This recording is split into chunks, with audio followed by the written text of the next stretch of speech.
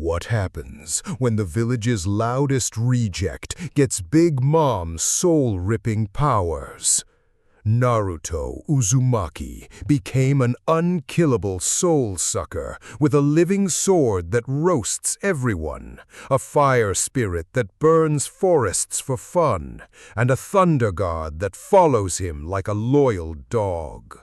He broke Madara's pride, pulled Kaguya's soul like taffy, and turned the entire war into his personal highlight reel. The kunai hit the boy's cheek and folded in half like a piece of wet paper. The chunin, a man named Mizura, 26 years old, Konoha headband, 3 drinks deep and full of liquid courage, stared at the bent metal on the cobblestones and felt something in his chest move. Actually move. Like a hand had reached inside his ribs and grabbed something that was never supposed to be touched. 6-year-old Naruto Uzumaki stood in the back alley behind Ichiraku's with wide blue eyes, his head tilted, his small hand extended palm up toward the chunin's sternum. Between them stretched a black and gold thread of light. It pulsed, it writhed, it was attached to the man's chest, and it was being pulled, gently, steadily, irrevocably, toward the boy's open palm. The thread was Mizura's soul, his lifespan, his years, and they were leaving him whether he wanted them to or not. Mizura pressed himself against the brick wall and sobbed. His legs gave out. He slid to the ground, hands clawing at his own chest like he could stuff the light back in. His face was a mask of pure animal terror, the kind that lives below thought, below pride, below anything resembling composure. He had come into this alley to hurt a child. He was leaving this alley as something less than what he entered. Naruto looked at the thread. He looked at his own hand. He had never seen this before. He had never done this before. But the thread was warm and it felt right in his grip, like picking up a tool made for his fingers. His eyes were wide, confused, a little freaked out, fascinated. He looked at the chunin. He asked the question in the most genuinely curious 6-year-old voice imaginable. Life or death? Mizura screamed the word life so fast it came out as one syllable, and Naruto, who had no idea what he was doing, who was operating on instinct the way a newborn breathes, released most of the thread. Most of it. A chunk stayed. Maybe 5 years worth of lifespan, coiled in his palm like a luminous worm. Mizura collapsed completely, unconscious, aged in a way that wouldn't show for decades, but was absolutely permanently gone. Naruto held the stolen soul light and looked around the alley. A wooden training dummy leaned against the wall, discarded, half-rotted, left out with the garbage. Naruto walked over to it. He pressed the soul light against the wood. The dummy twitched. Its painted eyes blinked. Its wooden mouth opened. It sat up, looked around, looked at Naruto and said, "What's your favorite food?" Naruto blinked. Then he grinned, a full, wide, face-splitting grin that showed every tooth. "Ramen! What's yours?" The training dummy thought about this for a moment. "I don't think I have one yet." "We'll figure it out," Naruto said, and sat down next to it, right there in the alley, 3 feet from an unconscious chunin who had just lost 5 years of his life to a kindergartner. This is where the story of Naruto Uzumaki truly begins. The third Hokage arrived 17 minutes later with 2 Anbu flanking him. He found Mizura unconscious but alive, the training dummy sitting upright and humming to itself, and Naruto eating a cup of instant ramen he'd retrieved from a dumpster, sharing bites with a wooden construct that had no stomach and seemed perfectly happy about it. Hiruzen Sarutobi had faced 2 shinobi world wars. He had fought alongside gods and killed demons. He had held the title of God of Shinobi, and it was deserved. He looked at the scene in that alley, and his face went through 5 expressions in 3 seconds. Shock, recognition, concern, calculation, and finally something that lived in the neighborhood of resigned acceptance. He knelt next to Naruto. "Can you tell me what happened?" Naruto shrugged. "He threw a knife at me. It broke. Then I grabbed his light, the light inside him. It came to me." "Did you try to grab it?" "Nope. He was scared, and it just came out." Naruto looked up at the Hokage with those blue eyes. No malice, no anger, pure confusion wrapped in a child's face. "Did I do something wrong?" Hiruzen looked at the training dummy, which waved at him. He looked at the unconscious chunin. He looked at the boy. "You did nothing wrong, Naruto." He stood up. He turned to the Anbu behind him. Mizura is confined to quarters for unauthorized assault on a minor. The boy acted in self-defense. He paused. And get that training dummy a name tag. Hiruzen walked back toward the Hokage Tower with his hands behind his back and his pipe cold in his mouth because he'd forgotten to light it. His mind was racing. The QB was one thing. That was a known quantity. Dangerous, sealed, contained. This was something else entirely.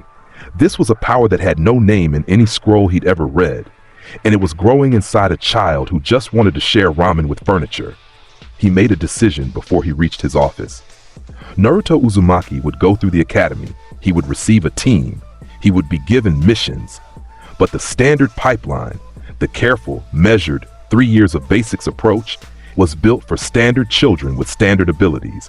And whatever Naruto was becoming, it was the furthest thing from standard that had existed in this village since the Nine Tails itself walked through its gates 12 years ago. He needed Naruto functioning. He needed Naruto aimed outward. Because the alternative, a boy with that power growing up angry, growing up hungry, growing up alone and untethered, was the kind of scenario that gave Kage's nightmares they never spoke about aloud. The next 4 years happened fast. Naruto's childhood was a series of lessons the village taught itself at its own expense. The rocks that bounced off his head, the shoves that broke wrists, the shopkeeper who slammed his door in Naruto's face and watched the door crack from the impact of hitting the boy's nose, while Naruto's nose remained perfect and unbothered. His body was wrong. That was what the villagers understood on a gut level they couldn't articulate. His skin was too hard. His bones were too dense. The medical ninja who examined him once a year, on Hiruzen's orders, reported findings that made no sense in any conventional framework. Muscle density off the charts, skeletal hardness exceeding known limits, cellular structure that seemed to resist damage the way a mountain resists rain. Iron balloon was not a term anyone in Konoha used because they had no reference for the concept. They just knew you could hit this child with everything you had and all you'd accomplish was hurting yourself. The fear was the other thing. People were scared of him, and their fear was a currency he collected without trying. He'd walk through the market and feel the faint tug of souls leaning toward him from every direction. The baker who hated him, the woman who crossed the street, the children who whispered monster behind cupped hands. Their fear was small, and he'd learned to ignore the pull, to let it wash over him without taking. But it was always there. The world paid him in stolen years, and he decided, at 6, at 7, at 8, that he would refuse the payment. Most of the time. Sometimes someone did something stupid. Sometimes someone cornered him in an alley, or threw something sharp, or said something about his parents that hit a nerve. And on those occasions, the fear spiked and the threat appeared. And the person learned very fast that there were worse things than the Nine Tails sealed inside a boy. There were powers that used the Nine Tails as fuel. By the time Naruto was 10, he had an apartment full of homies. Standard ones. Low-powered. Made from fragments of fear he'd collected from people who attacked him. A chair that followed him around the living room. 2 rocks named left and right that he kept on his windowsill and talked to before bed. A broom that swept on its own. 3 training dummies with names. Ichi, Ni, and San, who practiced taijutsu with each other in the corner of his room all night long. They weren't powerful. They weren't impressive. But they were his, and they talked to him, and they weren't scared of him. And when he came home at the end of a day where everyone else in the village treated him like a plague in an orange jumpsuit, his furniture said, "Welcome back," and meant it. He talked to them constantly, out loud, walking through the village with a rock in each pocket, muttering conversations like a lunatic. Left, you think I should get the miso or the pork? The rock vibrated once. Miso. Left says miso, right? The other rock vibrated twice. Pork. You guys always disagree. I'm getting both. People stared at the boy talking to his pockets and added it to the list of reasons he was unsettling. Naruto didn't care. He had friends. They just happened to be made of stolen lifespan and riverstone. This was both very funny and very sad, and the story never pretended it was only one or the other. The academy years condensed into a series of memorable moments rather than a long, tedious grind. Taijutsu class. Naruto stood in the sparring ring across from Kiba Inuzuka, who was fast, aggressive, and convinced he could take the weird kid in 3 moves. Kiba launched forward, claws out, spinning into his fang over fang technique, a whirling torpedo of chakra and speed that could crack stone. He hit Naruto square in the chest. The sound it made was wrong, a dull, flat thud, like hitting a cliff face. Kiba bounced off, literally bounced. He flew backwards 6 feet and landed on his back, his wrist at a bad angle, Akamaru whining from inside his jacket. Naruto stood exactly where he'd been standing, one eyebrow raised. "You good?" Kiba stared at the sky. His wrist was sprained. His pride was worse. Iruka rushed over to check on him, while the rest of the class stared at Naruto in dead quiet. Naruto looked at them. "What? He hit me." Ninjutsu class. Naruto attempting the clone jutsu. The problem was Kurama. Nine-Tails' chakra reserves were so absurdly massive that pumping the small, controlled amount needed for a basic clone was like trying to fill a teacup from a waterfall. Every attempt came out wrong. Too much chakra, too much pressure. Clones that exploded on arrival or came out looking like deflated party balloons. Iruka watched Naruto's 15th attempt dissolve into a puddle of overcharged chakra and rubbed his temples. "More control, Naruto. Less power." "I'm trying." Naruto flexed his hands. "It just keeps coming out." Behind him, Sasuke Uchiha watched with those dark eyes that never gave anything away. He'd seen the sparring match with Kiba. He'd seen the kunai throwing exercise where Naruto threw a kunai through the target, through the wall behind it, and into the tree behind that. He was filing information away. Sasuke was always filing information away. Shikamaru Nara had his head on his desk. "Troublesome," he muttered. "Just give him the headband before he accidentally kills someone." Written exams. Naruto's scores were terrible. His attention span was a suggestion. His handwriting looked like a spider had fallen in ink and walked across the paper. He passed the academy on the combined weight of his physical scores being so impossibly high that they dragged his academic average above the line, plus one very strongly worded note from the Hokage's office that said, "Pass him," in handwriting that brooked zero argument. Iruka was the constant through all of this. The one teacher who showed up every day, who corrected Naruto's stance in taijutsu class, even though stance was irrelevant for a boy whose body was a weapon, who stayed after school to help with written homework, who bought him ramen on his birthday. Iruka was scared of him. Naruto knew this. He could feel Iruka's soul twitch whenever Naruto got frustrated, whenever his eyes flickered orange with Kurama's influence, whenever the room got heavier because Naruto's emotions were running hot. The fear was there. Small, manageable, but present, and Iruka showed up anyway. Every single day. That was the thing Naruto respected most in the world. People who were scared and showed up anyway. Fear was honest. Courage wasn't the absence of fear. It was the decision to be present inside it.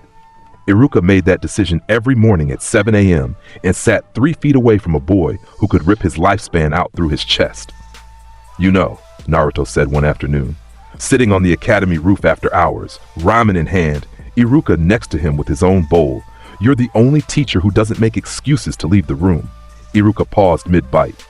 He looked at Naruto. He saw a 12-year-old boy with 2 blue eyes and a face that still hoped for things. "You're my student," Iruka said. And that was enough. Naruto grinned, full and wide and genuine. Databayo. Graduation happened on a Tuesday. The class of rookies stood in the academy yard with new headbands catching the afternoon light, parents hovering, sensei assignments being read from a scroll. The standard groupings applied. Ino Shika Cho went together because tradition demanded it. Sasuke landed on Team 7 with Sakura and Sai under Kakashi Hatake. The logistics made sense for them. Naruto's name came up, and Iruka's voice changed pitch, just slightly, like he was reading something he'd been told to read but hadn't entirely agreed with. Naruto Uzumaki, Team 8, under Kurenai Yuhi, teammates Shino Aburame and Hinata Hyuga. Naruto looked across the yard at his new teammates. Shino stood with his hands in his pockets, collar up to his nose, sunglasses reflecting the sun. He nodded once. Hinata was behind a tree, face red, fingers pressed together, peeking around the trunk at Naruto like she'd been doing for approximately 3 years straight. "Huh," Naruto said. Bug guy and the quiet one. Left vibrated in his pocket. Once, approval. Yeah, left. Could be worse. Kurenai Yuhi met her new team at Training Ground 8 the next morning. She stood with her arms crossed, red eyes assessing each student with the kind of measured gaze that made Jinin feel like they were being taken apart and reassembled in someone's mind. She looked at Shino, standard Aburame, analytical, useful. Bug colonies operated on different rules than individual organisms, and she'd already noted how that interacted, or rather failed to interact, with Naruto's abilities. Smart placement. Hiruzen wasn't a fool. She looked at Hinata. Hyuga main branch, technically, but soft-spoken, underconfident, with a father who saw her gentleness as weakness. Good eyes, good potential. Needed room to grow. She looked at Naruto. Naruto looked back. He was sitting on a stump with his feet dangling. Napoleon, still just a training dummy at this point. His strongest homie, upgraded from Ichi through accumulated soul feeding, standing next to him like a wooden bodyguard. Naruto was eating an apple. He grinned at her with apple bits in his teeth. The air around him was heavier than it should have been. Kurenai could feel the weight of his presence. The way her own soul seemed to lean toward him when she got within 10 feet. Not from fear, but from the sheer gravitational pull of whatever energy he carried. She'd been briefed. She'd read the file. She was prepared. She was still not fully prepared. Naruto Uzumaki, she said. I'm told you can rip the soul out of anyone who's afraid of you. Yep. I'm told your body is nearly indestructible. Seems like it. I'm told you have a small army of sentient furniture in your apartment. They have names. Kurenai looked at the training dummy. The training dummy looked back. It waved. Right. She took a breath. Here's the deal. You three are a tracking and assault team. Hinata's Byakugan finds the target. Shino's insects track and contain Naruto. She paused. Naruto is the assault. I'm the guy who walks up and asks the question, Naruto said cheerfully. The question being, life or death. Kurenai stared at him. He was 12. He was eating an apple. He was describing the extraction of human souls with the same tone someone would use to describe their favorite hobby. We're going to need ground rules, she said. The ground rules were simple.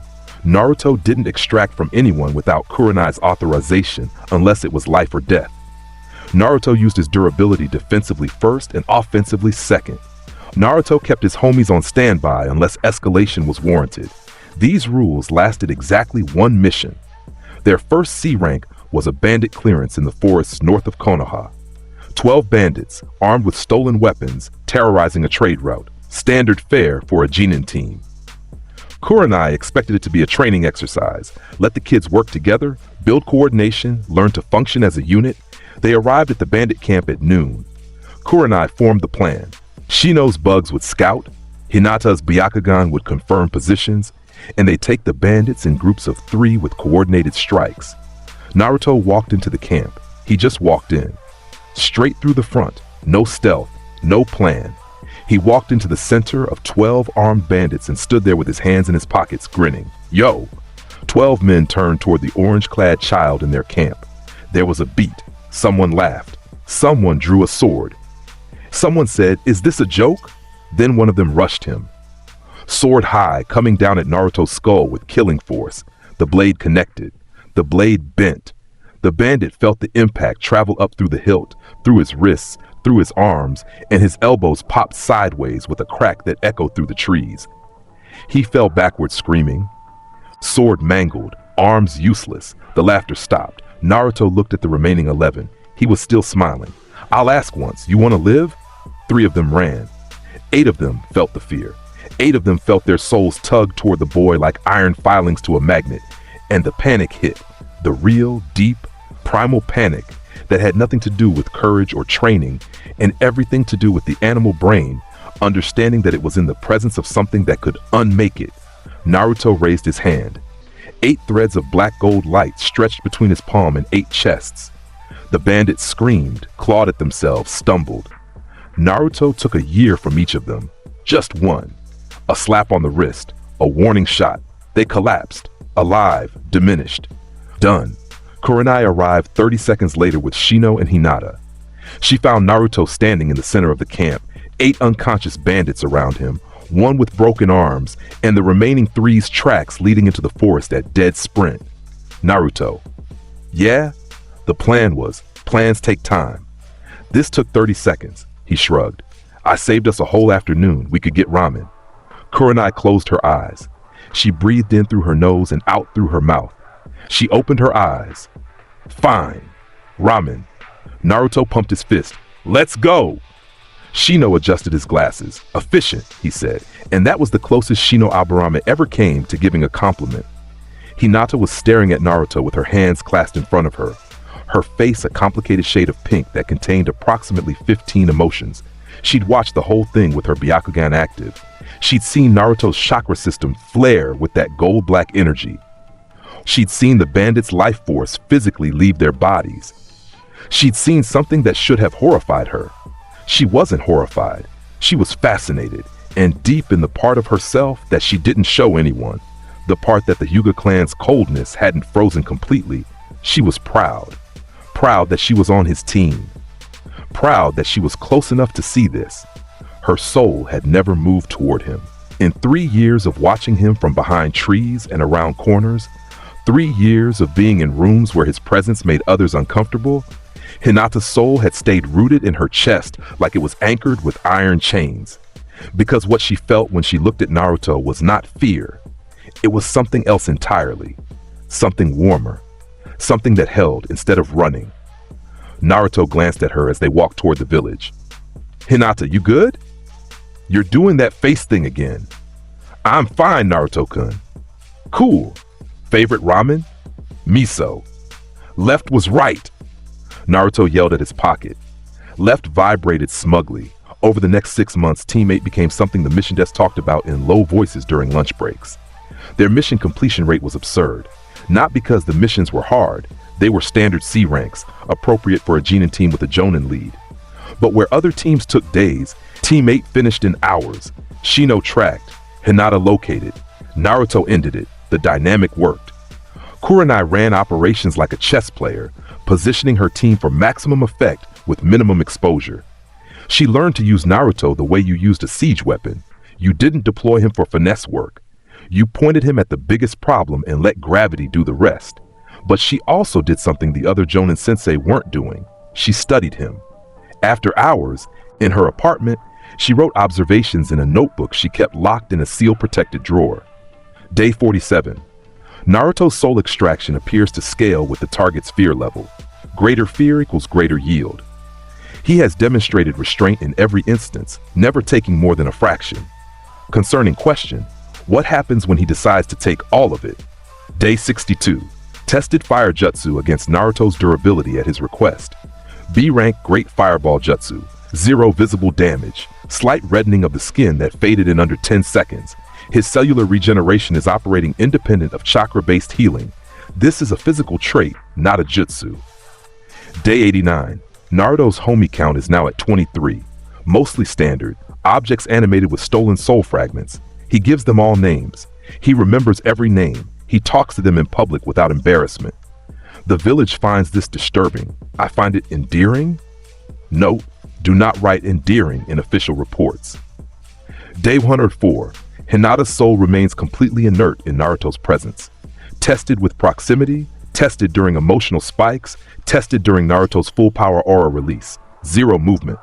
0 extraction potential. She is the only living person I have observed with this complete immunity. Hypothesis. The extraction requires fear as a catalyst. Hinata Hyuga has never, in any context I have observed, been afraid of Naruto Uzumaki. Kurenai underlined that last sentence 3 times. The Land of Waves mission came 6 months into their time as a team. Tazuna the bridge builder walked into the mission office reeking of cheap sock and desperation. He needed protection. He was building a bridge that would save his country from economic strangulation by a shipping tycoon named Gato. He lied about the mission rank because he couldn't afford an A-rank team. Standard stuff. Textbook C rank that becomes a bloodbath. Team 8 took it because it was their rotation. The first sign of trouble came 2 miles outside Konoha's borders. 2 Chunin-level missing nin, the Demon Brothers, exploded from puddles on the road with chains between them, razor links whipping toward Kurenai in a coordinated kill shot. The chains hit Naruto instead. He stepped into their path without breaking stride, hands still in his pockets. The chains wrapped around his torso. The demon brothers pulled. Razor edges meant to bisect a human body bit into Naruto's skin and stopped. The chains went taut. The razor links couldn't break through. The demon brothers pulled harder, their arms strained, their faces twisted with effort. They were two grown, trained, combat-hardened shinobi pulling with everything they had, and the 12-year-old boy wrapped in their chains stood completely still with a bored expression. "You done?" Naruto asked. They were not done.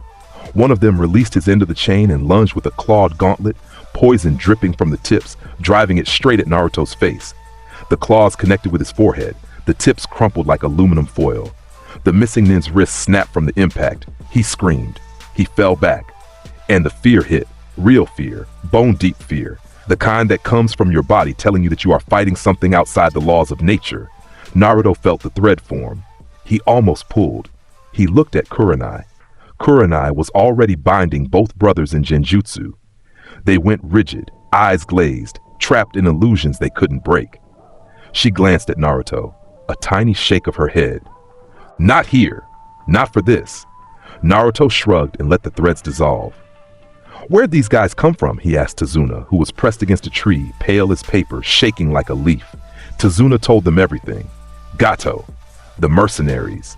The real threat, Zabuza Momochi, the demon of the hidden mist, A-rank missing nin, former member of the 7 ninja swordsmen, hired specifically to kill Tazuna and prevent the bridge from being completed. Kurenai weighed her options.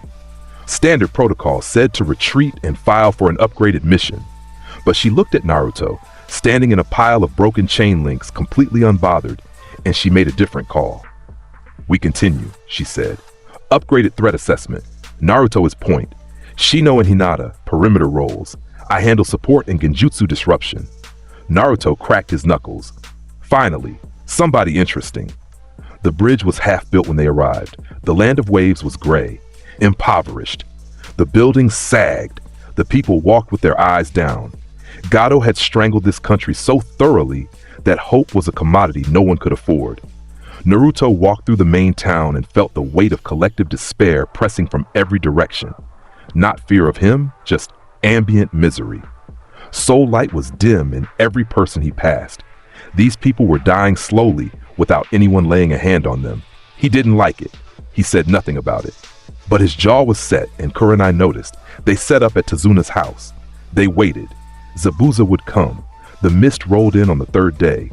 Thick, chakra heavy, visibility at 0. The hiding in mist jutsu. Kurenai recognized it immediately. "Formation," she barked. Shino released his bug swarm to create a sensory perimeter. Hinata activated her Byakugan, veins pulsing around her pale eyes scanning through the fog. "One target," Hinata reported. "Approaching from the north. Massive chakra reserves. There's a second figure behind, smaller, hanging back." "Zabuza," Kurenai said, "and his apprentice." Naruto walked forward, out of formation, past the perimeter, into the mist. Kurenai called after him. He kept walking, the mist parted around him like it was reluctant to touch his skin. And through the white curtain came Zabuza Momochi, bandaged face, slanted eyes, the executioner's blade strapped to his back like a promise of violence. He was enormous, 6.5 feet of lean murder wrapped in killer intent that pressed down on the surrounding area like a physical weight. He saw the kid in the orange jumpsuit walking toward him and stopped. "This is the guard? A child?" Naruto kept walking. "Kurenai Yuhi is the Jonin," Zabuza said, eyes flicking past Naruto to the figures barely visible in the mist. "I've read the bingo book. You've brought Jin into this fight. That's a death sentence." Naruto stopped 10 feet away. He looked up at Zabuza. The height difference was absurd. Zabuza was more than twice his size. The executioner's blade was taller than Naruto's entire body. Naruto grinned. "You gonna talk or you gonna do something?" Zabuza's eyes narrowed. Then he moved. He was fast. O-rank speed, honed over decades of killing, 0 telegraphing. The executioner's blade came off his back and into a horizontal slash aimed at Naruto's neck, a decapitation stroke that would have separated the head from the body of any standard human being. The blade hit Naruto's neck. The sound was like a bell being struck. A deep, resonant gong that echoed across the water. The blade stopped dead. It didn't cut. It didn't nick. It hit the boy's throat and arrested completely, and the vibration traveled back through the metal, up through the hilt, and into Zabuza's hands hard enough that his fingers went numb. Zabuza stared. Naruto looked down at the blade resting against his neck. He looked back up at Zabuza. He wrapped one hand around the flat of the blade and held it there, casual as grabbing a railing. That tickled. Zabuza yanked. The blade didn't move, and Naruto's grip was an anchor. Zabuza yanked again, harder. His muscles bulged. The blade didn't budge. "Let go," Zabuza said. His voice was low. His eyes had changed. The predator's confidence was flickering, something else bleeding through underneath. "Nah." Naruto tilted his head. "I think I want to see what happens when you get scared." Zabuza felt it then. The pull, the tug in his chest, the thread forming, faint, gossamer, but there, in his years as a killer, his decades of being the thing that other people feared. His entire identity as a predator recoiled from the sensation of being prey. He released the blade and jumped backward, hands already flying through seals. Water clone jutsu. 6 copies of himself exploded from the moisture in the air, surrounding Naruto from every angle. They attacked simultaneously. 6 blades from 6 directions, timed perfectly, executed with the precision of a man who had been killing since childhood. Naruto stood still. 6 blades hit him at once. The clones exploded on contact, water splashing in every direction, because they couldn't withstand the rebound force of striking something that's solid. The executioner's blade in Naruto's hand hadn't moved. Naruto was wet. That was the extent of the damage. He dropped Zabuza's blade on the ground. It clanged against the bridge stones. "You want to keep going?" Naruto asked. "Or you want to tell me why you're working for the fat guy who's killing this country?"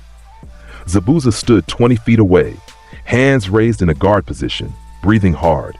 He was recalculating. His eyes moved between Naruto's face and his own blade on the ground. Every instinct he had was screaming 2 things. First, that this child was the most dangerous thing he'd encountered since Yagura.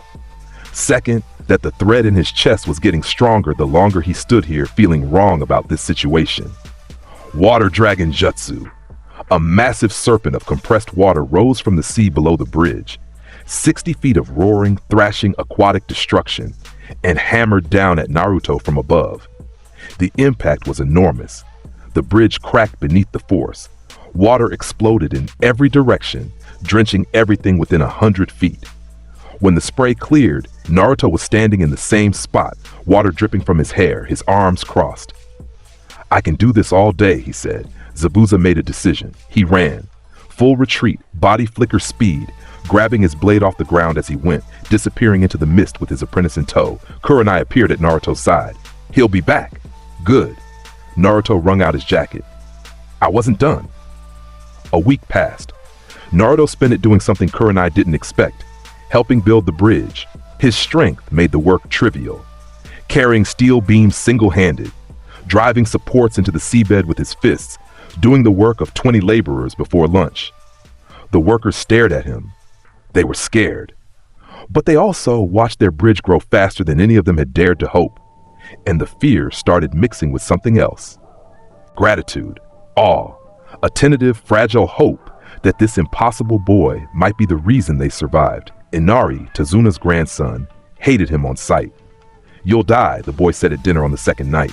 "Everyone who tries to fight Gato dies. You'll die too."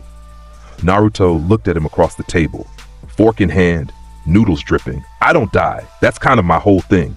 Everyone says that. Nobody else is me." Inari slammed his fists on the table and ran upstairs crying.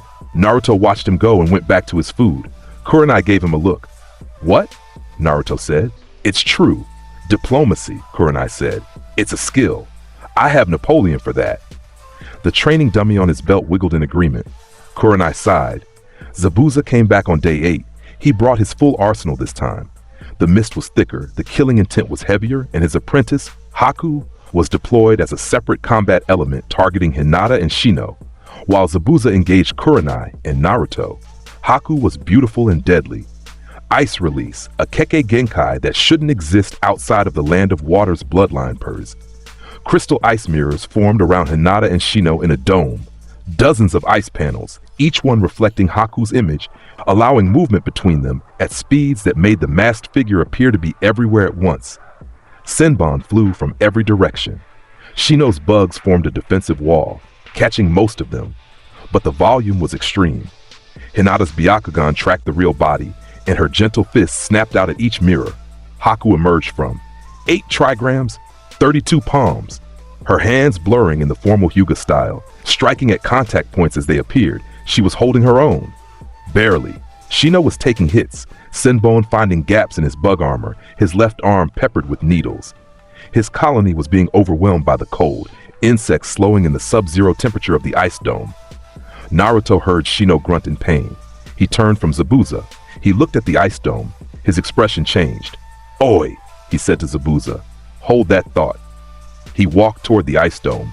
Zabuza tried to intercept. The executioner's blade swung in a vicious arc at Naruto's spine. It bounced. Zabuza's arms went numb again. He stumbled backward. Naruto reached the ice dome. He looked at it. He raised his fist. He punched it. The sound was like a mountain cracking.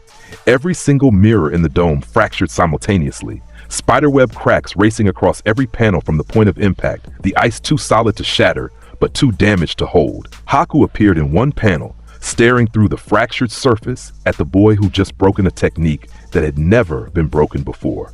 Naruto punched again. This time, the dome broke. Panels exploded outward in a spray of crystalline shrapnel that caught the light like 1,000 falling stars. The shrapnel hit Naruto's skin and bounced off like hail. It hit the ground. It hit the bridge. It hit nothing else, because Hinata and Shino were behind Naruto's body, shielded by the same density that made him invincible. Haku landed 20 feet away, mask cracked, breathing hard. "What are you?" Naruto looked back at Shino. The bug user was bleeding from a dozen small wounds, his left arm full of senbon, his insect sluggish from cold exposure. Alive. Hurt, Naruto turned back to Haku. His eyes were different now. The amusement was gone. "You hurt my team." Haku's soul twitched. The masked figure felt it. That pull, that gravity, the sense that something was reaching for them from the inside. But Haku's fear was complicated. Haku feared failure. Haku feared letting Zabuza down. Haku's personal survival instinct was almost non-existent. A weapon didn't fear for itself. It feared for its wielder. "I serve Zabuza-sama," Haku said. "If you wish to stop me, kill me. I have no other purpose." Naruto stared. The thread was there, faint, inconsistent. He couldn't pull fully. Haku's fear wasn't pointed at him. It was pointed inward, at some deeper inadequacy that had nothing to do with the boy standing in front of them. "You're weird," Naruto said. Then the real crisis arrived. Gato came on a boat. 200 mercenaries, armed to the teeth, swords, axes, crossbows. They flooded onto the bridge like a tide of bad intentions. The fat little crime lord standing behind them in his suit, cane in hand, smile wide. "Zabuza," Gato said, tapping his cane against the bridge. "You failed me. That's expensive. I've decided to handle this personally." He gestured at the army behind him. "Kill the bridge builder. Kill the ninja. Kill everyone."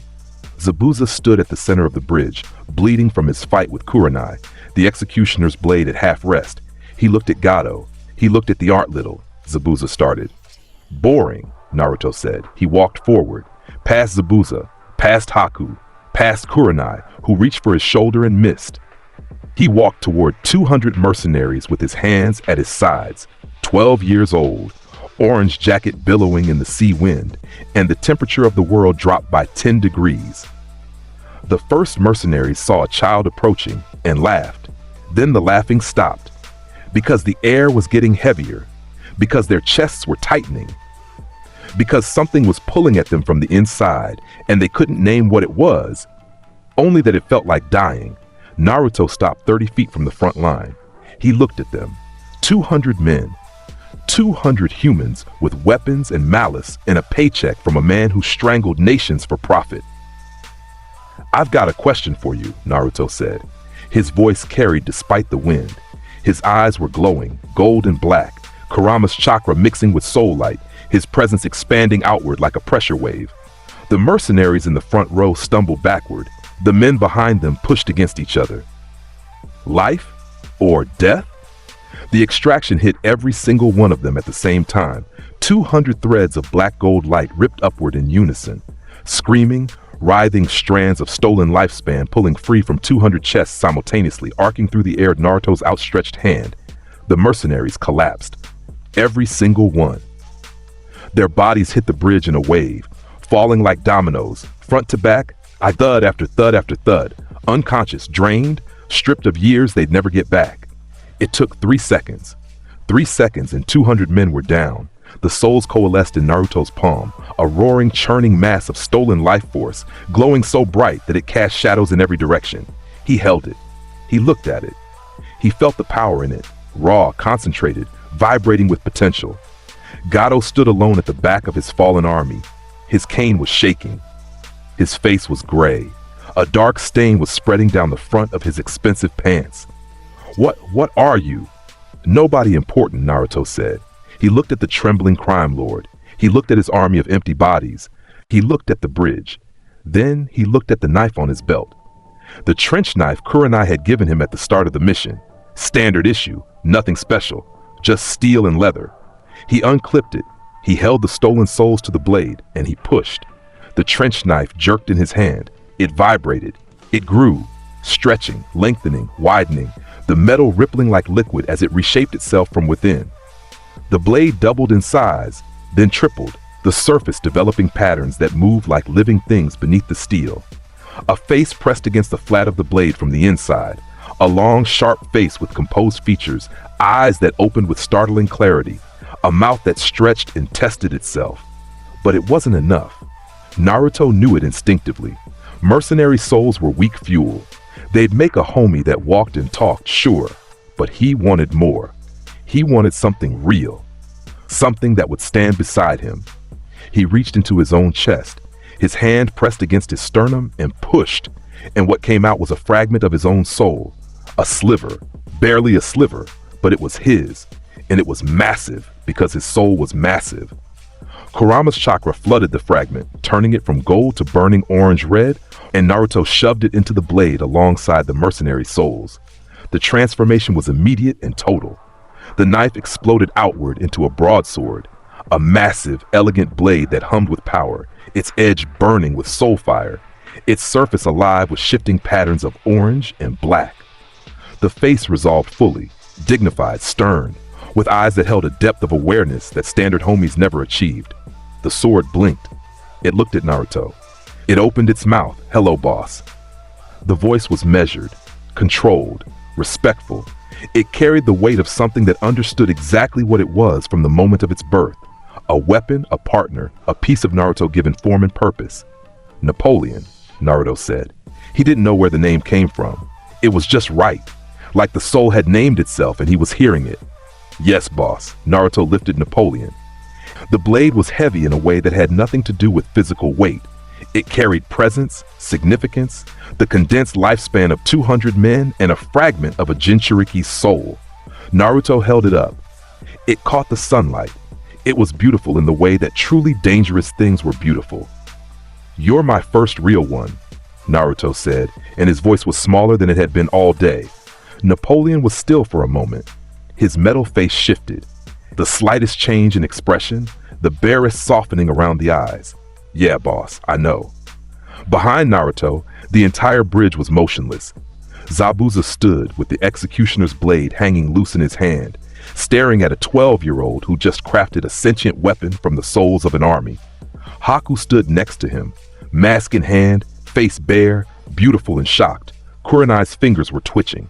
She was already composing the mission report in her head. It started with request for threat reclassification and ended with 3 question marks. Hinata had both hands over her mouth. Her Byakugan was active and she'd watched the entire process on a chakra level. The souls entering the blade, Naruto's own life force mixing in, the birth of something new and alive and terrifying and wonderful. Her eyes were wet. Shino adjusted his glasses. He said nothing for 5 full seconds. Then, fascinating. Gato was still standing at the edge of the bridge, trembling, wet, making small sounds that weren't words. Naruto turned to him. Napoleon's new eyes focused on the crime lord as well. 2 points of attention converging on one very pathetic man. "You," Naruto said. "You made this whole country cry." Gato opened his mouth to beg it. Naruto raised Napoleon. "Life or death?" The sound Gato made was the least dignified noise a human being had ever produced. He chose life. He chose it fast. Naruto took 30 years off him, more than he'd ever taken from one person. And Gato aged 3 decades in 5 seconds, his hair going white, his skin wrinkling, his body crumbling to its knees as the years were torn away. "That's for the country," Naruto said. "Go home. Tell your friends. Tell everyone who works for you. This bridge stays. These people stay. And if anyone comes back here to hurt them," he pointed Napoleon at the horizon, "I'll hear about it, and I'll come back." He turned away. He walked back toward his team. Napoleon rested on his shoulder like it had always been there. Zabuza watched him approach. The demon of the mist, a man who had killed more people than most villages had residents, looked at this boy and asked the question that every enemy from here forward would ask: "What are you?" Naruto grinned, full, wide, unrepentant. "I'm Naruto Uzumaki. I'm gonna be Hokage someday. Databayo." They stayed in wave for 3 more days. The bridge was completed. The workers cheered. The villagers came out of their houses for the first time in months, blinking in the sunlight like people remembering what hope felt like. Naruto sat on the railing of the finished bridge, legs dangling over the water, Napoleon propped against the railing beside him.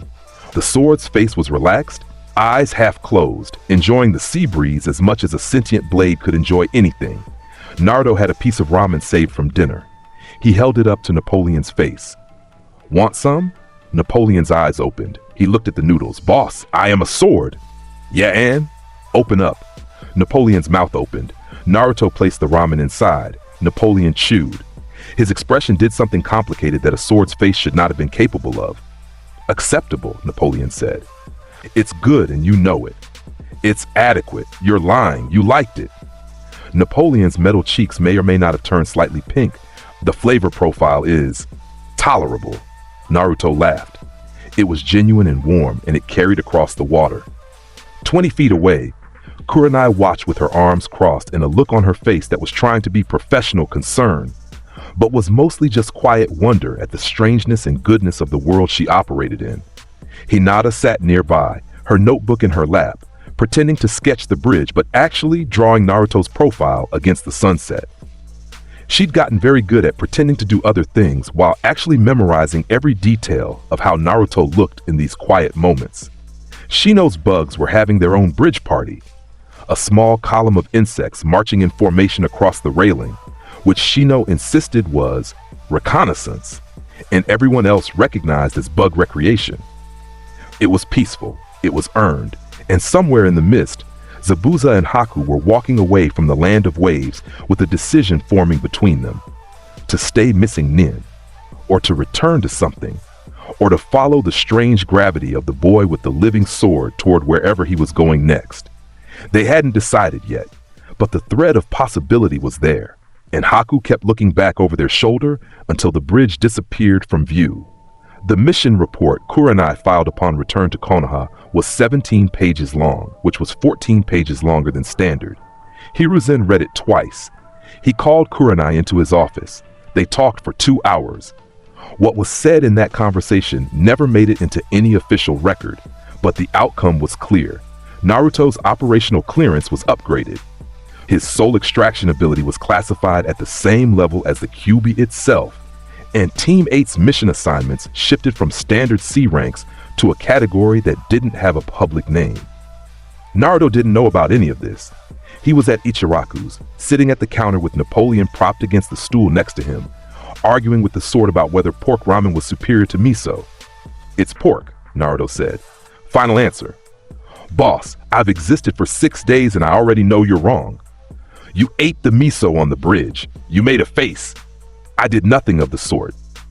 Hinata saw it. 3 stools down, Hinata buried her face in her own bowl and turned a color that matched the broth.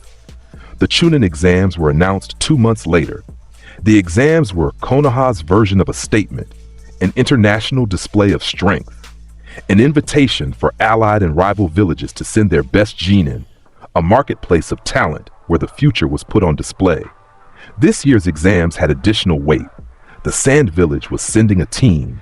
The Sound Village, a new and suspicious entity, was entering Genin for the first time, and rumors of Orochimaru's interest in the proceedings had reached Hiruzen's ears. Team 8 entered.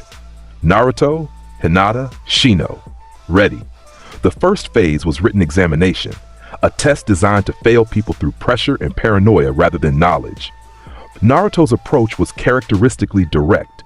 He answered the questions he knew, drew a very detailed picture of Napoleon on the questions he didn't, and when the final question was posed, take the 10th question or quit forever, he laughed out loud and said, "This is supposed to scare me." Ibiki Morino, the proctor, looked at the 12-year-old boy laughing in his exam room and felt a twitch in his chest that he immediately suppressed with every ounce of his trained interrogator's will.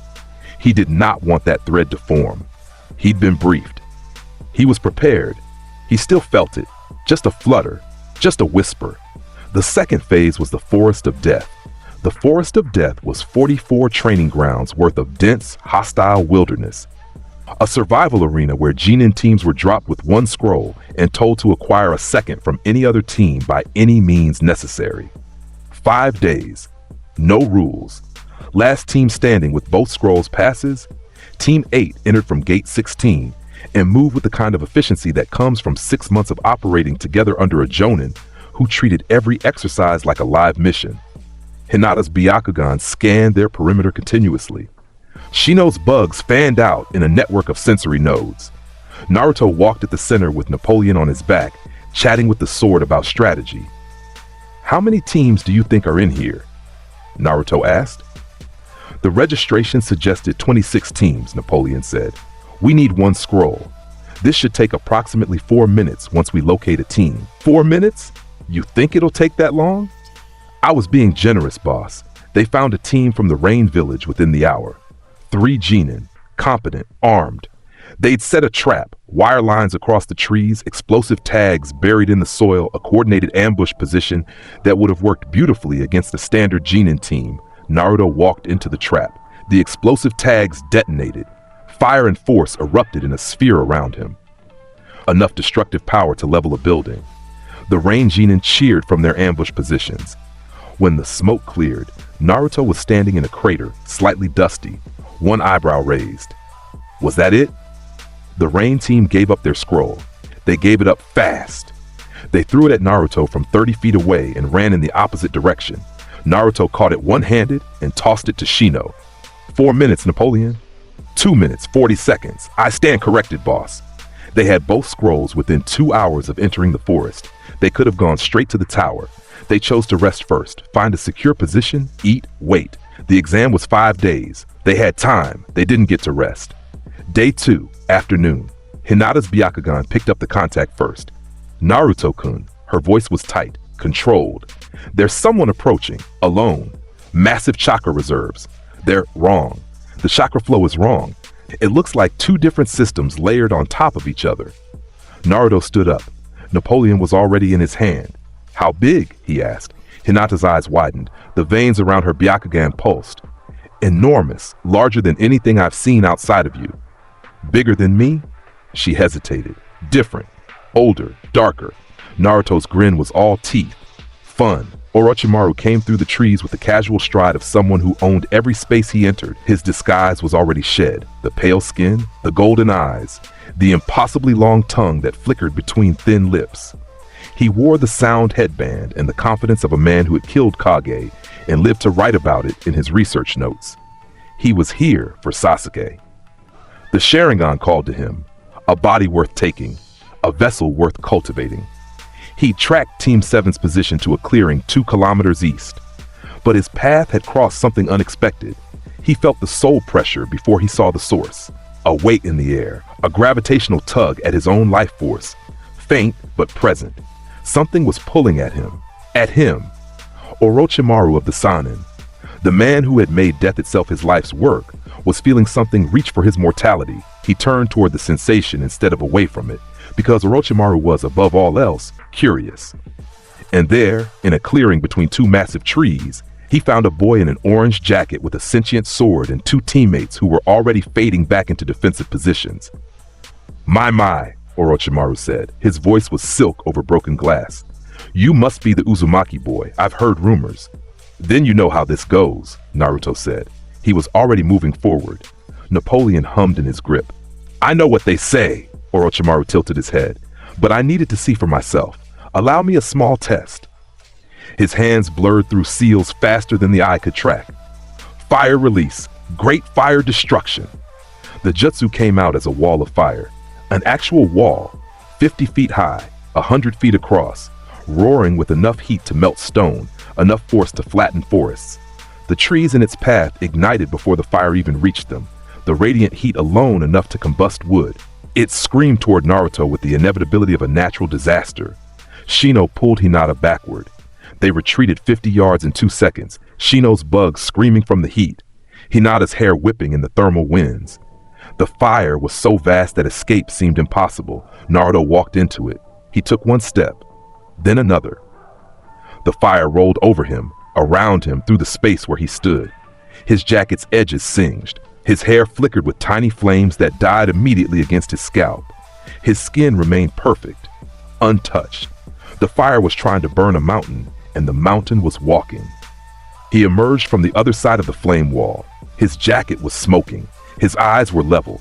Napoleon was in his hand, edged forward.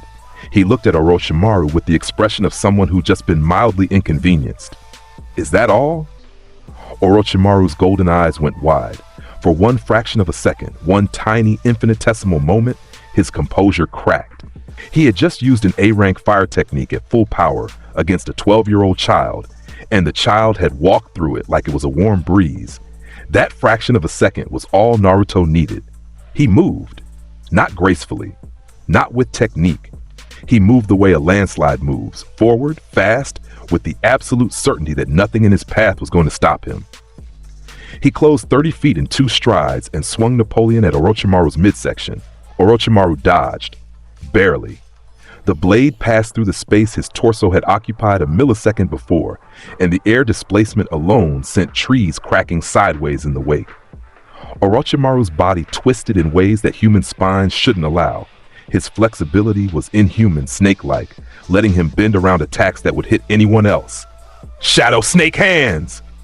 Orochimaru's sleeve erupted with serpents, dozens of them, each one a summoned construct of chakra and fang wrapping around Naruto's sword arm, his torso, his legs. They constricted. Their fangs drove into his skin.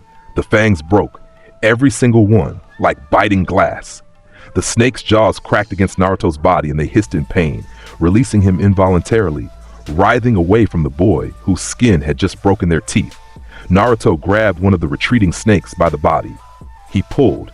He used it like a rope, yanking Orochimaru forward by his own technique, closing the distance in an instant.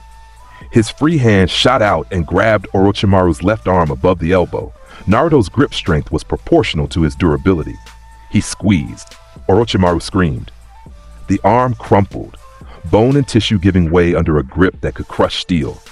Naruto didn't let go. He held the ruined arm and pulled, not gently, not with technique, just raw force applied in one direction.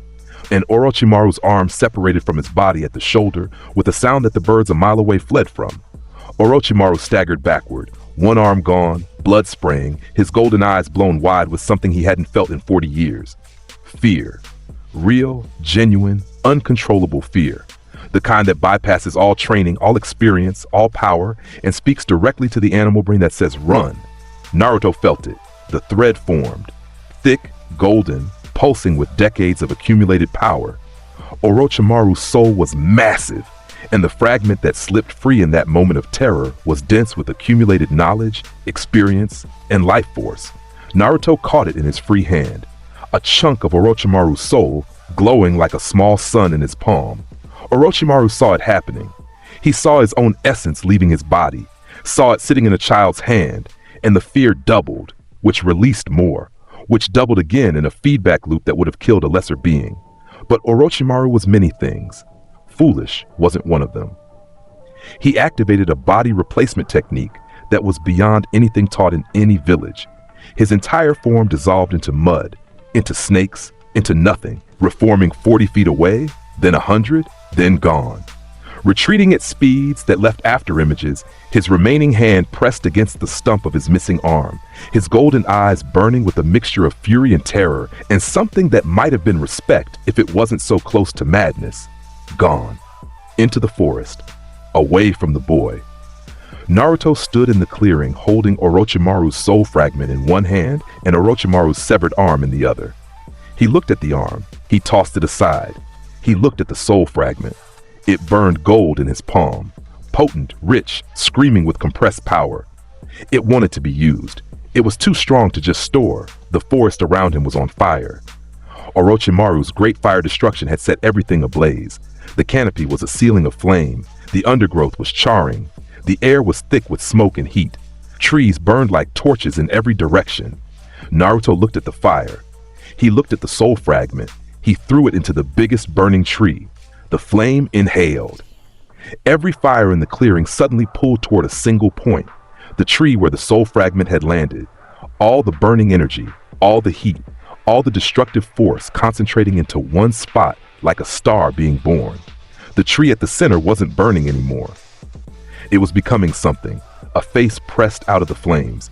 A grinning, manic, absolutely ecstatic face made entirely of fire, eyes like coals, mouth spreading wider than should have been possible, teeth made of pure incandescent heat. The face laughed. It laughed, a cackling, unhinged sound that set more trees on fire from sheer enthusiasm. It spun in place. It grew arms. It grew a body. A humanoid form of living flame, small, maybe 3 feet tall, but burning with an intensity that made the surrounding forest fire look dim by comparison. Yeah! The fire creature screamed. I'm alive! I'm here! Boss! Boss, is that you? Naruto looked at his new creation.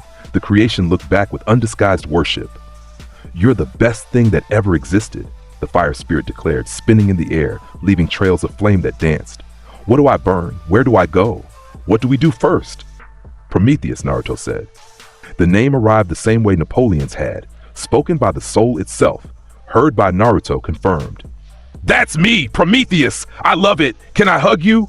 You're on fire. I'll be gentle. You're literally on fire. Prometheus launched himself at Naruto anyway. The flame splashed against Naruto's chest and, of course, did nothing. Naruto's iron body was immune. He stood there with a 3-foot fire spirit hugging him like an overexcited puppy, charring the edges of his jacket further, but otherwise causing 0 damage. Napoleon spoke from Naruto's back. Boss, what is this? This is Prometheus. I can see that. I was asking why. Because I had a soul chunk and there was fire and it seemed like the right call? Napoleon's metal face contorted. Boss, that thing is going to be a problem. Hey! Prometheus detached from Naruto and spun to face Napoleon. I am not a problem. I am a gift, a beautiful, burning gift. You are setting additional trees on fire as we speak. Prometheus looked down. He was indeed casually igniting everything he floated near. Okay, but that's just my personality. Your personality is an arson charge. Napoleon, you're so boring. I am reliable. There is a difference. Boring and reliable, same thing. Naruto watched his 2 special homies argue and started laughing.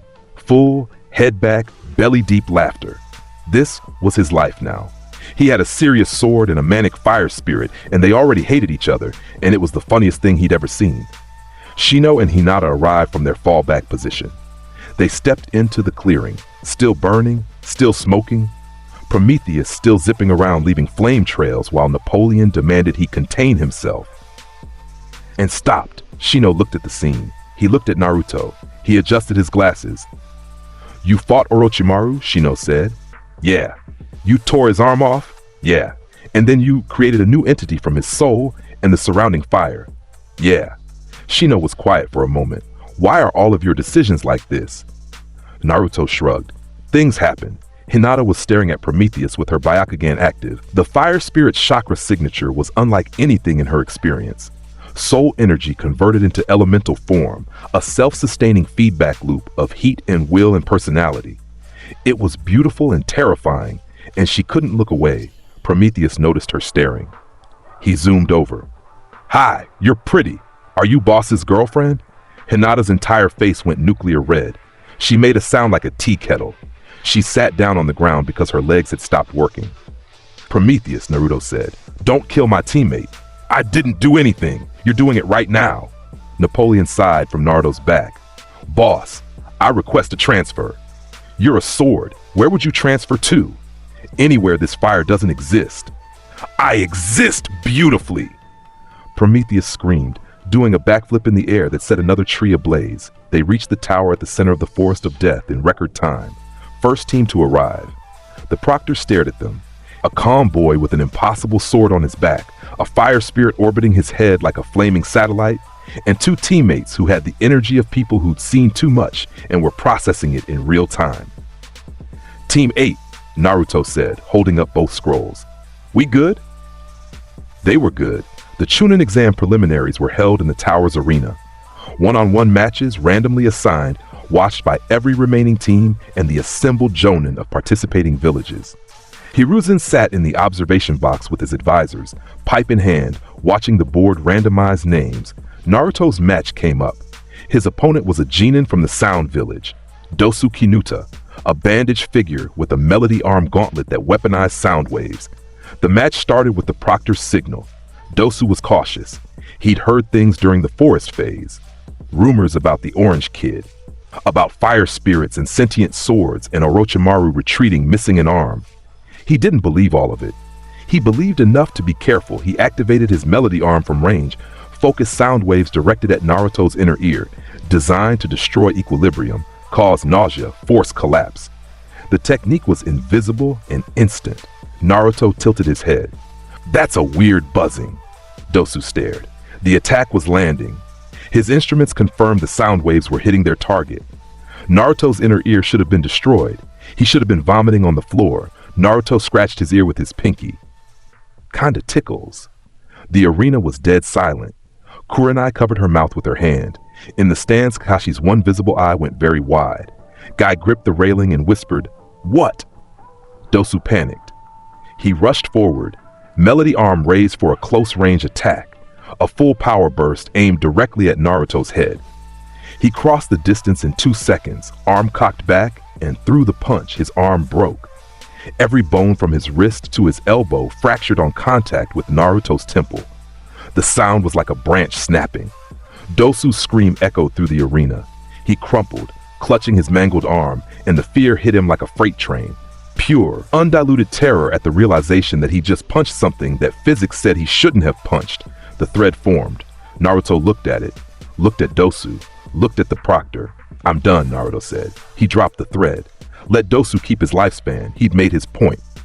"Winner, Naruto Uzumaki," the proctor announced. The arena erupted in whispers.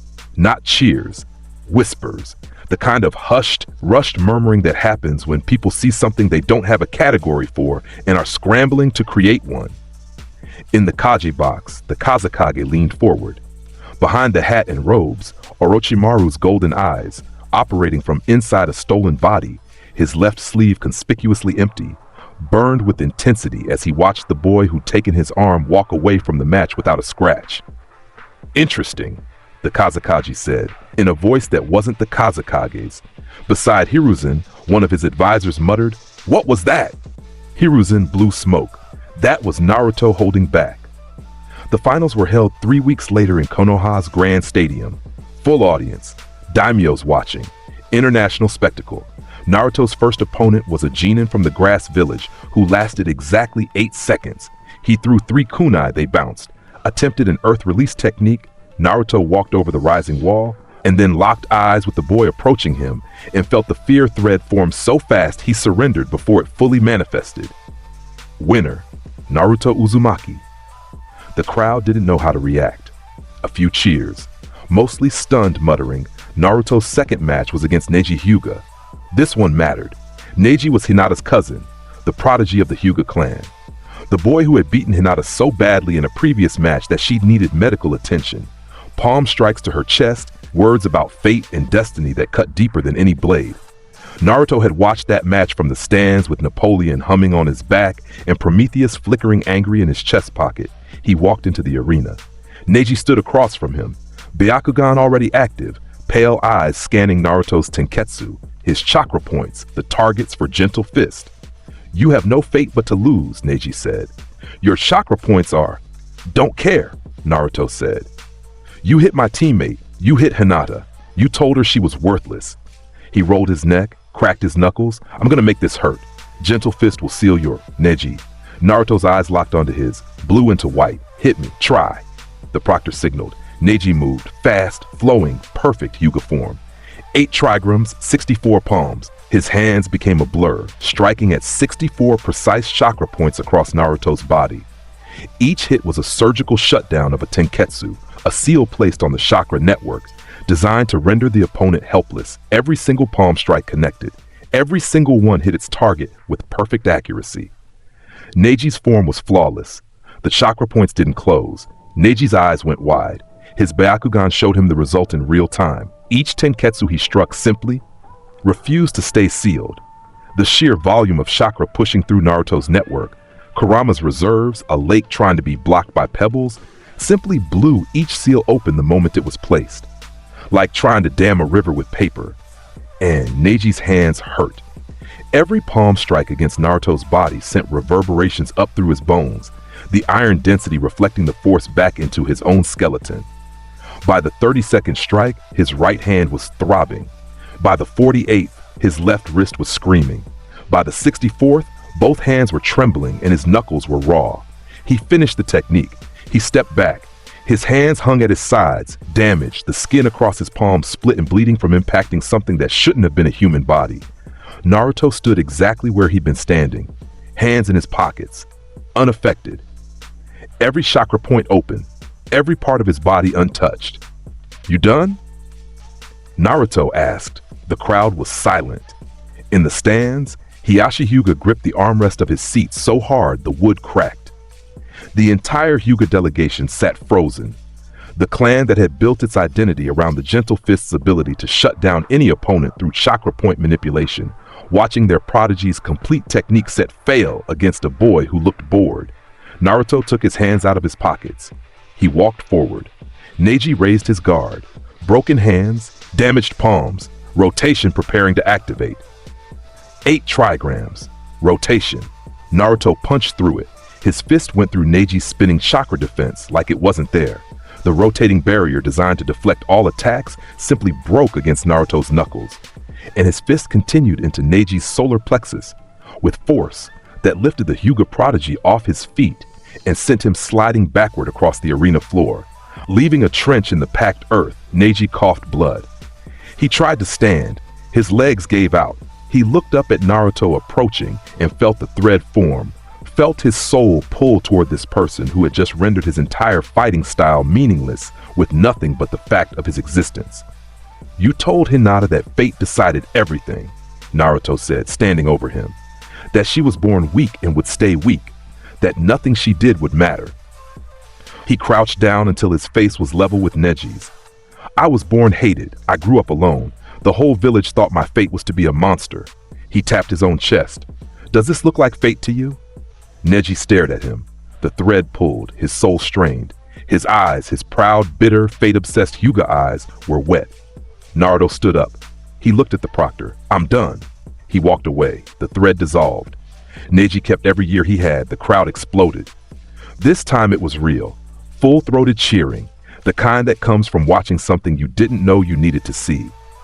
In the stands, Rock Lee was on his feet, tears streaming down his face, screaming "youthful" at the top of his lungs. Tenten was gripping Lee's arm with white knuckles, mouth open, eyes wide. Hinata had both hands over her heart, tears running down her cheeks, whispering, "Naruto-kun," with a smile so wide it transformed her whole face. Hiruzen puffed his pipe and smiled. In the stands, wearing a disguise that was failing to contain his killing intent, Gaara of the Sand stared at Naruto Uzumaki with eyes that held something between madness and recognition. Another Jinchuriki. Another vessel. But this one was different. This one's power wasn't sealed away and fought against.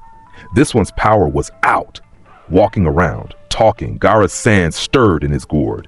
Shukaku pressed against the seal from the inside, growling, excited, hungry for confrontation. "Mother wants to see him bleed," Gaara whispered. "He would be disappointed." The invasion started during the intermission. Feathers fell from the sky. The Genjutsu, Temple of Nirvana, designed to put the entire audience to sleep while the sand and sound forces attacked. Kurenai dispelled it from her team within seconds. Shino's bugs were immune. Napoleon vibrated to alert Naruto, who hadn't been affected anyway because the Genjutsu couldn't latch onto a nervous system being constantly flooded with Kurama's chakra. The stadium walls exploded inward. Sound Ninja poured through the gaps. Sand Genin dropped their disguises. The Kazekage, Orochimaru, revealed himself on the Kage box roof. his remaining arm creating a barrier that trapped Hiruzen inside. And above it all, above the screaming crowd, above the burning stadium, above the invasion forces pouring through every gate, Gaara's sand exploded upward. His gourd emptied, his body warped. Shikaku's form pressed outward from within him, growing, swelling, the one tail taking shape above Konoha's skyline in a tsunami of sand and demonic chakra, full emergence. 100 feet tall, then 200. A tailed beast standing in the middle of a village, mouth opening, chakra condensing at the tip of its jaws into a black sphere of compressed destruction, tailed beast bomb. The people in the stadium who were still conscious looked up and understood they were going to die. There was no technique, no defense, no wall or barrier that could stop a tailed beast bomb once it was fired. This was how villages ended. Naruto was already moving. He ran through the chaos of the invasion. Sound Ninja tried to intercept him and he went through them. His body a battering ram that sent grown men flying sideways from incidental contact. He leaped from the stadium roof to the Hokage monument in 2 bounds, Napoleon in his hand, Prometheus blazing from his jacket pocket. Growing as he emerged into the open air, he stood on the 4th Hokage's stone head and looked up at Shikaku. At the tailed beast bomb gathering between its jaws. At the scale of what was about to happen. "Boss," Napoleon said from his hand, "that is going to level the village." "Yep." "We need more." "Yep." Naruto looked at the sky. A storm was rolling in from the east, drawn by the chakra discharge of the invasion, by Shikaku's emergence, by the sheer energy being thrown around. A thunderhead. Black. Massive. Full of lightning that hadn't decided where to strike yet. Naruto reached into his chest. This time it was harder. He pushed his hand against his sternum and pulled, and what came out was bigger than before. A chunk of his own soul. A piece of Kurama's overflowing energy. A sphere of orange-red light the size of a watermelon that screamed with power. His vision blurred. His legs shook. Prometheus and Napoleon both called his name at the same time. Concerned, urgent. He breathed. He steadied. He looked at the soul fragment in his hand, pulsing, alive, hungry for purpose. He looked at the storm above. He threw it. The soul fragment arced upward like a comet, trailing orange fire, screaming through the air, punching into the center of the thunderhead with a concussive boom that rippled the cloud layer for a mile in every direction. The storm changed. It grew, doubled in size, tripled. The black cloud spread across the sky above Konoha like a living thing, like an entity becoming aware of itself. Lightning chains cascading through its interior with a rhythm that was too regular to be natural, too intentional, too alive. A face formed in the cloud base, enormous, grave, ancient in a way that had nothing to do with time and everything to do with weight. Eyes the size of houses, crackling with contained lightning, a mouth that stretched across the sky. Boss. The word was thunder, literal thunder, a rumble that shook buildings, that rattled windows, that made every person in the village look up and see the storm staring back at them. Zeus was born. And Zeus was massive. Zeus was the sky. Zeus was a sentient thunderstorm the size of a district, crackling with power that made every hair on every arm in Konoha stand straight up. The air smelled like ozone. The clouds pressed downward with presence and devotion and absolute loyalty. Boss, Zeus said again. What do you need? Naruto jumped. Zeus caught him. A platform of cloud, solid under his feet, lifting him upward into the storm. He rose above the village, above the buildings, above the monument. He rose until he was eye level with Shukaku, riding a sentient thundercloud, Napoleon in his hand blazing with soul fire, Prometheus streaking around his head like a burning comet. The tailed beast bomb was almost ready. Shukaku's mouth was open. The sphere of destruction was compressing, 5 seconds from firing. Prometheus! Naruto roared. The fire spirit screamed with joy and dove, pouring himself into Napoleon's blade like water filling a vessel. The steel turning white hot, flames erupting from the edge in a curtain of incandescent fury. Zeus! Lightning cascaded down from the storm cloud, chains of electricity that fed into Naruto's body, into his arm, into Napoleon. The blade now held fire and lightning, and the combined energy was so intense that looking directly at it burned spots into the vision of everyone watching from below. Naruto raised Napoleon above his head, both hands. The blade was screaming, 3 voices at once. Napoleon's steady roar, Prometheus's cackling shriek, Zeus's bass thunder. 3 special homies in one weapon. Fire, lightning, soul. Mazer Saber! He swung. The arc that left Napoleon's edge was visible from outside the country. A colossal crescent of white gold blue energy. Fire wrapped in lightning, wrapped in raw soul force that screamed across the sky like a judgment from something older than gods. It hit the tailed beast bomb head-on.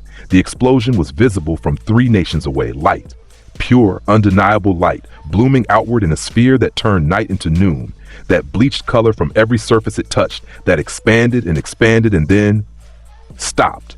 The tailed beast bomb was gone, consumed, canceled, and beyond where it had been, Shukaku's right arm was missing.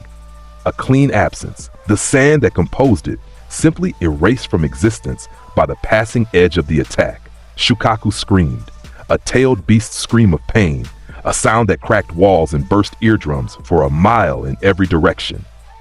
Gaara's control slipped. The sand form began collapsing, destabilizing, the One-Tail's manifestation failing as its vessel fought between consciousness and transformation. Shukaku crashed to earth. The impact was seismic. Buildings flattened, dust clouds rising, the ground cracking in patterns that spread for blocks. And from within the rubble, Gaara emerged, human again, half transformed, sand armor cracking and falling away in chunks. His eyes were wild. Shukaku was raging inside him, his own psyche fractured between the beast's madness and his own dawning terror. He looked up. Naruto descended from Zeus's cloud on a pillar of gentle lightning, landing 30 feet away with Napoleon still blazing in his hand. Prometheus reformed from the blade, spinning in the air, laughing so hard he was leaving scorch marks on the atmosphere. "That was the best thing that's ever happened!" Prometheus shrieked. "Can we do it again? Boss! Again! Please!" "Maybe later," Naruto said. He looked at Gaara. The other Jinchuriki was on his knees, panting, sand swirling around him in defensive patterns that didn't know where to point. His eyes were wide, and the ring of sleep deprivation around them made him look like death painted on skin. "You," Gaara rasped, "you're like me, a monster." "I'm Naruto Uzumaki," Naruto said, "and I'm nothing like you. You hurt people because you're scared. I protect people because they're mine." Gaara stared at him. His sand twitched, his soul twitched, that thread forming because what Gaara felt right now was not rage, was not bloodlust, but fear. Real fear. The first time something had been stronger than Shukaku's protection. The first time the sand couldn't save him, but Naruto didn't pull. He let the thread dissolve. He sheathed Napoleon. He looked at Gaara and said, "Go home, take your brother and sister and go back to Suna. Tell your Kazekage that Konoha isn't alone anymore." He tapped his own chest. "Tell them what's here." Gaara's sand slowly lowered. His eyes were still wide, but the madness in them was fading. Not gone, not healed, but quieted, shaken loose from its foundations by the simple fact that he just encountered someone who treated his full power like a light workout. "Who are you?" Gaara whispered. "I told you. Naruto Uzumaki, future Hokage, Dadabayo." Gaara stared for another long moment. Then he stood. His sand swirled back into his gourd. He turned and walked away, toward where Tamari and Kankuro were watching from behind a collapsed wall, both of them pale-faced and shaking. Tamari grabbed Kankuro's arm. "We are leaving. We are leaving right now." They lay in the stadium. The invasion was ending. Sound and sand forces were in full retreat, partially because Konoha's own forces were rallying, partially because every invader who looked up at the sky saw a sentient thunderstorm with a face and decided that their contract did not cover whatever this was. On the Kage box roof, Orochimaru's barrier fell. He fled. He'd watched the whole thing, watched the boy he dismissed as a container create weapons from souls, ride lightning, and cancel a tailed beast bomb with a single swing of a living sword. His remaining hand was shaking. His research notes would need new categories. Hiruzen stood on the rooftop, alive, watching Naruto descend from the sky. His pipe was in his mouth. His hands were behind his back. His face held 3 parts pride and 1 part genuine concern for the structural integrity of the world's power balance. "Well," the third Hokage said to himself, "I suppose this changes everything." The aftermath of the invasion lasted weeks. Buildings were rebuilt. The dead were mourned. The political fallout between Konoha and Suna was handled in a series of tense negotiations that Naruto was wholly uninvolved in because he was at Ichiraku's arguing with Napoleon about the ramen incident on the bridge. Again, you ate it, Naruto said, chopsticks waving. I watched you chew. I was testing the texture, Napoleon said from where he leaned against the counter. It was a durability assessment. It was ramen. You liked it. I have no taste buds, boss. Then how'd you know it was miso? Napoleon went silent. Prometheus, nested in a specially made fireproof pouch on Naruto's belt, cackled so hard that sparks flew out. He got you, Napoleon! He got you! Shut up, you walking fire hazard! Walking? I fly, you flat piece of... Both of you, Naruto said, grinning. Shut up and let me eat. Zeus rumbled from above. He was always above now. A permanent thundercloud that lingered over Konoha's sky, smaller than his full form, barely a dark patch in the atmosphere, but present. Watching, waiting. He didn't descend unless Naruto called. But he was there. Ayame, Tochi's daughter, brought Naruto his third bowl and looked at the sword leaning against the counter. The sword looked back at her. Would you like anything? Ayame asked, because she was Ichiraku's, and at Ichiraku's everyone got served. Even sentient weapons. Napoleon paused. His metal face worked. Perhaps a small miso.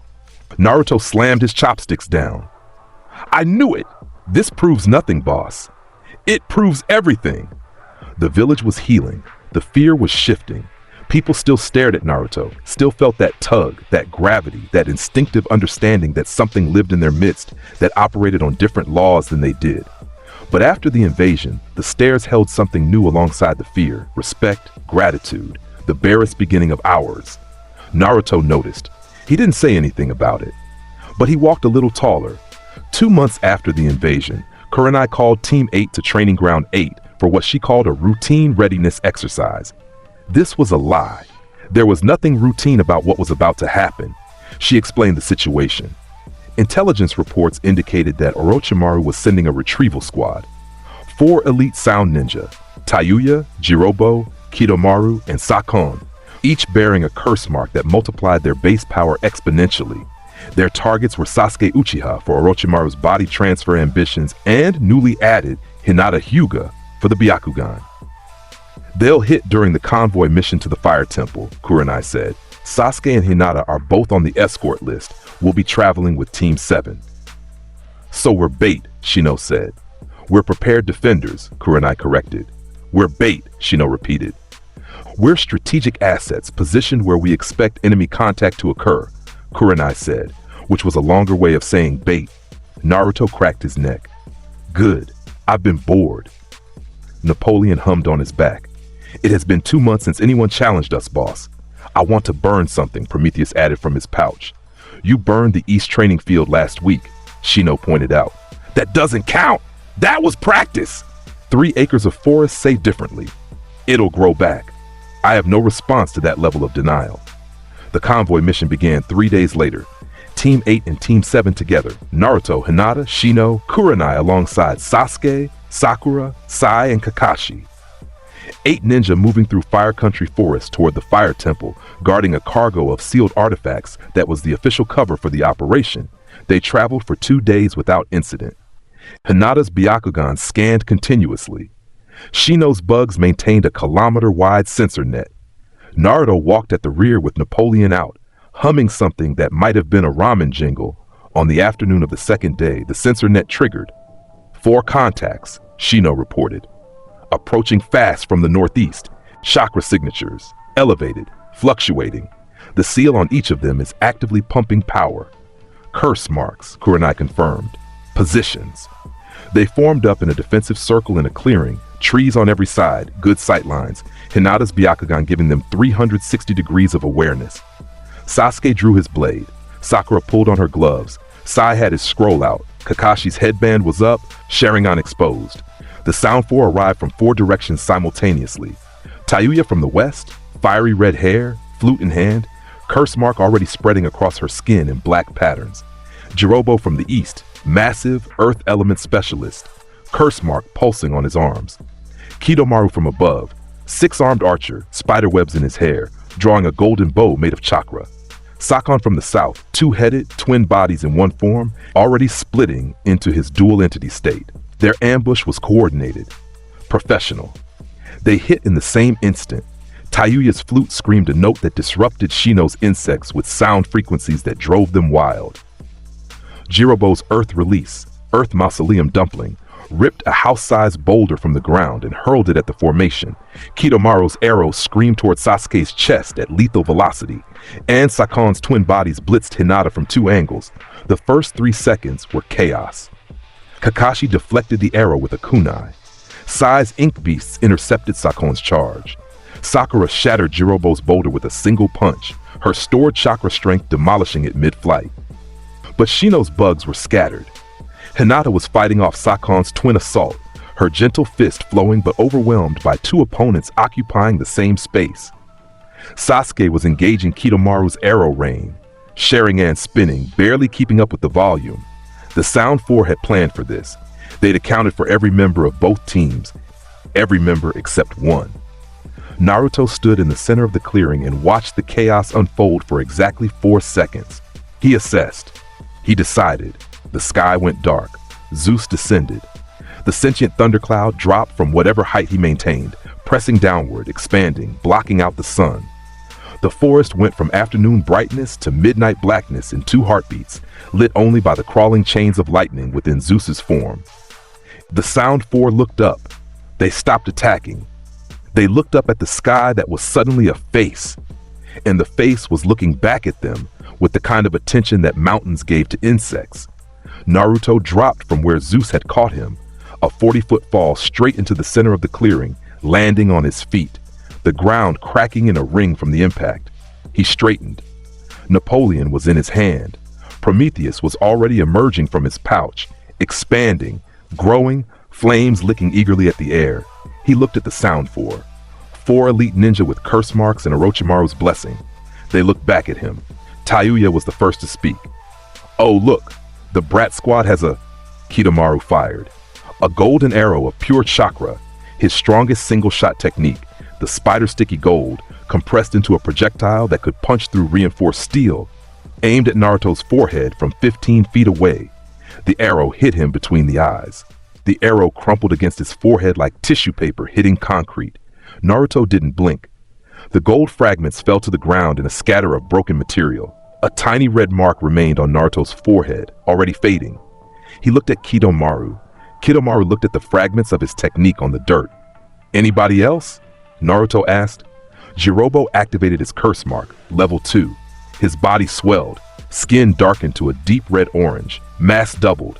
His muscles bulged with channeled natural energy, and he roared. A challenge, a statement of power, a declaration that this fight was escalating. He charged. 300 pounds of curse-empowered muscle, enhanced speed, a fist that could crater the earth. He threw his strongest punch directly at Naruto's chest. The fist connected. Jirobo's hand broke, not his knuckles, his entire hand, fingers bent backward, wrists snapped sideways, bones visible through split skin. The force of his own enhanced punch, reflected back through his own body, destroyed his primary weapon. Jirobo screamed. He tried to pull back. Naruto grabbed him by the face, one hand, fingers clamping around Jirobo's skull like a vice. He held the massive Sound Ninja in place the way you'd hold a caught fish. Naruto's eyes glowed, gold and black, soul light. The thread formed instantly. Jirobo's fear was total, complete, a screaming alarm in every cell of his body. His soul was lurching toward Naruto's palm, straining against its connections, desperate to escape into the hand of the being that terrified it into motion. "Stay or leave?" Naruto asked. Jirobo couldn't answer. His mouth was covered by Naruto's palm. His eyes were wide. His soul made the decision for him. It left. The black gold thread ripped free from Jirobo's chest in one brutal pull. His lifespan tearing away in a visible stream, years and years and years of existence flooding into Naruto's grip. Jirobo's eyes went empty. His body went limp. His curse mark faded as the power source that fed it. His own life force was no longer present in sufficient quantity to sustain it. He collapsed when Naruto released his face. Done. Alive, technically. But emptied. Naruto held the soul for a moment. It was strong. Curse mark energy had infused it with density that normal souls lacked. He absorbed it into Napoleon, feeding the blade, making it stronger. Napoleon's edge burned brighter, 3 left. They were staring. Tayuya, Kidomaru, Sakan, all 3 staring at Jirobo's empty body on the ground and processing what they just witnessed. Naruto looked at them. He said, "Anybody else feel like punching me?" "Prometheus," he called. "The tree line. Zeus. Everything above it." Prometheus screamed in pure joyful anticipation and exploded outward, his form expanding from the small fire spirit to a wall of controlled flame that raced along the tree line in both directions, cutting off every escape route, boxing the clearing in walls of fire that burned precise because Naruto told him to be precise. "Yes, yes, burn, burn, burn!" Prometheus cackled as he worked, his flames dancing in patterns that were equal parts functional and artistic. He was showing off. He always showed off. Zeus dropped from above, chain lightning cascading down in branching paths that found Kidomaru and Sakan like heat-seeking missiles. The electricity hit them both, and they seized. Every muscle locking, curse marks overloading from the current, bodies rigid and helpless. Kidomaru's golden bow dissolved. Sakan's twin form collapsed back into a single body. They were pinned, held, locked in place by a sentient storm's anger. That left Tayuya. Tayuya was smart. Tayuya saw what was happening and made a decision. She brought her flute to her lips and played. A haunting, complex melody that summoned her 3 controlled corpses, 3 massive entities, former powerful ninja whose bodies had been converted into puppets controlled by her sound-based genjutsu. They rose from summoning seals, hulking, dead-eyed, bound to her will through the music. 3 powerful corpses, 3 stolen souls imprisoned in dead flesh, 3 weapons aimed at Naruto. Naruto felt them immediately. The souls inside the corpses, trapped, tortured, screaming silently inside their dead prisons. They were afraid. They'd been afraid for however long Tayuya had kept them bound. And that fear was pointed at their situation, at their imprisonment, and it was the exact same fear that activated the Soru Soru no Mi. Naruto reached out. He didn't even move his hand physically. He reached with his soul, with the gravity of his existence, and he called the trapped spirits the way you'd call a lost dog home. The corpses stopped, mid-stride. Their empty eyes flickered, something coming back to them, something responding to the pull. Tayuya played harder. Her music fought for control. Sweat broke on her forehead. Her curse mark pulsed, feeding power into her genjutsu. The corpses turned around. They faced Tayuya. She dropped her flute. "Thanks for the recruits," Naruto said, grinning. The 3 controlled corpses now responding to him, their souls freed from her genjutsu by the stronger pull of his soul power, knelt in front of Naruto. New homies. Strong ones.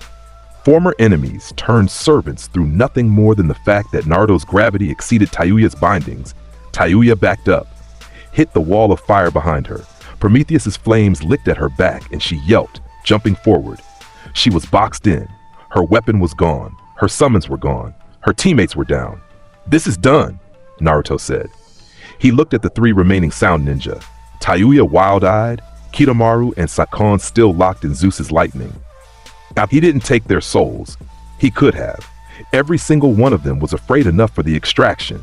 But he looked at them and made a choice. Go back to Orochimaru. Tell him what happened here. Tell him I have his techniques now. He gestured at the 3 former corpses kneeling behind him. Tell him the next time he sends people after mine, I keep everything, including the people. He released the lightning. He called Prometheus back. The firewalls receded. The clearing returned to daylight as Zeus rose back to his standard altitude. The Sound 4, the Sound 3, now with Jirobo and Empty Shell on the ground, ran. They grabbed Jirobo's body and they ran. Curse marks deactivating, pride abandoned, sprinting through the forest away from the boy who dismantled their entire operation in under 2 minutes. The clearing was quiet. Smoke rose from the tree line where Prometheus had been artistic with his firewalls. The ground was cracked where Naruto had landed. Napoleon hummed with the new soul energy he'd absorbed. The 3 former corpse summons stood behind Naruto like an honor guard. Team 7 stared.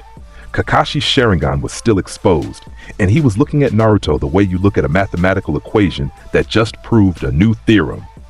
Processing. Categorizing. Filing under things I need to tell the Hokage immediately. Sakura had her hands over her mouth. Sai was drawing. actually drawing the scene in his scroll, preserving it, because art was how he processed the incomprehensible. Sasuke stood at the edge of the clearing with his sword still drawn, unused, his Sharingan spinning with the last dregs of observation. He'd watched the whole thing, every second. He'd seen Naruto walk into an ambush by 4 curse-mark-empowered assassins and dismantle them in under 120 seconds with a combination of physical invincibility, soul manipulation, and 3 sentient weapons that each operated on a scale that made individual combat irrelevant. He sheathed his blade. He stood still for a long time. Then he spoke. "You're insane." Naruto looked over his shoulder. He was crouched in the center of the wreckage, scratching behind Napoleon's crossguard the way you'd scratch a dog's ears. Napoleon was tolerating this. He met Sasuke's eyes. He grinned. Full, wide, completely unbothered. The grin of someone who was exactly where they wanted to be in the world. Dadabayo. Hinata watched this from the edge of the clearing. The fire in the canopy was fading. Prometheus was still giggling somewhere above, floating among the branches. Zeus hovered overhead like a personal storm system. Napoleon rested in Naruto's hand. Naruto was already standing up, already turning to Kurenai, already asking the question that defined him more than any power. "Are we done? Can we eat? I want ramen." Kurenai looked at the scorched clearing, at the cracked earth, at the 3 new soul entities standing behind her student, at the Sound 4's absence, at the fact that an A-rank ambush had been resolved in less time than it took to order food. "Ramen," she said. "Fine, ramen." "Yes!" Naruto punched the air.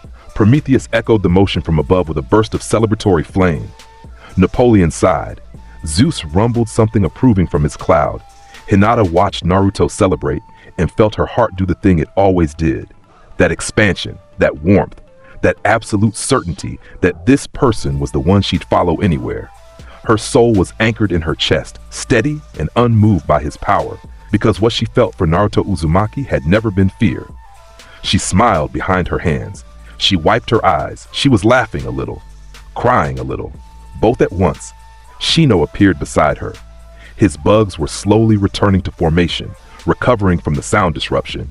He looked at Hinata. He looked at Naruto celebrating. "This is our life," Shino said. "Yes," Hinata said. "We follow an invincible boy with a soul-stealing sword, a fire spirit with no impulse control, and a personal thunderstorm." "Yes, I find this acceptable," Shino said. "Me too," Hinata whispered. They walked back toward Konoha as the sun set. Naruto at the front, Napoleon on his back, Prometheus circling his head in lazy orbits, Zeus a comfortable shadow above. His 3 recruits, the former corpse summons, now freed souls given new purpose as Naruto's homies, walked behind in a loose formation, their movements smoother now, more natural, more alive than they'd been in years of captivity. Naruto talked to them as he walked, gave them names, asked them what they remembered about being alive. 2 of them couldn't answer yet. The transition was too fresh. The third, a woman who'd been a jonin from a destroyed village, said her name was Rei. Naruto said, "Cool. Rei, welcome to the team." Kurenai walked behind her student and wrote the mission report in her head. It was going to be very long. It was going to make Hiruzen put his head in his hands. Again, Kakashi walked beside her. They exchanged a look, 2 jonin who had just watched the same impossible thing and were processing it through different lenses. "He's 12, Kakashi said. "I know. He just soloed the Sound 4. "I know. In 2 minutes. "I know, Kakashi." "Does his file even have a classification anymore?" "I think they just put a picture of a natural disaster in a question mark." Kakashi's one visible eye crinkled. He might have been smiling beneath his mask. He might have been terrified. With Kakashi, it was always hard to tell. They reached Konoha at nightfall. The gates opened. The guards took one look at the procession, a 12-year-old boy followed by 3 new soul entities, a sentient storm overhead, a fire spirit doing aerial tricks, and 2 full teams of exhausted-looking ninja, and decided that above their pay grade didn't begin to cover it. Naruto walked through the village streets. People watched. People felt the pull. People stared and whispered and moved to the edges of the road. But tonight, maybe because of the invasion, maybe because word had spread about what he'd done against Shukaku, maybe because fear was slowly learning to coexist with something else. Some of them nodded. Some of them said his name. A shopkeeper who'd slammed his door on Naruto 100 times raised a hand in acknowledgement. Naruto raised his hand back. He kept walking. Napoleon hummed against his spine. At Ichiraku's, Tochi was closing up. He saw Naruto approaching and immediately started reopening. Because at Ichiraku's, Naruto was always welcome. Always had been. The usual? Tochi asked. 5 bowls, Naruto said. 1 for me, 1 for Napoleon. I don't eat. Boss. 1 for Napoleon, 1 for Prometheus. I burn food. I don't eat it, but I appreciate the gesture. 1 for Prometheus and 1 for... He looked up at the sky. At the rumbling cloud above. Can Zeus fit in here? Tochi looked at the sky. The sky looked back. An enormous face made of storm clouds peered down at the ramen stand with something approaching curiosity. I can put a bowl on the roof, Tochi offered. Zeus, roof bowl. Thank you, boss, Zeus rumbled, and somewhere thunder rolled in appreciation. Naruto sat at the counter. His team filtered in behind him. Shino taking the far stool, Hinata the one next to Naruto, face pink, hands folded, happiness radiating from every pore. Kurenai leaned against the entrance, arms crossed, watching her student order ramen for a sword, a fire, and a cloud. This was her life. This was her team. This was the strangest, most powerful, most fundamentally good group of beings she'd ever been responsible for. And tomorrow, there would be a new mission, a new threat, a new impossible situation that Naruto would walk through like it was made of tissue paper, and she'd write another 17-page report. And Hiruzen would put his head in his hands, and the cycle would continue. But right now, right here, there was ramen. And there was laughter. Naruto laughing at Napoleon's grudging acceptance of miso, Prometheus laughing because someone looked at him, Hinata's quiet laugh behind her hand, even Shino's barely there huff of amusement. Naruto ate his ramen. He sat with his people. Human and not human, soul and steel and fire and storm. He looked at them all. His team, his homies, his world. Somewhere out there, Orochimaru was nursing a missing arm and writing reports about a boy to avoid. Somewhere, the Sand Village was rethinking every alliance and military strategy they had. Somewhere, in hidden bases across the continent, an organization in black cloaks with red clouds was receiving intelligence reports about a Jinchuriki in Konoha who operated on rules they didn't understand. An organization whose members collected tailed beasts the way other people collected stamps. The Akatsuki was watching. They were planning. They were coming. And Naruto Uzumaki sat in a ramen shop with a sentient sword and a fire spirit, talking too loud about nothing important, grinning too wide, alive in every sense of the word. The boy who stole souls, the boy whose body broke weapons, the boy who commanded weather and birthed gods from stolen life force. They were coming for him. He'd be ready. He'd been ready since the day a bent kunai fell to an alley floor and a terrified Chunin's soul reached toward a 6-year-old's hand. And the boy asked a question that would echo across nations. Life or death? Naruto finished his ramen. He slapped money on the counter. Money earned from missions completed from a village that was learning to pay him for the protection he'd been providing for free since the day he was born. He stood up. He stretched. Napoleon clanked against his back. Prometheus yawned, a fire yawn, sparks everywhere, Tucci diving for his wooden counters. Zeus rumbled contentedly above. Tomorrow, Naruto said to no one and everyone, we train harder, we get stronger, we go further. He looked at Hinata, who looked back with those pale, unwavering eyes. He looked at Shino, who nodded once. He looked at Kurenai, who raised an eyebrow but didn't argue. He looked at Napoleon. Ready? Always, boss. He looked up at the sky. At Zeus. Ready? Always, boss. He tapped his chest pocket. Prometheus's warmth pulsed against his heart. Ready? Born ready, made ready, everything ready. Let's go! Naruto laughed. He walked home through streets that parted for him. Fear and respect and something new mixing in the air like a perfume. The village was learning to breathe. He was 12 years old. He carried the Soru Nomi's power in his soul and the 9 tails of fury in his stomach and an iron body that laughed at physics and 3 special homies that treat him like the center of the universe because he was Dot. He was Naruto Uzumaki. He was going to be Hokage. He was going to protect every single person he claimed as his own. And anyone who tried to take what was his would learn the same lesson that every enemy before them had learned. You do not fight the weather. You do not fight the mountain. You do not fight the soul of the world given form and given name. You run, or you answer the question. Data bio. The clearing smelled like ozone and burned pine and the particular metallic tang that hung in the air whenever Zeus had been working. Naruto stood in the center of it all, with Napoleon humming against his back and Prometheus still doing lazy victory laps around the canopy, or what remained of the canopy, which was mostly charcoal and wishful thinking at this point. Shino was pulling Senbon from his arm with the focused expression of someone cataloging injuries for later complaint. Hinata was watching Naruto's silhouette against the burning tree line, and her notebook was already in her hand, and she was already pretending she was sketching bark patterns. Kakashi's team filed out through the gap in Prometheus's dying firewall. Sakura was already healing a bruise on Sai's shoulder from where he'd been clipped by debris. Sasuke walked last, blade sheathed, Sharingan deactivated, his expression the particular kind of flat that meant everything behind it was moving very fast. The three former corpse summons, Rei and the two who hadn't spoken yet, stood in their loose formation behind Naruto like they'd been there forever. Their movements were getting smoother by the minute. Something about proximity to Naruto's soul force was feeding them, stabilizing whatever fragments of self they'd retained through years of Tayuya's imprisonment. Kurenai materialized from behind a tree with her arms crossed and her mission report already composing itself in the space behind her eyes. She looked at the scorch marks. She looked at the crater where Naruto had landed from Zeus. She looked at her student, who was currently crouched in front of the second corpse summon, a man tall with features that suggested Lightning Country origin, and was saying, "Hey, can you hear me? What's your name?" The man opened his mouth, closed it, opened it again. A sound came out that was halfway between a word and a groan. "Take your time," Naruto said. "We've got all day." They did not, in fact, have all day.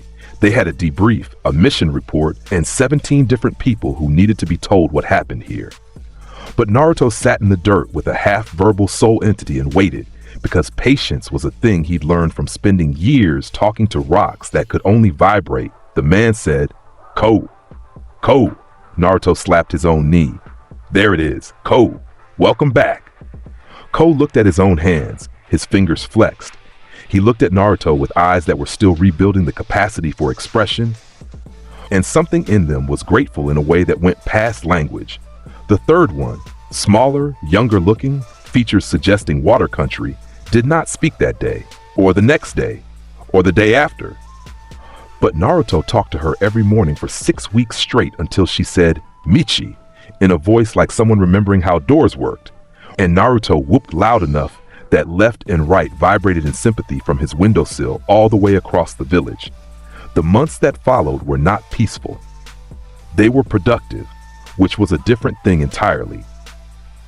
Team 8's mission clearance had been operating in the unnamed category since Wave, but after the Sound 4 engagement, Hiruzen stopped pretending it was a category at all and started handing Kurenai scrolls that said things like classified, Hokage eyes only, and Team 8 specific, do not reassign. The missions were ugly, A-rank threats that other teams would need full Jonin squads for, missing nin with body counts, organizations that had been festering in the spaces between nations for years, untouched because nobody could reach them without losing personnel. Naruto reached them. He walked in the front door every time. The enemies had weapons. They had techniques. They had years of experience and killing intent honed to a razor's edge. They hit him with everything they had, and then they stood there staring at their broken hands and shattered blades, and the boy who hadn't moved, who was looking at them the way someone looks at a math problem they finished solving 3 steps ago. Life or death. Pick fast, I'm hungry. The homie army grew. Every high-threat target that felt fear in Naruto's presence, which was all of them, because everyone was afraid of the thing that broke their best shot without trying, fed the collection. Standard homies from low-level enemies, weapons that twitched, tools that hummed, objects given just enough soul light to follow basic commands. 2 new semi-special ones came from a pair of A-rank missing 9 who ambushed Team 8 on a mission to the Land of Lightning. The ambush lasted 9 seconds. The missing nin had time to feel their souls lurch, to see the thread form, to understand what was happening. And then they were on the ground, and their years were in Naruto's palm, and the years went into a pair of shuriken that started spinning on their own and wouldn't stop. Naruto named them Castor and Pollux. Napoleon considered this pretentious. Prometheus thought it was the coolest thing ever, because Prometheus thought everything was the coolest thing ever. Rei found her voice in those months. Not all at once, it came back in pieces, like a mosaic being reassembled from fragments someone had scattered across a decade. She remembered her village, small, northern, destroyed in a border dispute between two larger nations. She remembered being strong. She remembered being captured. She remembered the darkness of Tayuya's technique, years of existing as a puppet, aware but unable to act, her soul screaming behind a wall of sound-based genjutsu. She did not remember much about dying. She thought she had. She wasn't sure. The distinction between dead and revived and captured and freed was blurry in her current state, and Naruto did not push her to clarify it. What she was now was clear. A soul given form through Naruto's power, residing in the body that used to be her prison, fighting with techniques she'd spent a lifetime learning. Her taijutsu was excellent, precise, efficient, the product of someone who trained under wartime conditions where sloppiness meant death. Her ninjutsu was limited to wind release basics that she was slowly rebuilding from memory. Her loyalty to Naruto was absolute in the way that only someone who has been freed from a decade of imprisonment can be loyal to the person who opened the cage. She spoke to Naruto one evening on the roof of his apartment building, 3 months after the Sound 4 engagement. The sunset was turning Konoha gold. Zeus was a gentle presence overhead, smaller than his combat form, just a dark patch in the atmosphere with eyes that were barely visible unless you knew to look. "I don't understand what I am," Rei said. Her voice was steady. She was past the hesitation stage. "You're Rei," Naruto said. He was eating an apple. Napoleon was propped against the railing. Prometheus was asleep in his pocket, which meant the pocket was warm but not actively on fire. "That's a name. I mean what I am, in relation to you, to this." She gestured at herself, at her body, which was hers and also somehow his, animated by his power, sustained by his soul force. Naruto bit his apple, chewed, swallowed. "You're a person who lives. That's what you are. The how part is just details." Rei looked at him. He was 13 years old and he had just described her existential crisis as details. And somehow, it was the most reassuring thing anyone had ever said to her. "Okay," she said. "Okay," he said. Napoleon hummed. The sound was warm. Jiraiya of the Sannin arrived in Konoha on a Tuesday afternoon, announced by nothing except the sound of someone very large tripping over a cart of cabbages in the market district and swearing loudly enough that 3 Anbu adjusted their positions. He was enormous. Tall, white-haired, wearing wooden sandals and a red haori, and carrying a scroll the size of a small child on his back. His face was lined with decades of living hard, and his eyes were sharp in the way that powerful people's eyes were sharp when they'd spent years pretending to be less powerful than they were. He found Naruto at Training Ground 8. Naruto was sparring with Ku and Mishi, both of whom had found their combat instincts faster than their words, while Rei oversaw with corrections. Napoleon was stuck point first in the ground nearby, watching. Prometheus was asleep on Napoleon's crossguard, which Napoleon tolerated the way someone tolerates a cat on their keyboard. Jiraiya walked into the training ground and stopped 30 feet away. He'd been briefed. He'd read the files. He'd talked to Hiruzen for 2 hours and heard things that made his eyebrows rise higher than they'd risen since Minato first showed him the Rasengan prototype. He was prepared. Zeus dropped pressure. Just slightly. A shift in the atmosphere that said, "Someone new is in boss's space. Identify yourself." Jiraiya looked up at the sky. The sky looked back. He felt the weight of it, the soul force of the thundercloud pressing awareness against his chest like a hand checking if he was real. "Easy," Jiraiya said to the sky. "I'm friendly." Naruto turned. He saw the white hair, the red coat, the scroll. He saw the way the man stood, comfortable, balanced, ready without being aggressive. He saw the way Prometheus stirred on Napoleon's crossguard and cracked one eye open and then closed it again, which meant not a threat. Interesting, but not a threat. "You're the toad guy," Naruto said. Jiraiya's eyebrow twitched. "I'm Jiraiya of the Sannin. The gallant Jiraiya, the Toad Sage, author of the pervy books. They're literature. Kakashi-sensei reads them during missions and giggles. I've seen it. Jiraiya visibly recalibrated. He looked at the boy in front of him. 13, orange jacket, blue eyes that held more weight than any 13-year-old's eyes should, a sentient sword stuck in the ground behind him, and a fire spirit using it as a bed. He looked at the soul entity sparring 20 feet away. He looked at the thundercloud overhead. He looked at the boy's face, at the shape of it, at the eyes, at the hair. His throat worked. "Kid," Jiraiya said, "you look like your old man." Naruto went still. The training ground went still. Ko and Mishi stopped sparring. Rai turned.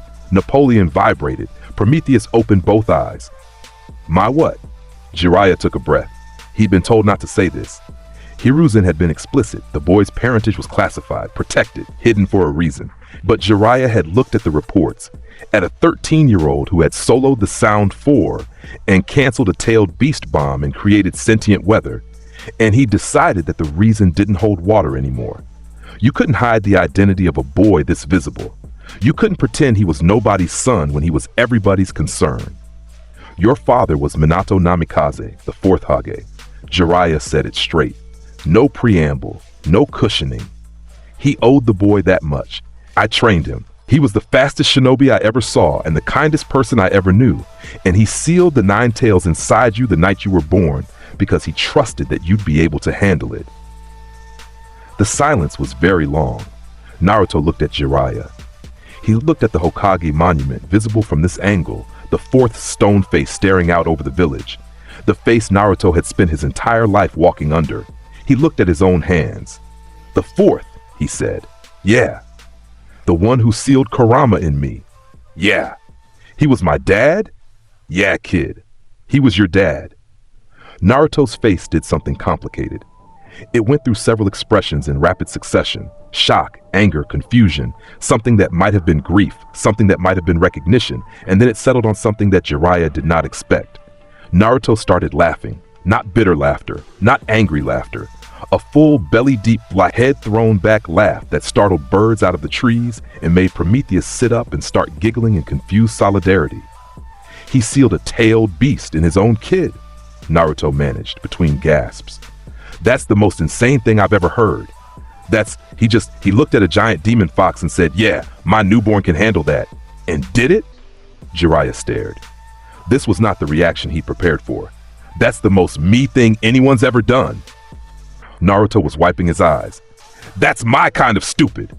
He just walked up to the 9 tails and went, "My kid's built different, and he was right. He was right, and he couldn't even know that."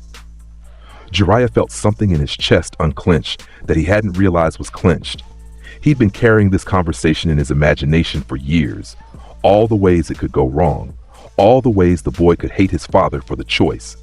And instead, Naruto was laughing because he recognized his own insanity in his parents' decision and found it hilarious. "Boss!" Prometheus was fully airborne now, circling Naruto's head in excited loops. "Your dad was crazy too! It's genetic!" "It is not genetic," Napoleon said from the ground, his metal face pinched. "Being reckless is a choice, not a bloodline. Your dad chose to be reckless. You choose to be reckless. Genetics." "That's not how genetics." "Shut up, Napoleon. I'm having a moment with boss." Naruto wiped his eyes again. He looked at Jiraiya.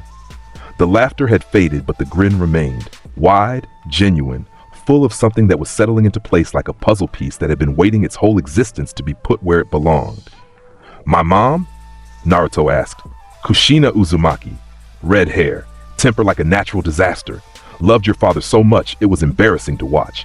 Naruto's grin shifted, softer at the edges. He looked at the sky, at Zeus, who was watching with the patience of a thing that has all the time it needs. "Cool," Naruto said. "I wish I could have met them." "Me too, kid? You trained my dad?" "I did." "Now you're gonna train me?" Jiraiya spread his hands. "If you'll have me." Naruto looked at Napoleon. Napoleon's blade caught the light. "He was your student's teacher, boss. There is precedent." Naruto looked at Prometheus. "Do it! Maybe he knows fire stuff!" Naruto looked up at Zeus. Thunder rumbled.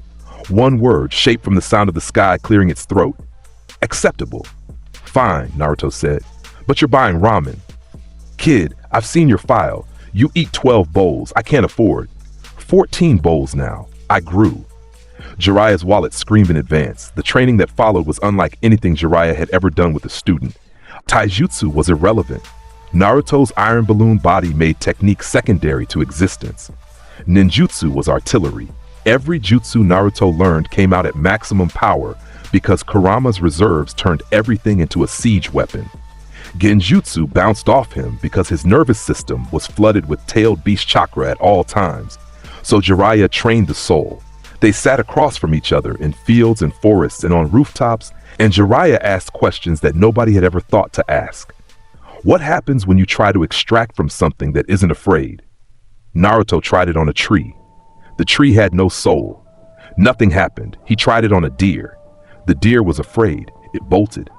But the thread that formed was thin, wispy, barely a strand.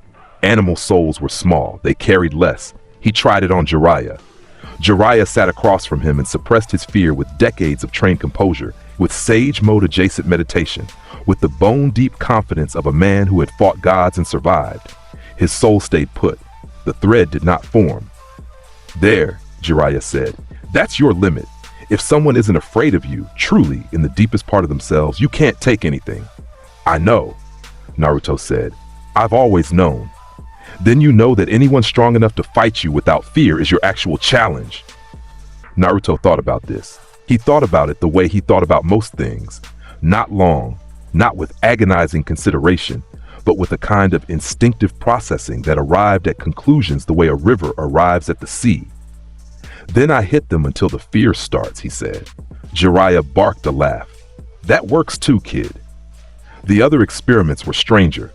Jiraiya had Naruto give soul fragments to things that already carried nature chakra. A stone from a sacred mountain, water from a cursed spring, wood from a tree that had grown on a ley line for 300 years. The results were volatile. The mountain stone exploded into gravel the moment the soul fragment tried to settle. Too much energy, conflicting sources, the nature chakra rejecting the foreign soul. The cursed water boiled away. The ley line wood grew 30 feet in 10 seconds and then collapsed under its own weight. Right? Jiraiya said, scribbling notes. Don't put souls in things that are already claimed. Could have told you that, Napoleon muttered from Naruto's back. Nobody asked you, Sword. I am offering pro bono counsel based on 3 years of first-hand observation. Pro bono counsel from a weapon. I am a soul inhabiting a weapon. The distinction matters. Jiraiya looked at Napoleon. Napoleon looked back with the unblinking dignity of something that had been having this argument since it was born. Jiraiya wrote in his notebook, "The sword has opinions, strong ones." 2 years passed. That sentence covers everything and nothing. 24 months of missions, of growth, of the village learning to breathe in the same space as a boy who was becoming something larger than it had categories for. 2 years of Naruto's homie army growing from dozens to hundreds, an entire ecosystem of animated objects and freed souls and created entities that operated at his command and loved him with the uncomplicated devotion of things that owed their existence to his power. 2 years of Hinata's Byakugan reaching new distances, her gentle fist growing stronger, her confidence building brick by brick in the space Naruto's presence created for her to occupy without fear. 2 years of Shino's analytical mind turning Team 8 into a tactical engine, his bugs evolving new capabilities, his respect for Naruto's power translating into strategic frameworks that made the already overwhelming become targeted and efficient. 2 years of Napoleon growing stronger through absorbed soul energy, his voice gaining depth, his edge staying sharp enough to cut concepts.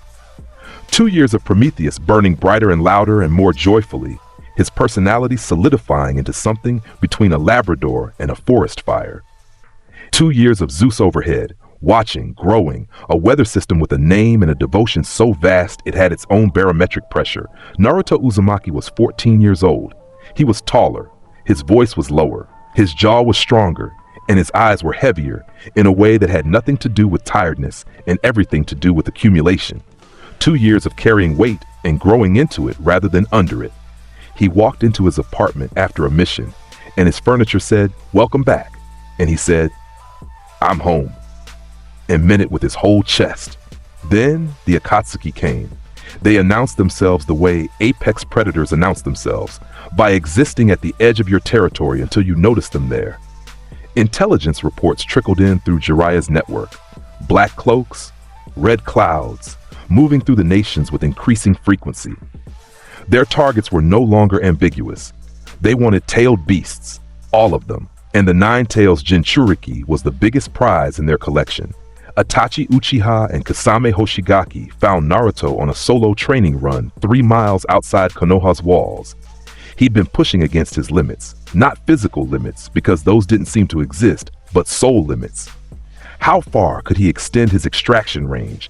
How many threads could he hold at once? How large a soul could he pull in a single motion? He felt them before he saw them. 2 presences at the tree line, one cold and vast and controlled, the other hot and enormous and hungry. Zeus rumbled overhead. Lightning crawled through his form in defensive patterns. Naruto turned. Itachi Uchiha stood at the edge of the clearing. Black cloak, red clouds, Sharingan active but not spinning. His face was the color of old paper, and his posture held the kind of economy that came from conserving strength you didn't have enough of. Beside him, Kisame Hoshigaki. Blue skin, shark teeth, gills on his cheeks, and Samehada, the shark-skin sword, strapped to his back, wrapped in bandages that were already twitching. Naruto Uzumaki, Itachi said. His voice carried across the clearing without effort. The 9 tails Jinchuriki. That's me. Naruto had his hands in his pockets. Napoleon was on his back. Prometheus was a warm lump in his belt pouch, stirring. You're the Uchiha who killed his clan. Itachi's expression did not change. I am. And the big one's Kasame. Shark guy. Monster of the mist. Kasame grinned. All teeth. You've heard of me. You've heard of ME, Naruto said. So let's skip the part where you pretend you're here for small talk. Kasame's grin widened. He reached over his shoulder and grabbed Samehada's handle. The bandages tore away in strips as he pulled the sword free. A massive scaled thing, organic, alive in a way that weapons shouldn't be. It pulsed with contained chakra, its scales rattling in anticipation. I've been looking forward to this, Kasame said. They say you can't be hurt. I'd like to test that. Go ahead. Kasame moved. He was fast, A-rank speed, the kind that came from being one of the 7 ninja swordsmen and surviving long enough to make it a career. Samehada came down in a vertical slash aimed at Naruto's skull, the scaled blade designed to shave rather than cut, to absorb chakra on contact rather than injure through force. The blade hit Naruto's head. Naruto didn't move. Samehada's scales pressed against his hair, against his scalp, against the iron-dense bone beneath, and Samehada started vibrating. Kasame felt it through the handle. His sword was shaking, rattling. The scales that were supposed to absorb chakra were absorbing chakra, and they could not stop. Kurama's reserves were an ocean, endless. A source that did not diminish when you drew from it because the source was the 9-tailed fox, and its chakra regenerated faster than any absorption could match. Samehada was drinking from the ocean, and the ocean was filling her faster than she could process, and her scales were singing with the overload. Your sword's broken, Naruto said, looking up at Kasame from under the blade still pressed against his head. She's not broken. She's... Samehada ripped herself out of Kasame's hands. The motion was violent, a full-body jerk of the living weapon tearing free from its wielder's grip, with a force that sent Kasame stumbling forward 2 steps. Samehada flew sideways through the air and landed against Naruto's side. She pressed there. Her scales flattened. Her vibration changed, from overwhelmed rattling to a deep, contented thrum. She was happy. The most chakra-dense creature she had ever encountered was standing right here, and she was pressed against him, and she was never leaving. Napoleon watched this from Naruto's back. His metal face contorted through 3 expressions in rapid succession: surprise, affront, and something that looked uncomfortably close to jealousy. Boss, do not adopt the shark sword. She came to me, Napoleon. She is a tool. Give her back. She doesn't want to go back. Look at her. Samehada thrummed harder. Her scales ruffled against Naruto's side in a motion that was unmistakably affectionate, like a cat rubbing against a warm leg. Boss! Napoleon, are you jealous? I am your primary weapon. I am your first. I have seniority. I have... Napoleon stopped. His metal face went very still. I am not jealous. I am raising a legitimate concern about operational weapon redundancy. You're jealous. I categorically deny. He's jealous! Prometheus erupted from the belt pouch, fully ablaze, spinning around Napoleon's crossguard in delighted circles. Napoleon's jealous of the fish! The fish! I will end you. You can't. You're a sword. You don't have legs. I do not need legs too. Kasame Hoshigaki stood 15 feet away, one hand still extended where his sword had been, his face cycling through stages that included confusion, denial, anger, bargaining, and something at the end that was either acceptance or the beginnings of a complete identity reassessment. His weapon had just defected. In 30 seconds. To a 14-year-old, Itachi was watching all of this with his Sharingan spinning at full speed, recording everything, filing every detail into the perfect memory that the Manjikyo provided. His expression had not changed, but his eyes were active in a way that said the data he was collecting was worth more to him than any combat would have been. He made his decision. He put his hand on Kasame's shoulder. We're leaving. Kasame turned to him. My sword is no longer yours. We're leaving. Itachi. Now. Kasame looked at Samahata, pressed against the boy's side. He looked at his empty hand.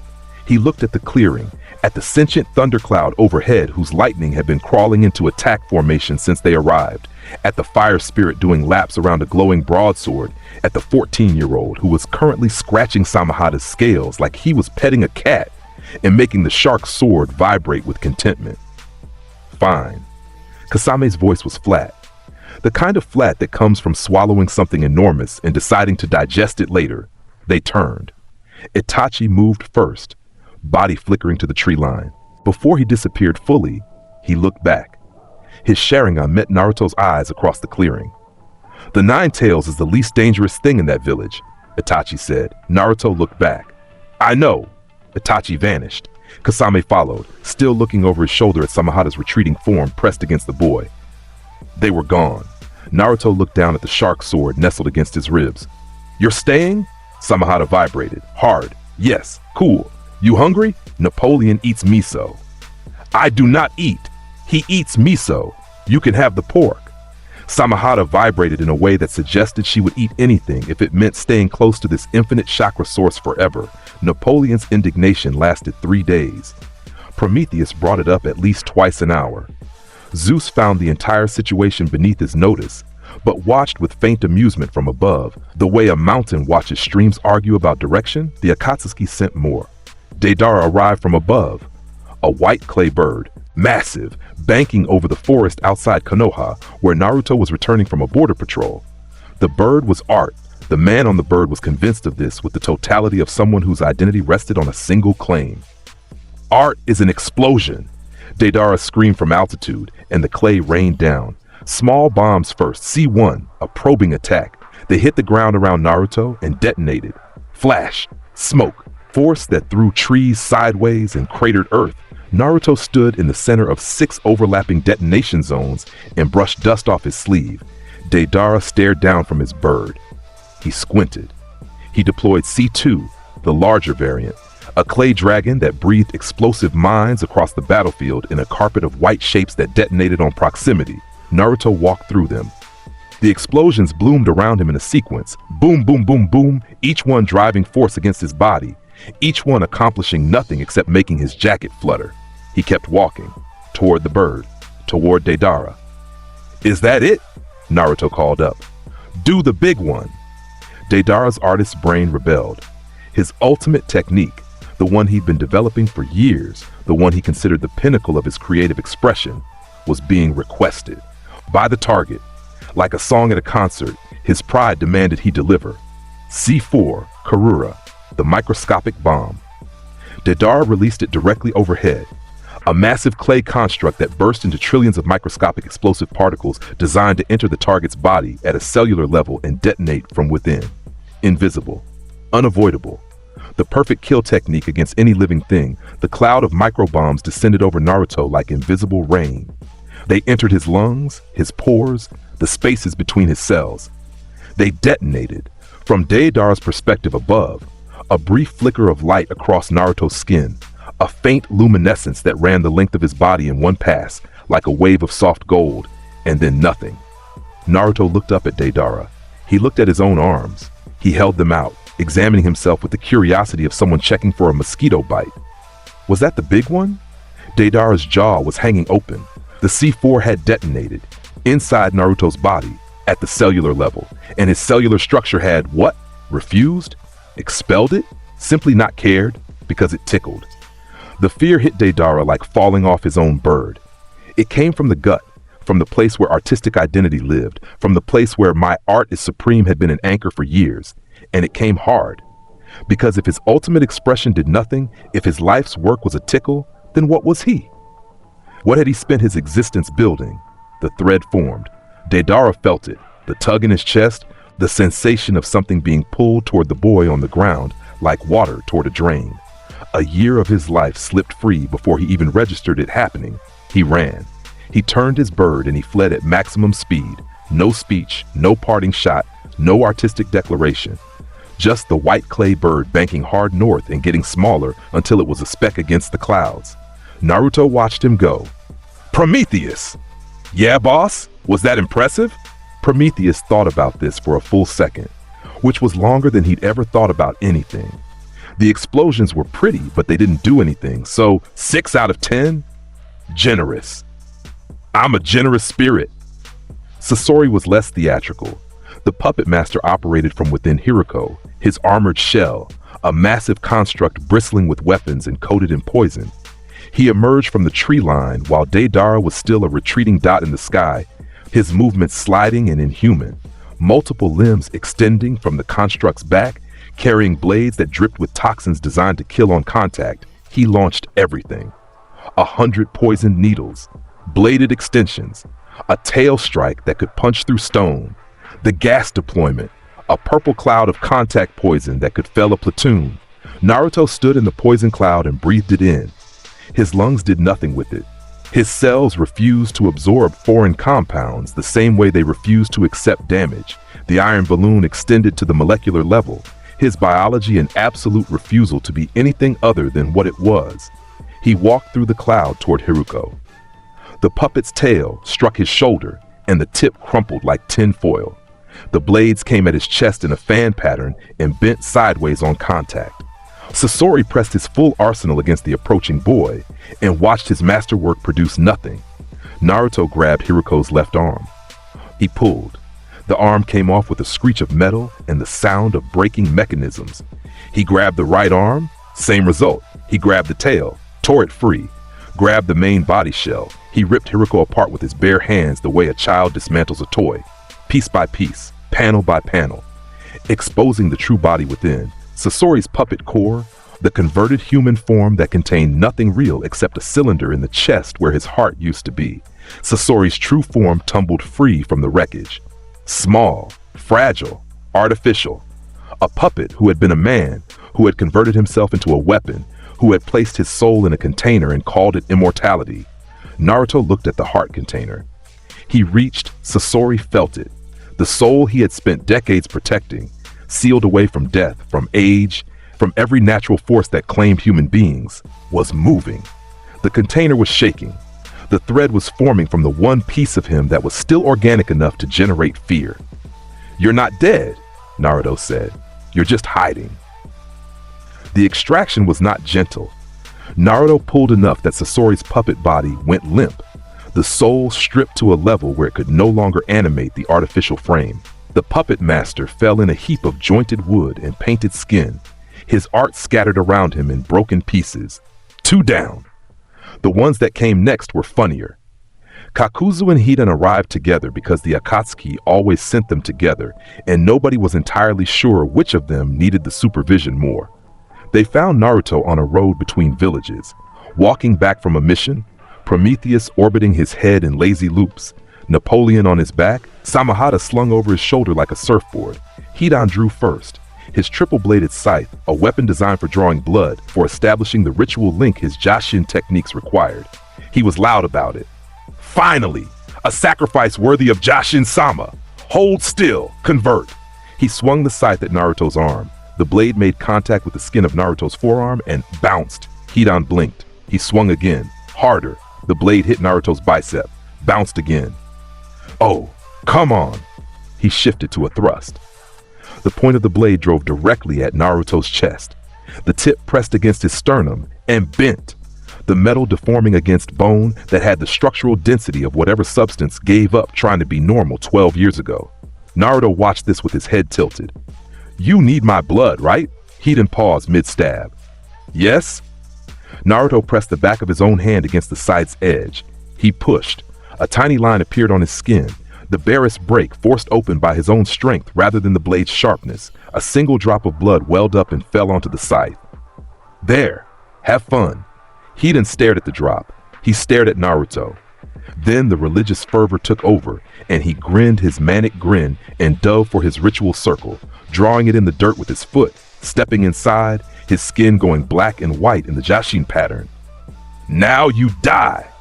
He drove his retractable spear through his own heart. The ritual link established. The mirror damage flowed through the connection.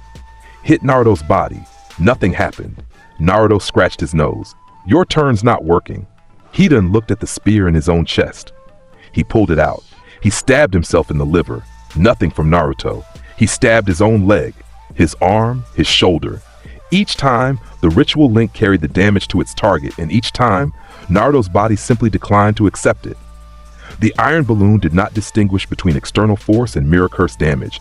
It refused all of it with the same absolute indifference. "Does it not work on you?" "Seems like it. This has never not worked. There's a first time for everything. Lord Jashin will not stand for. Jashin's not here, man. Just you and a bunch of holes you put in yourself."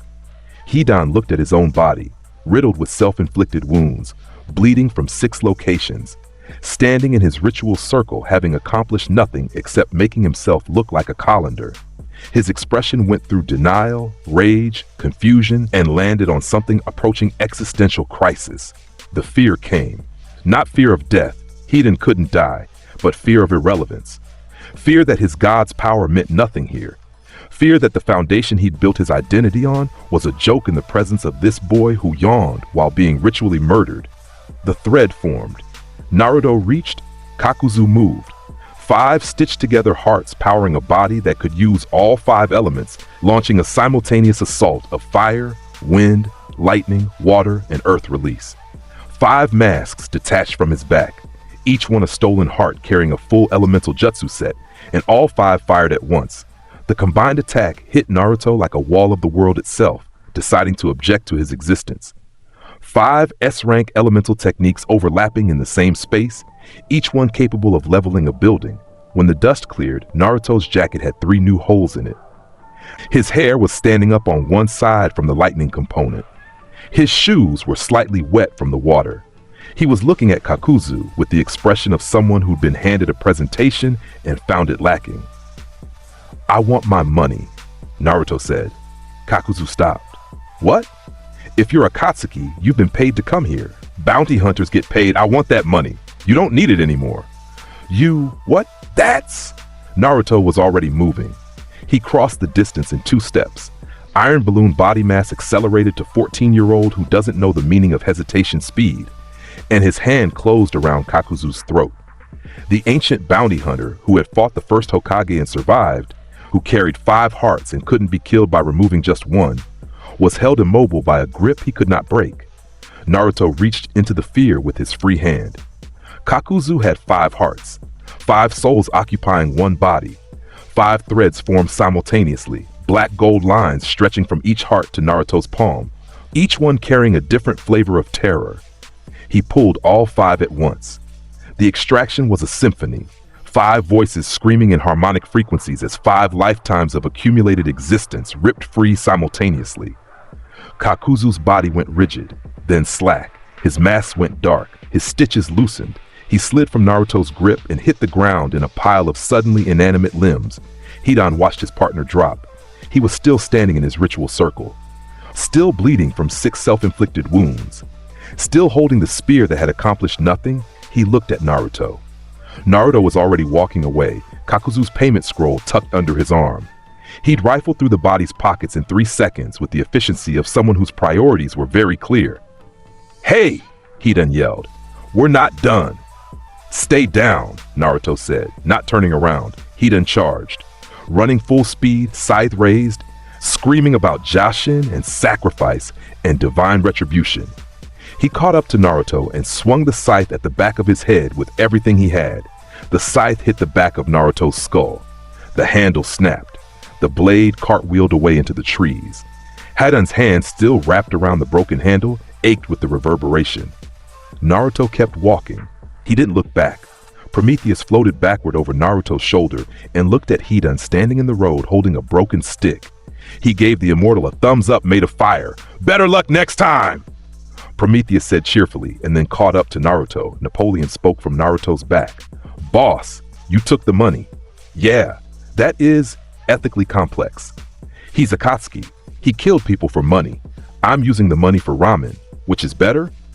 I cannot argue with the outcome, but the method. Ramen, Napoleon, mama. Boss! You said what? Napoleon went very, very still. Nothing, I said nothing. Continue walking. Prometheus was vibrating with suppressed glee. You said mama, you called him mama. I did not. You did, I heard it. Zeus, did you hear? Zeus rumbled from above. The thunder shaped itself into something that was unmistakably amusement. Ancient, vast, cosmic scale amusement at the expense of a broadsword having a bad day. I'm requesting a transfer, Napoleon said. To where? Anywhere none of you exist. Naruto was grinning so wide his face hurt.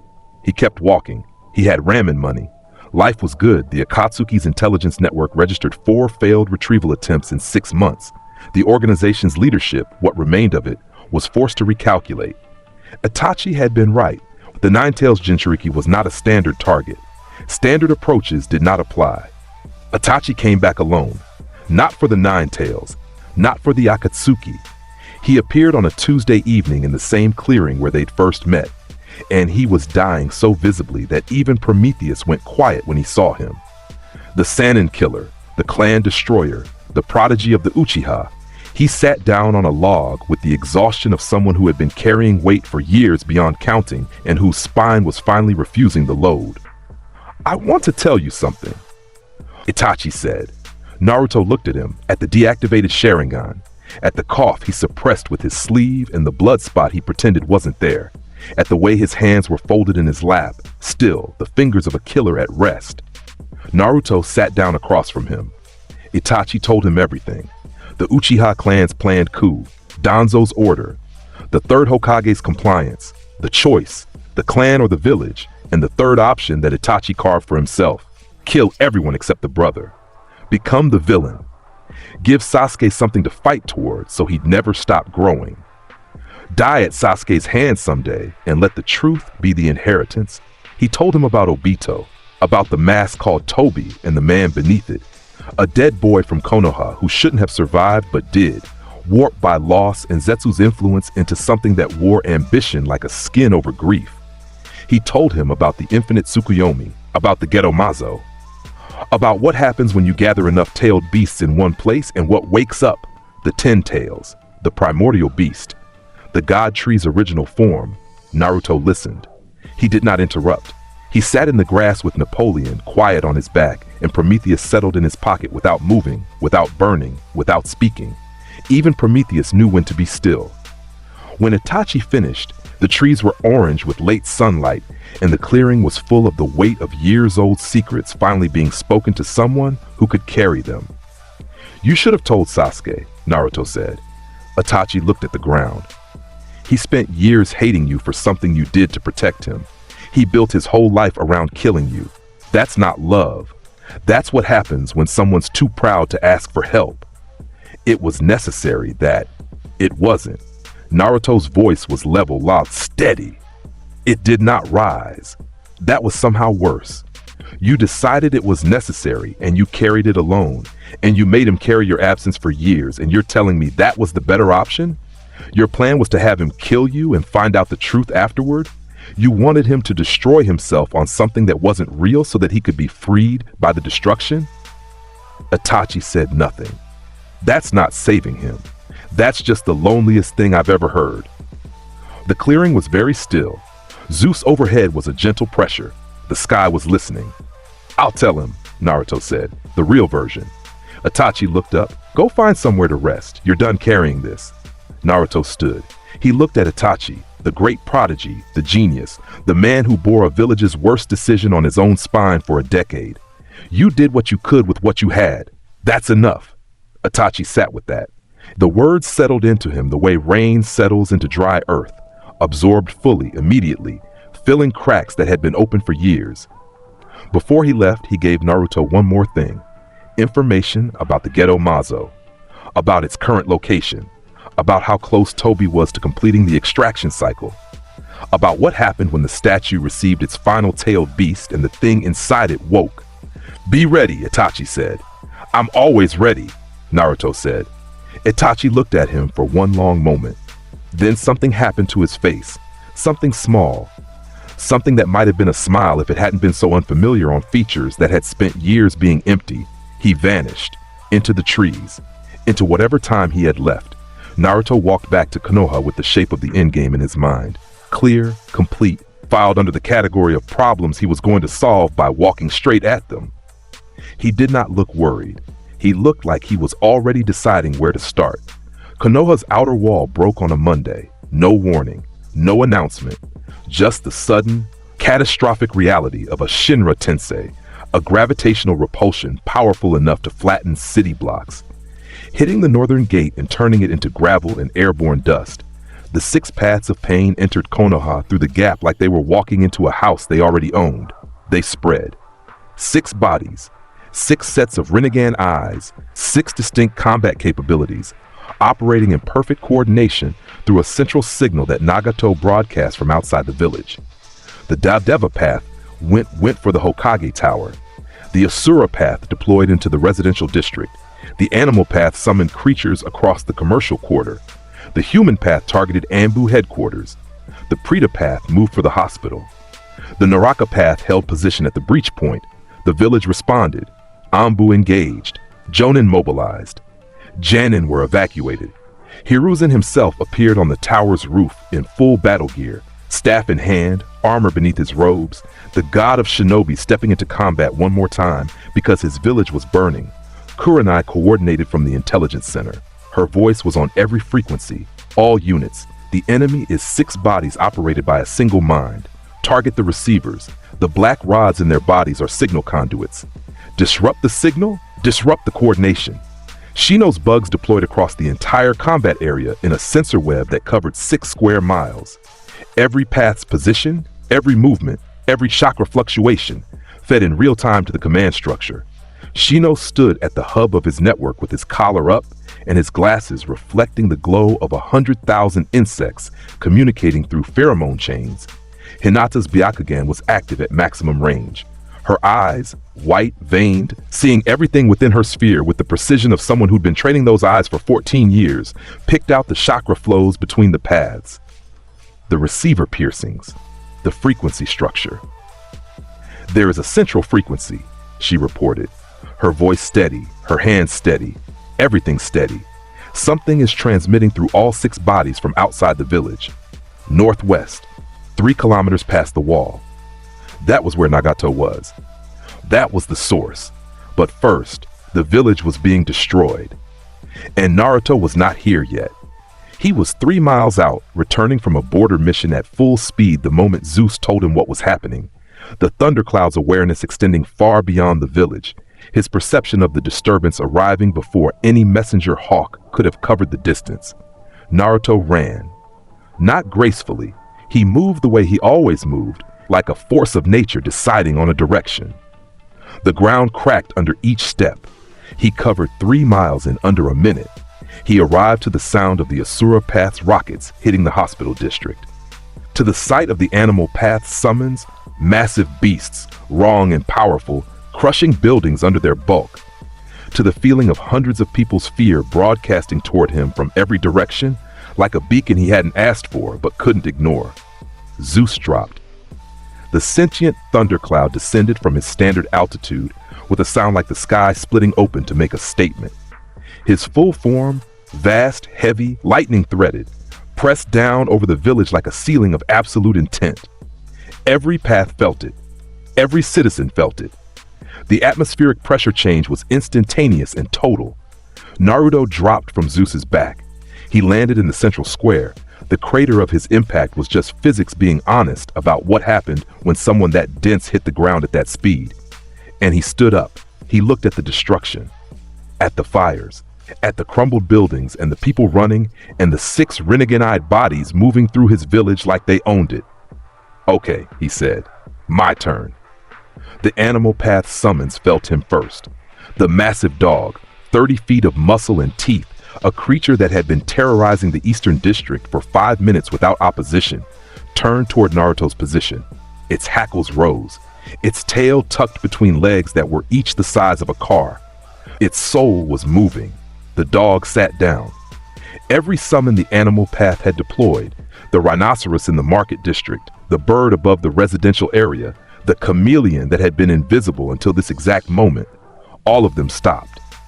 All of them turned toward the boy in the square. All of them experienced the same thing, the weight of his presence hitting their animal souls like a hand coming down on the back of their neck. The primal, inarguable statement of a larger predator in their territory. They sat, every single one.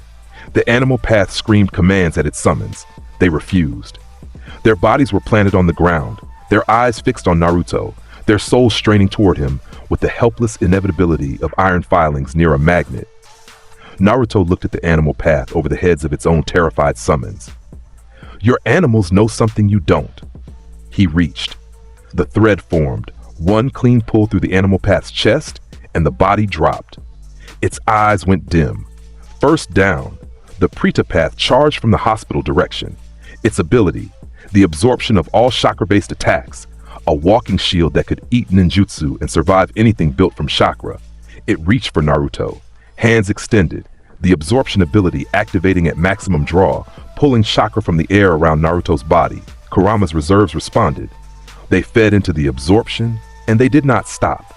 They poured, an ocean of tailed beast chakra, endless, regenerating, flowing into the Preta path system the way a waterfall flows into a drinking glass. The glass overflowed. The glass cracked. The glass ceased to be a glass. The Preta path's body expanded from within, chakra bloating its system past capacity, energy with nowhere to go pushing outward against the physical limitations of a dead body puppet, and it burst. Not violently, just a sudden cessation. A mechanism failing because it had been asked to contain infinity, and infinity does not fit in finite vessels. Second down, the Asura path reconfigured. Its body opened, mechanical augmentations deploying from every joint, rockets extending from shoulder mounts, a blade array fanning from its forearm. It was the weapons platform of the 6 paths, designed for pure destruction at range. It fired everything at once. 6 rockets, a concentrated laser from its head-mounted array, a barrage of mechanical blades launched at projectile speed. The rockets hit Naruto's torso and detonated against his chest. The laser struck his forehead and scattered into harmless light. The blades bounced off his arms and clattered to the ground in pieces. The Asura path pivoted to close range, a decision born of desperation, the only option left when ranged combat produced nothing. It drove a mechanical fist into Naruto's face with the full force of every augmented system in its body. The fist hit his cheekbone. The hand crumpled. Every mechanical component from wrist to elbow compressed into scrap. The Asura path reeled from its own rebound, the force traveling back through its arm, destroying everything it passed through. Naruto looked at the crumpled mechanical fist. He wrapped his hand around the Asura path's remaining arm and squeezed until the components were paste. He let go. The path fell. Third down. The human path was moving toward a civilian shelter. A woman with 3 children was pressed against a wall, hiding behind an overturned cart, and the human path was reaching toward them, its ability to rip souls from living bodies extending through its hand toward the mother's chest. Naruto was there before the reach completed, between the path and the family. The human path's extraction ability extended past the civilians and found him instead. Reached for Naruto's soul, tried to grip it, tried to pull. 2 soul stealers, 2 extended hands, 2 forces reaching for each other's core. For 1 second, the pull went both ways. Naruto felt it. The Rinnegan's soul-ripping technique was genuine, was real, was built from something that had worked for as long as those eyes had existed. He felt the grip on his own soul for the first time in his life, a sensation of something reaching back at him. of his own thread being tugged. It lasted 1 second. Then Naruto grabbed the thread. The human path was extending and yanked it toward himself so fast the air between them split. He seized the Rinnegan's extraction ability and pulled it through, ripping the human path's soul along with its own technique, feeding the path's power back into itself as fuel for its own destruction. Everything the human path was came out in a single screaming extraction. The body hit the ground. Fourth, the Naraka path tried to summon the Hell King. Its mouth opened. The ground cracked. The enormous entity began to rise from wherever judgment beings live when they are not being called. A massive head emerging from the broken earth, tongue extending, eyes opening. The Hell King looked at Naruto. The Hell King looked at Napoleon. Napoleon stirred on Naruto's back. Boss! Yeah, I want to try something. Naruto drew Napoleon. The blade burned with soul fire, years of absorbed energy, a fragment of Naruto's own existence in the metal. Everything he'd fed the blade since the bridge and wave. Napoleon extended toward the Hell King with the focused awareness of a soul that understood what it was speaking to. The Hell King paused. Its tongue withdrew. Its enormous eyes, ancient beyond human counting, focused on the sword with something that living things would call recognition. It is requesting permission to serve, Napoleon said. Naruto looked at the Hell King. The being's presence filled the square. Vast, ancient, carrying the weight of every judgment had ever rendered. It was old. It was tired. It had been summoned and dismissed for millennia at the command of whoever held the Rinnegan, and it had never been given a choice. You want to stay? Naruto asked. The Hell King rumbled. The sound was the Earth's voice. The answer was obvious. Then stay. The Naraka path's connection to the Hell King severed like a cut rope. The path's body dropped, lifeless, purposeless, the mechanism that summoned judgment no longer having any judgment to call. Fifth down, the Hell King settled into the square with the patience of a mountain, deciding this was where it would be now. It was enormous. It blocked an entire street with its body. Prometheus lost his mind about it. Boss, what is that? It's huge. Can I sit on it? Can it talk? Does it have a name? I love it. Prometheus, not now, but boss, later. Zeus rumbled approval from above, the thunder shaped into something that sounded, for the sentient storm, like respect. Ancient recognizing ancient, Napoleon's blade dimmed slightly in deference. Welcome, Napoleon said to the Hell King. The Hell King rumbled back. The exchange was brief and heavy with implication. 5 paths down, 1 remaining. The Deva path stood on the rubble of what used to be a building in the northern district. It had been watching. Nagato, broadcasting through it from 3 kilometers away, had watched every one of his paths fall in less than 2 minutes. He had watched his summoned god defect. He had watched his most powerful combat bodies be dismantled by a 14-year-old with a living sword and the kind of presence that made mountains feel inadequate. The Devapath's eyes, the Rinnegan, the eyes of a god, the visual jutsu that claimed dominion over life and death, looked at Naruto across the distance. You have destroyed my paths, the Devapath said in Nagato's voice. Do you understand what you are fighting for? What you are protecting? This village that threw you away? Don't do the speech, Naruto said. He was already walking toward the Deva path. Napoleon was sheathed. His hands were in his pockets. They will do it again. Humans, I said don't do the speech. The Deva path raised its hand. Shinra Tensei, maximum power. The shockwave erupted from the path's palm, a gravitational repulsion that flattened everything in a cone ahead of it. Buildings that had survived the initial invasion crumbled. The street surface peeled upward in sheets of broken stone. The force hit Naruto and pushed him backward 3 steps. 3 steps. He looked at his feet. He looked at the destruction spreading outward from the blast. He looked at the Deva path. He kept walking. Shinra Tensei. 2 steps back this time. He kept walking. Shinra Tensei. 1 step. He leaned into it like walking against a strong wind. His feet found purchase on the breaking ground and he pushed forward. The 4th repulsion hit him, and he did not move at all.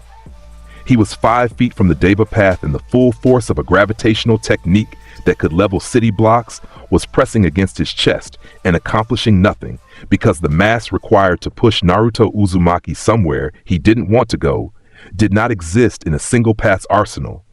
He grabbed the Deva path by the collar.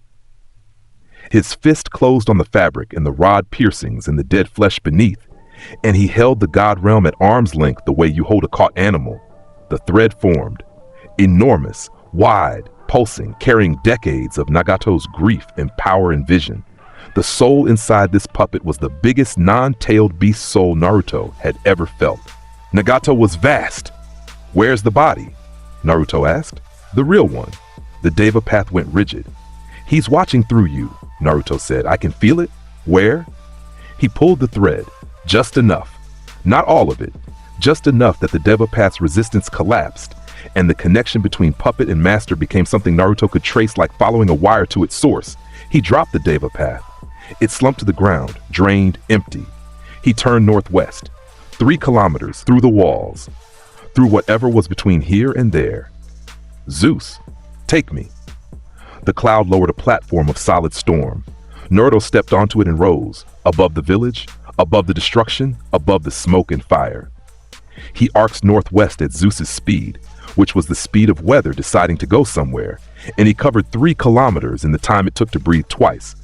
Nagato was in a half-collapsed building on the outskirts, supported by a mechanical walker that kept his atrophied body upright. His hair was red, and his face was the map of a decade of suffering, and his eyes, the Rinnegan, both of them, burning with the last reserves of a will that had been running on fumes for years, looked at the boy who descended from a personal thundercloud and landed 5 feet away. Konan was beside him, paper wings folded, face unreadable, hands at her sides, and every finger a potential weapon, origami that could kill, a defense system wrapped in a woman's form. "Nagato," Naruto said. "The boy who steals souls," Nagato said. His voice was thin, his body was wrecked. Everything that should have been flesh was bone and sinew, and the bare minimum required to keep eyes open. "You destroyed my 6 paths in minutes. You sent them into my village. You killed my people." Naruto's voice was flat. "Tell me why." Nagato told him. The story came out the way stories come out when the person telling them is too tired to edit. Raw, unstructured, beginning with rain and ending with rain. Yahiko, Jiraiya's training, the hope they'd had as children. 3 orphans from the land of rain who believed peace was something you could build with your hands. Danzo's interference, Hanzo's betrayal, Yahiko's body falling and the world narrowing to a point of grief so absolute that everything after it was just reaction disguised as philosophy. Pain was born from loss. Pain was born because a boy loved his friends so much that when they were taken, the love curdled into something that called itself justice, but tasted like revenge. Naruto listened, the full thing. Sitting on the broken floor with Napoleon quiet, and Prometheus a barely there ember, and Zeus visible through the shattered ceiling, lightning still and watchful. When Nagato finished, the room held nothing but the weight of 2 people who had been given power and chose different things to do with it. "You want to know what real pain is?" Naruto said. He told him. What it was to be 6 years old and have the village's hate be the air you breathed. What it was to talk to rocks because the rocks were the only things that answered. What it was to have a power that could empty any person who feared you and choose every single day to leave them full. What it was to grow up in the space between monster and invisible and decide that the response to being hurt was not hurting back but building something. A family made of stolen soul light and river stone, and a sword that called you boss, and a fire spirit that loved you enough to learn restraint. Your loss was real, Naruto said. Your grief was real. I'm not calling you a liar, but you built a machine that tears families apart and calls it a cure. You killed people in this village who never did a single thing to you. You killed my sensei. The pause sat between them like a physical weight.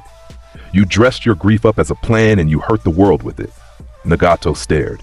The Rinnegan, the eyes that claimed to see all truths, stared at a truth they hadn't expected to find in a 14-year-old. That ends today, Naruto said. He reached. The thread formed Nagato's soul, decades of accumulated existence, all that suffering concentrated into one luminous line. Nagato did not fight it. His eyes were wet and his body was still, and the machine supporting him hummed with the effort of keeping a dying man upright. He was tired. He had been tired for so long that the tiredness had become indistinguishable from who he was. The thread came free. The body went still. The Rinnegan dimmed.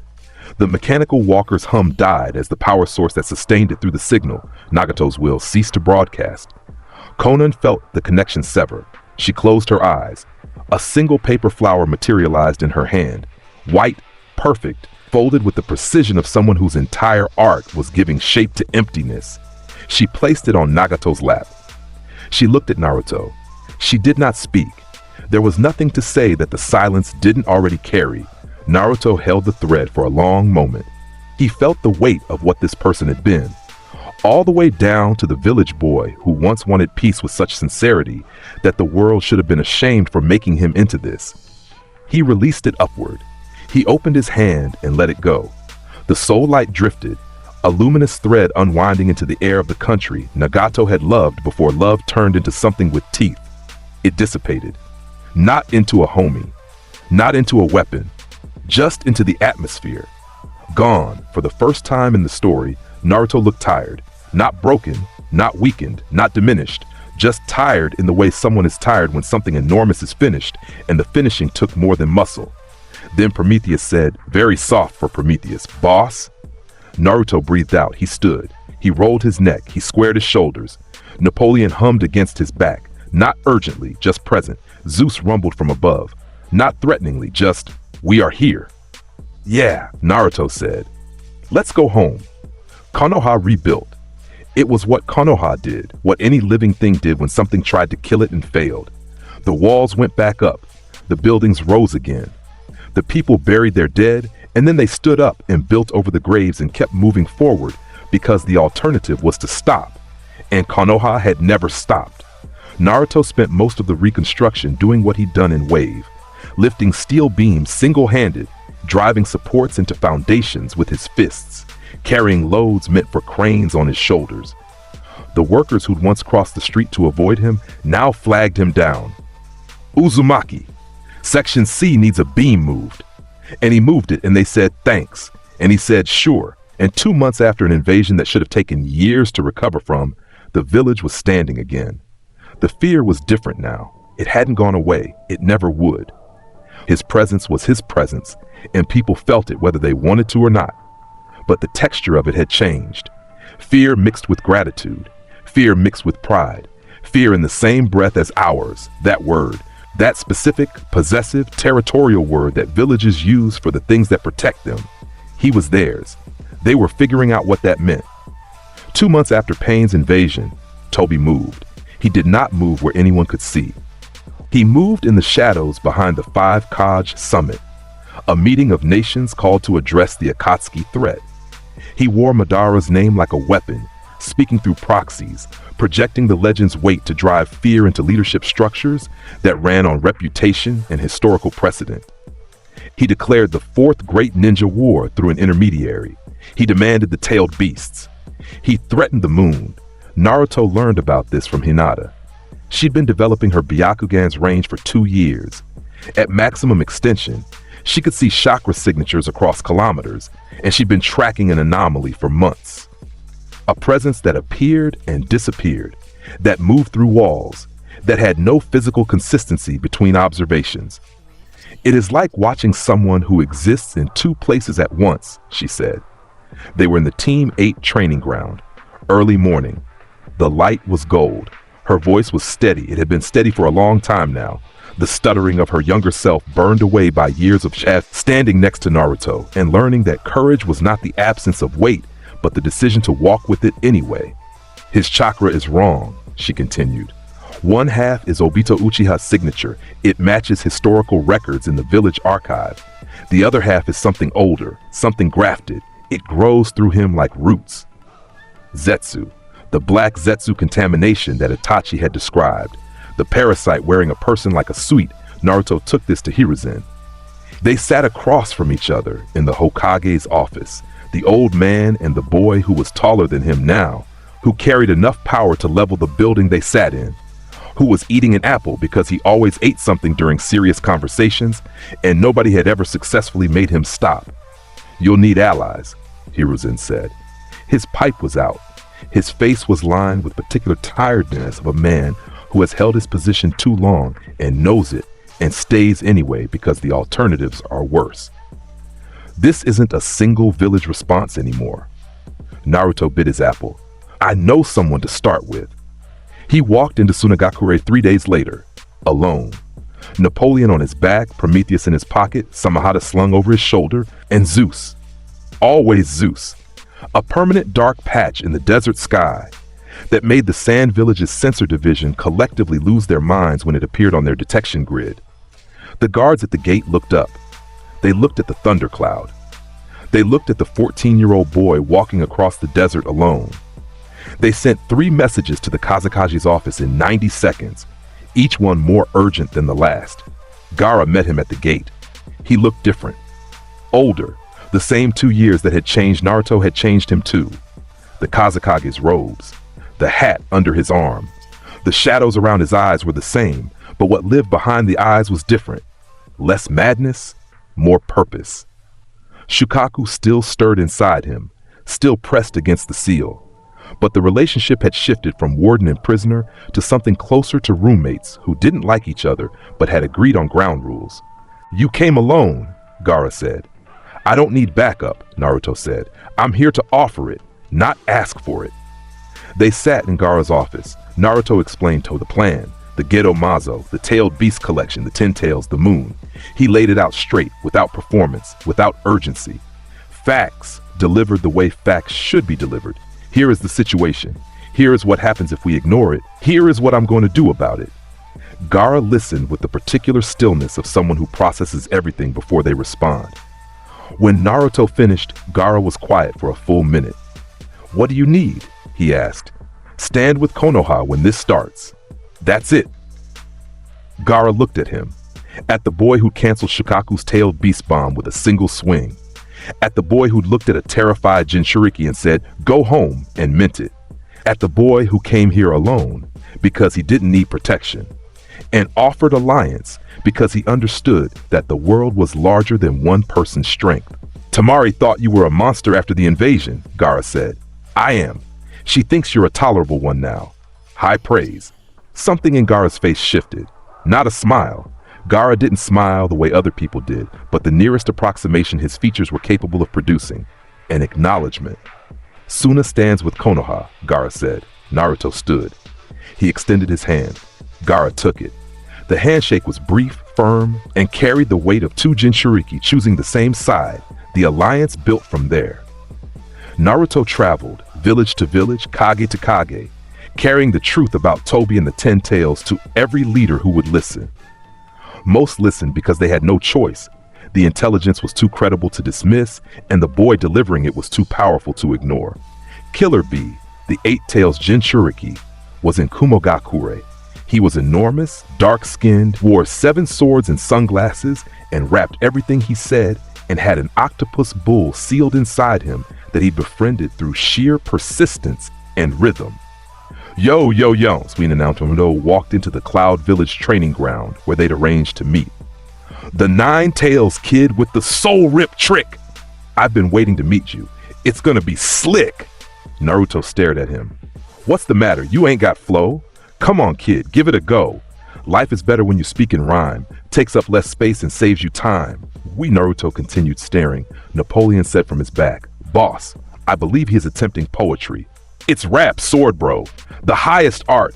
It comes from the soul. It comes from the heart. Prometheus erupted from his pocket. I love this guy. Can we keep him? We are not keeping. Yo, Fire Sprite. You burn so bright we should collab. We'd be dynamite. Yeah, we should. Boss, can we? Prometheus. Napoleon's metal face achieved an expression of suffering so profound that lesser weapons would have shattered from it. Boss, I am requesting a transfer. Again. Denied again. I will remember this. B insisted on testing Naruto. Gotta know the 9 Tails kid is real. Gotta know the power is something I can feel. He drew all 7 swords, holding them at improbable angles between his joints and in his mouth, and launched into the disturbance taijutsu style. 7 blades from every angle, impossible to predict, fast enough to challenge S-rank opponents. Every blade bounced off Naruto's body. One after another. Clang, clang, clang, clang, clang, clang, clang. 7 impacts, 7 rebounds, 7 swords, bending and denting against a body that didn't know how to take damage. B stood holding his bent weapons and looked at Naruto over his sunglasses. The rap stopped. His actual voice came through, deep, real, carrying the weight of someone who had fought real fights and understood what can't be hurt looked like when it was standing in front of you. "This guy is something else," B said. No rhyme, just truth. He reached down and Naruto pulled him up by the hand and they looked at each other. Two Jinchuriki, two containers, two boys who'd been sealed at birth and chosen to make that seal mean something different than what the world assumed. "I'm in," B said. "Good, but I'm still gonna rap." "I expected nothing else." "Yo," Napoleon sighed. Prometheus cheered. Zeus rumbled something that might have been amusement from above the cloud village, his form partially obscured by the mountain peaks that gave the nation its name. 6 villages, 2 Jinchuriki, 1 thundercloud. As the alliance held, Toby accelerated. The fourth great ninja war declared itself on the continent with the subtlety of a natural disaster. Kabuto's Edo Tensei raised an army from the earth, hundreds of reanimated warriors, former legends, deceased ranked shinobi bound in bodies that could not die.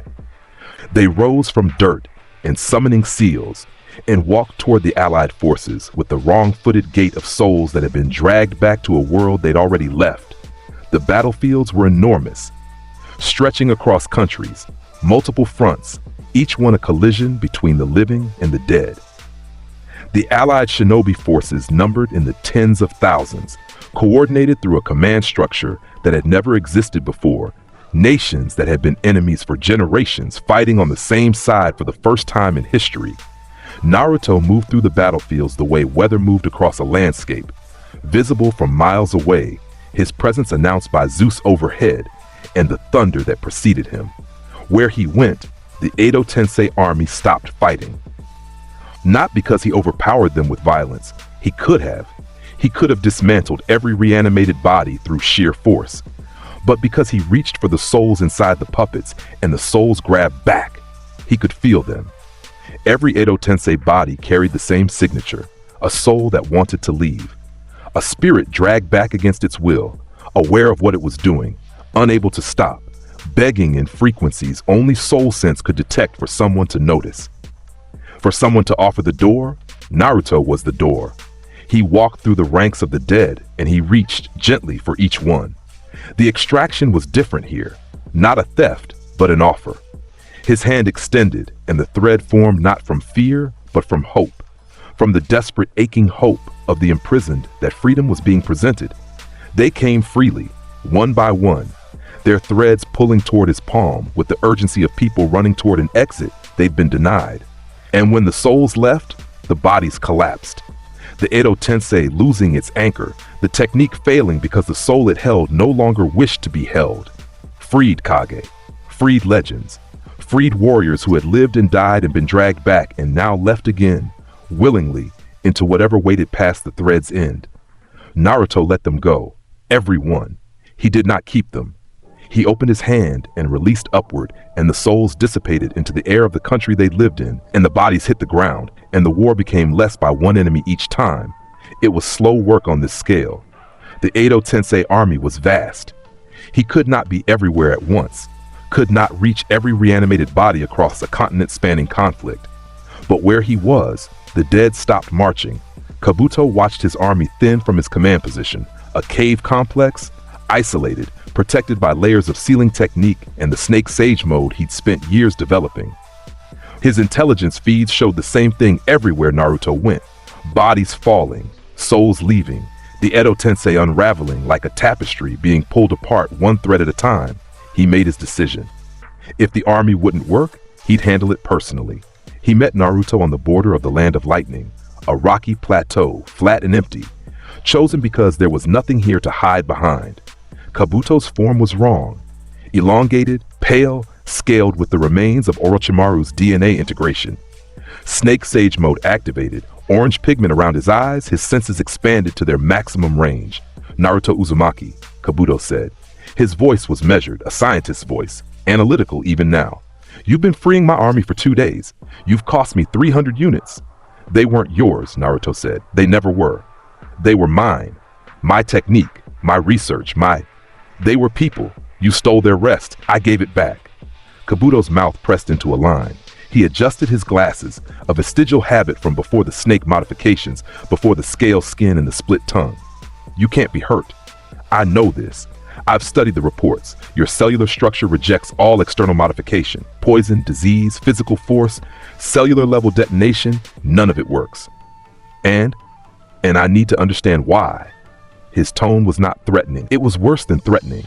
It was curious in the way a man who has spent his life cutting things open to see how they work is curious when he finds something he can't cut. He moved. Sage mode speed, enhanced perception, enhanced reflexes, enhanced everything. His body slithered more than ran, closing distance in a motion that was simultaneously 100 snakes in one man. His jutsu came in sequence. Medical ninjutsu turned offensive. Chakra scalpels at maximum extension, designed to cut at the cellular level without breaking skin. If blades couldn't work from outside, he'd try from within. The chakra scalpels hit Naruto's body and dissipated. His cells refused the foreign chakra the way a mountain refuses graffiti. It just didn't stick. Kabuto's eyes widened behind his new model face. He shifted techniques. White snake power, his body splitting, reforming that a hydra of modified flesh wrapping around Naruto from every angle, constricting, crushing with the full force of a body that had abandoned human limitations. Naruto stood inside the coiling mass of Kabuto's snake body and let it squeeze.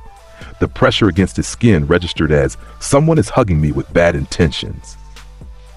The scales pressed against him and could not compress him and could not break him and could not do anything except remind both of them that physics had given up on this boy years ago. You done? Naruto asked from inside the coils. Kabuto's face appeared in front of him. The human part, the head, the analytical eyes now wide with something that was trying very hard not to be fear but was losing the argument. He threw everything. Nature energy conversion, sage art, white rage technique. A blinding flash of light combined with a deafening sound designed to disrupt all senses simultaneously. The light hit Naruto's eyes and found retinas that had been looking at soul fire since he was 6. The sound hit his ears and found drums that shrugged off Dosu's melody arm without blinking. Naruto looked at Kabuto through the fading light. His expression was the quiet patience of someone waiting for a presentation to end. And the fear hit. It hit the way fear always hit them. Suddenly, from the gut, from the place where survival instinct lives below pride and training and everything else. Kabuto threw everything at Naruto, and Naruto was still here, still standing, still looking at him with those blue eyes that held something between pity and boredom. His best techniques, his sage mode, his modifications, all of it, nothing. The thread formed. Kabuto felt it leave, his soul moving toward the boy's hand, his lifespan stretching between them in a bridge of black gold light. No, the research I'm not. Naruto pulled. Not all of it, enough. The years left Kabuto in a rush, not a lifetime's worth, but enough to end everything he'd been building.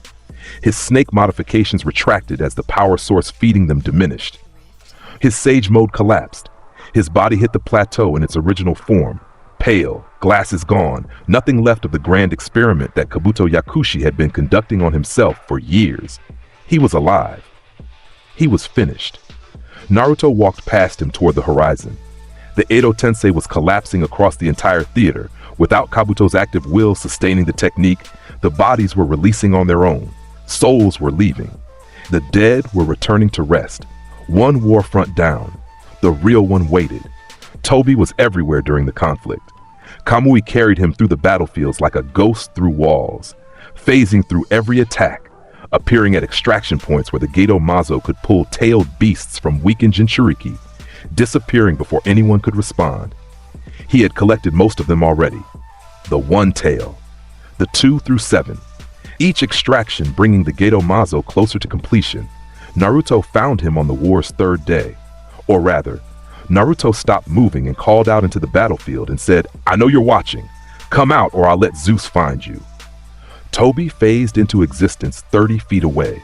The mask, the orange spiral, the single Sharingan eye visible through the hole. The black cloak was gone. In its place, the modified body, half Zetsu, the grafted cells visible as white material growing through one side of his torso. "You can't hit me," Toby said. His voice was deeper than Obito's should have been.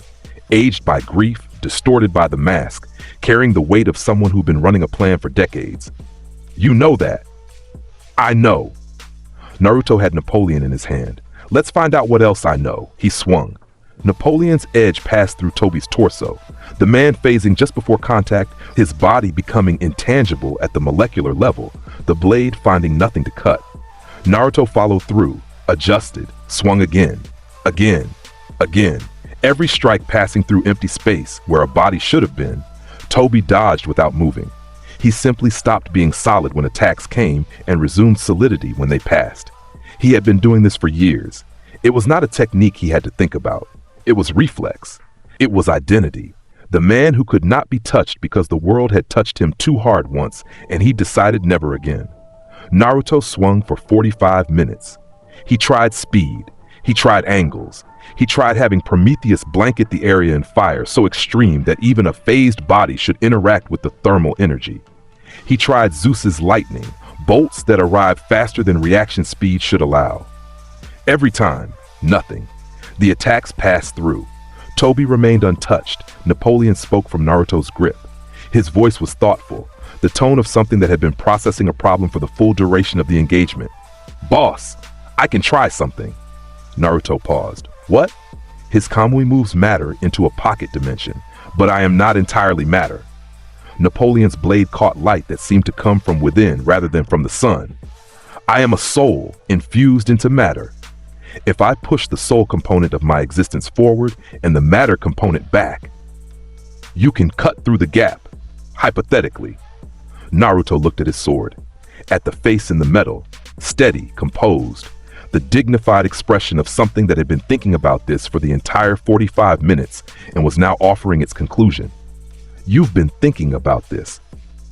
I have been watching him phase for approximately 45 minutes, boss. Yes, I have been thinking about this. Do it. Napoleon's blade changed, not visibly, not in a way anyone watching would have registered as a shift in color or form. The change was beneath the surface.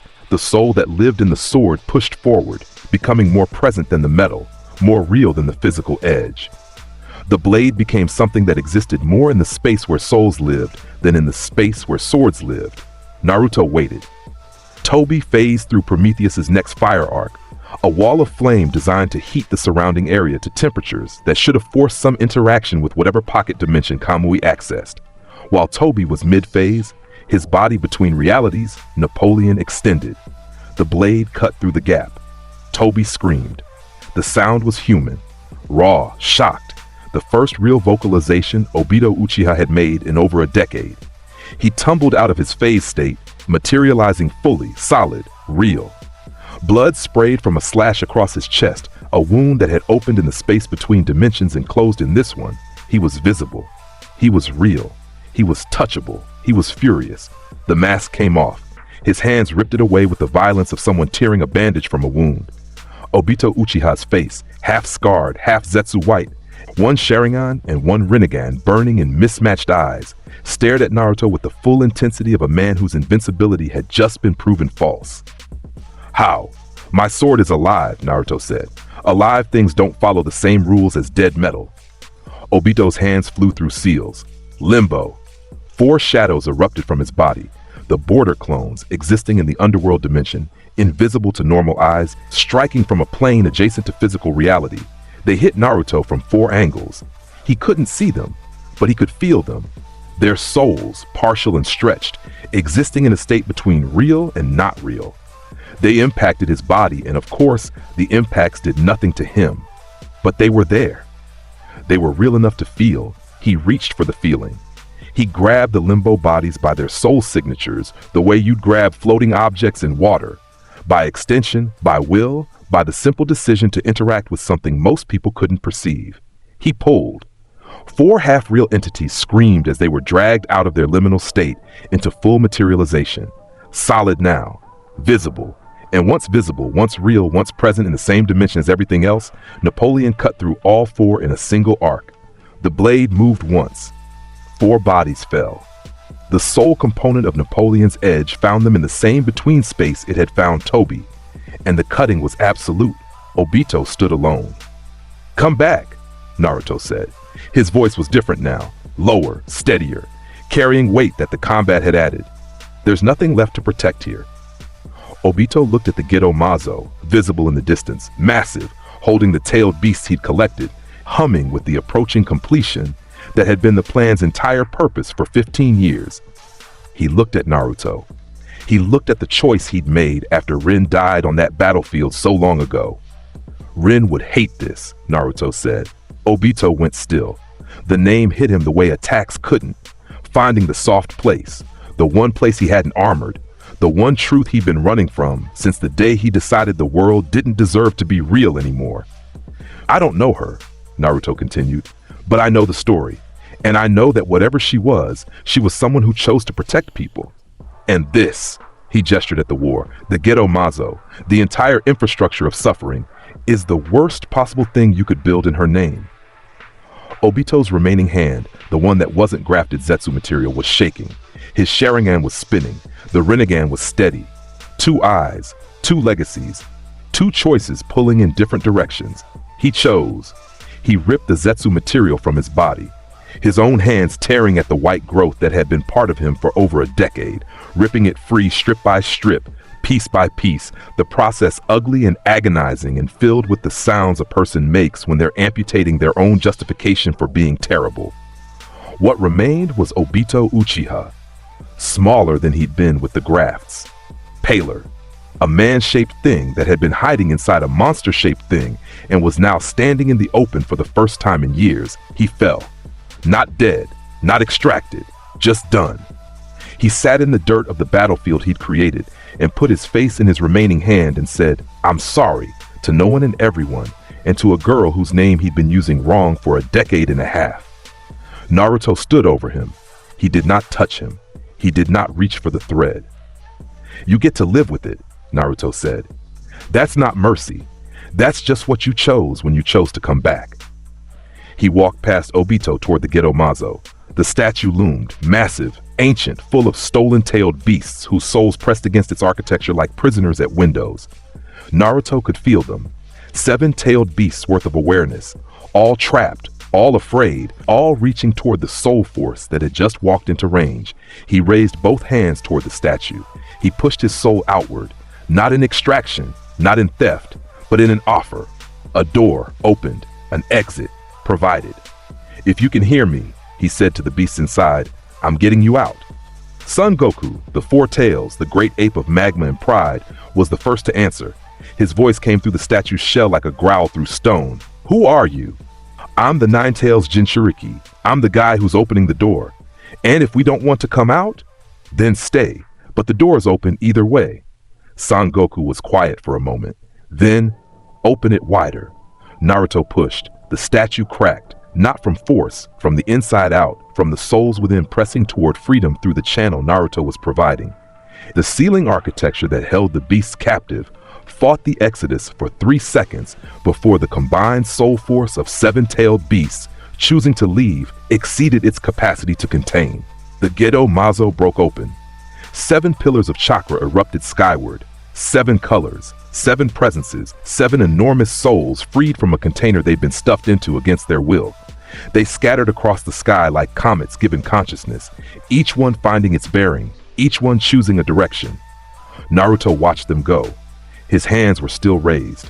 His chest was full of the satisfaction that came from breaking cages, a feeling he'd known since the day he freed Rei, since the day he let Nagato's soul go upward, since every moment he'd chosen release over collection. The 4 tails paused before leaving. Son Goku's massive form, a gorilla wreathed in lava, eyes like volcanic vents, turned back toward the boy. "What do you want for this?" Son Goku asked. "Go where you want. Stay where you want. It's yours." Son Goku stared. A being that had been used as currency for generations, sealed, traded, weaponized by every village that caught it, was being told to leave with no strings, no payment, no debt. "Interesting," Son Goku said, and then he left. Rising into the sky, heading west toward whatever mountain or volcano or ancient place called to a creature made of Earth's anger and Earth's power. The other beasts followed. Some scattered far. Some lingered nearby, watching from a distance, curious about the boy and the fox sealed inside him. The eight tails stayed with B. They were partners, had been for years, and that choice predated this moment by a long time. Kurama stirred in the seal. You let them all go. They're not mine to keep. Some of them could have been useful. Everything useful isn't mine to use. Kurama was quiet. Then, you're weird, kid. Coming from the giant fox who lives in my stomach, that's rich. A rumble. Not quite a laugh. Madara arrived on the 4th day of the war. Kabuto's Edo Tensei had brought him back before Kabuto fell. The resurrection of the greatest shinobi in history, a failsafe that operated independent of Kabuto's continued consciousness, a summoning so powerful that its anchor held even when the summoner collapsed. Madara Uchiha walked the battlefield with the casual ownership of a man returning to a house he built and finding the furniture rearranged. He was everything the legend said, and then something past the edge of legend, where words stopped being adequate. The Rinnegan in both eyes, stolen from Nagato's line, reclaimed by the original architect. Hashirama's cells growing through his body, the first Hokage's stolen power, feeding a war engine that should have been impossible. 6 path techniques layered beneath the base level of a man who had fought gods and decided gods weren't trying hard enough. His perfect Susanoo manifested at full scale, a colossus of purple chakra armor, 60 feet tall, carrying a blade that could bisect mountains. He walked through the allied forces the way someone walks through tall grass. Shinobi attacked. Shinobi fell. Nothing they did registered as a challenge. He was looking for something interesting. He found it. Naruto stood at the center of a cleared zone. The battlefield around him emptied for 100 yards in every direction because things that got close to him during combat tended to become collateral damage. Zeus was overhead in full war form, a thundercloud so vast it had its own weather systems developing inside it. Napoleon was in his hand. Prometheus was blazing at full size, no longer 3 feet but 6, gorged on ambient fire chakra from the war's burning landscapes. The Hell King squatted behind Naruto like a mountain that had decided to take sides. Madara saw this and his perfect Susanoo stopped walking. His Rinnegan scanned, reading chakra, reading composition, reading the thing in front of him with the analytical precision of someone who had been studying power for longer than most villages had existed. His face, visible through the Susanoo's translucent armor, shifted, not concern. Recognition. The expression of a craftsman seeing another craftsman's work and acknowledging the scale. Finally, Madara said, "Something worth fighting." Naruto looked up at the Susanoo, at the 60-foot armored colossus and the man at its center whose eyes claimed dominion over reality itself. He cracked his neck. He rolled his shoulders. Napoleon's edge caught the light. "Let's go." Madara's Susanoo blade came down. A mountain-cleaving strike, the full force of a perfect Susanoo's weapon arm driving downward at the single figure below. The impact cratered the ground for half a mile in every direction. The shockwave flattened trees 2 kilometers away. The sound was the end of something. Naruto was in the crater, standing. His feet had sunk 4 inches into compressed earth. His hair was windswept. Napoleon was raised above his head in a 2-handed guard that had absorbed the Susanoo blade's impact. He looked up at Madara through the Susanoo's body. "That all?" Madara swung again, and again, each strike reconfiguring the landscape, each impact driving Naruto deeper into the ground without actually damaging him. The boy took hits from a perfect Susanoo, the way a nail takes hits from a hammer, being driven downward by force but never breaking, never bending, never being anything less than exactly what he was. On the 5th strike, Naruto caught the blade. His free hand, the one not holding Napoleon, shot up and grabbed the Susanoo's weapon mid-swing. The chakra construct was immaterial in theory, made of pure energy, not solid matter. But Naruto's grip carried soul force, and souls interacted with chakra constructs on a level that pure physicality could not reach. He held the Susanoo's blade in his bare hand, and the blade did not move. Madara pulled. The blade stayed. He pulled harder. The Susanoo's arm strained. The entirety of a perfect Susanoo's strength applied to retrieving its own weapon from a teenager's grip. The arm cracked. Lines of stress spreading through the chakra construct because the force required to break Naruto's hold exceeded the structural integrity of the technique itself. Naruto grinned up at the Susanoo. Then he pulled back. The Susanoo's blade ripped free from the construct's hand. Naruto held it, a weapon 60 feet long, made of solidified chakra, now in his grip. He looked at it. He looked at Madara. He threw it. The blade hit the Susanu's chest, and the construct staggered backward, struck by its own weapon, thrown with the force of someone whose strength had no ceiling anyone had found. The Susanoo cracked at the impact point. Lines spread. Chunks of purple chakra fell away like armor-shedding plates. Madara dismissed the Susanoo. It dissolved. He landed on the ground, full height, full presence, Rinnegan blazing. He was not done. He was barely started. Truth-seeker orbs materialized around him. 9 black spheres, each one containing all 5 elemental natures plus yin-yang release, each one an absolute defense and absolute offense, each one representing a truth of reality made physical and weaponized.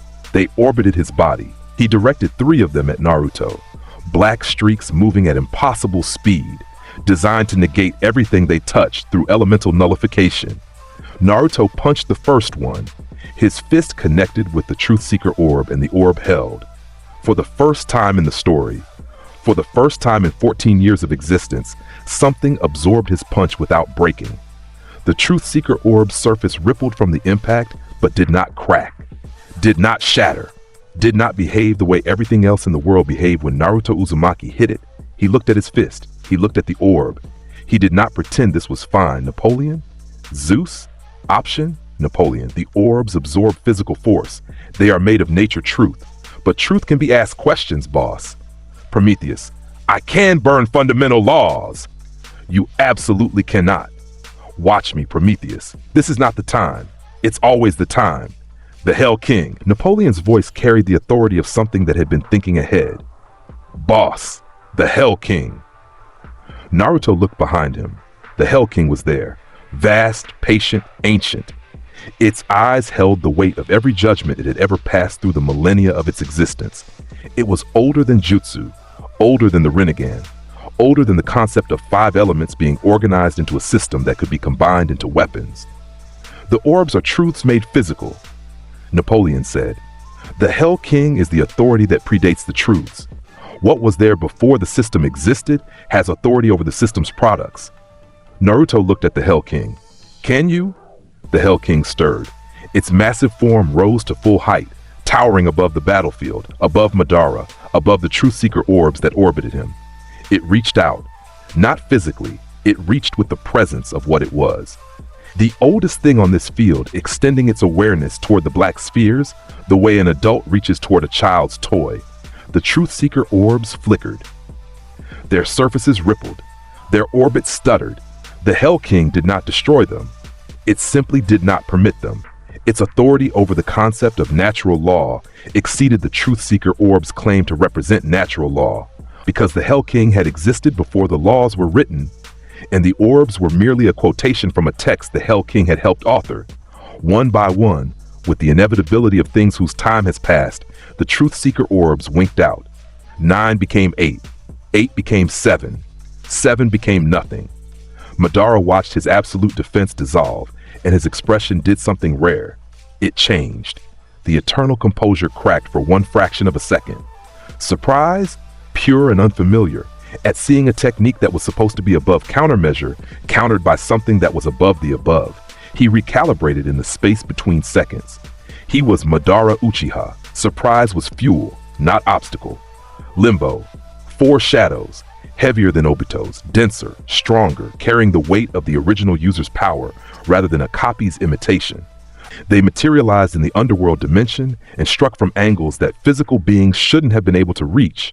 Naruto felt them. 4 massive presences pulling at the edges of his soul sense, powerful enough that grabbing them was a genuine contest. He planted his feet. He reached for their signatures. They resisted.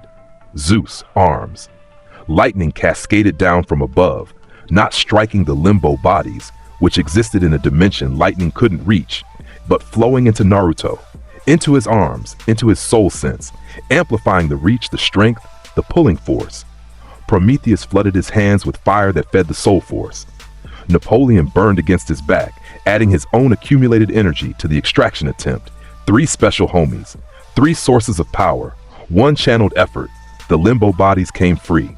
Screaming, That soundless scream of things being dragged from one reality to another against the fundamental rules of where they were supposed to be.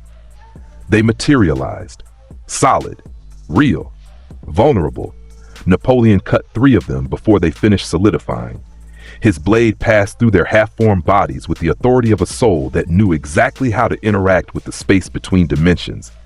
3 down. Rei appeared from the flanking position she'd been holding since the battle began. The former Jonin, the freed soul from Tayuya's summons, drove through the 4th limbo body with a wind-release technique she'd spent 2 years rebuilding from memory. Her blade found the half-real body, and her precision, decades of being a living weapon, remembered and reclaimed, made the cut absolute. The 4th limbo body fell. She looked at Naruto. He looked back. Good? He said. She stood taller. No words. She didn't need them. Madara stood alone on the battlefield with every technique in his arsenal stripped away. No Susanoo, broken. No Truth Seeker orbs, negated. No limbo, defeated. He stood as what he was beneath the techniques, a man. The strongest man who had ever lived. But still a man. He looked at the sky. At something only the Rinnegan could see, he summoned the moon. The infinite Tsukuyomi's mechanism activated, the Rinne Sharingan opening in the lunar surface above the planet, a red eye in the sky so vast that its gaze covered the entire world. Its light began to descend. Every human being who saw it would be caught, wrapped in the dream, pulled into the illusion, their consciousness stolen into a fantasy tailored to their deepest desires, while their body hung suspended in a pod of the god tree's roots. The light fell toward the battlefield. Zeus moved faster. The sentient thundercloud, 3 years of accumulated power, grown larger through every battle, expanded by absorbed energy from Prometheus's fire and the ambient chakra of a continent at war, spread himself across the sky above Naruto with a speed that made thunder sound like an apology for being late. His form blocked the lunar light before it reached them, a physical shield of storm and lightning, and devoted presence between the boy and the technique that would end free will. Prometheus blazed to maximum size, not blocking the light, but competing with it, his fire outputting illumination intense enough to interfere with the Tsukuyomi's visual mechanism within his range.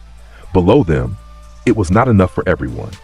Hundreds of Alliance shinobi caught in the lunar light, their bodies going rigid, their eyes glazing, the dream taking them as they stood.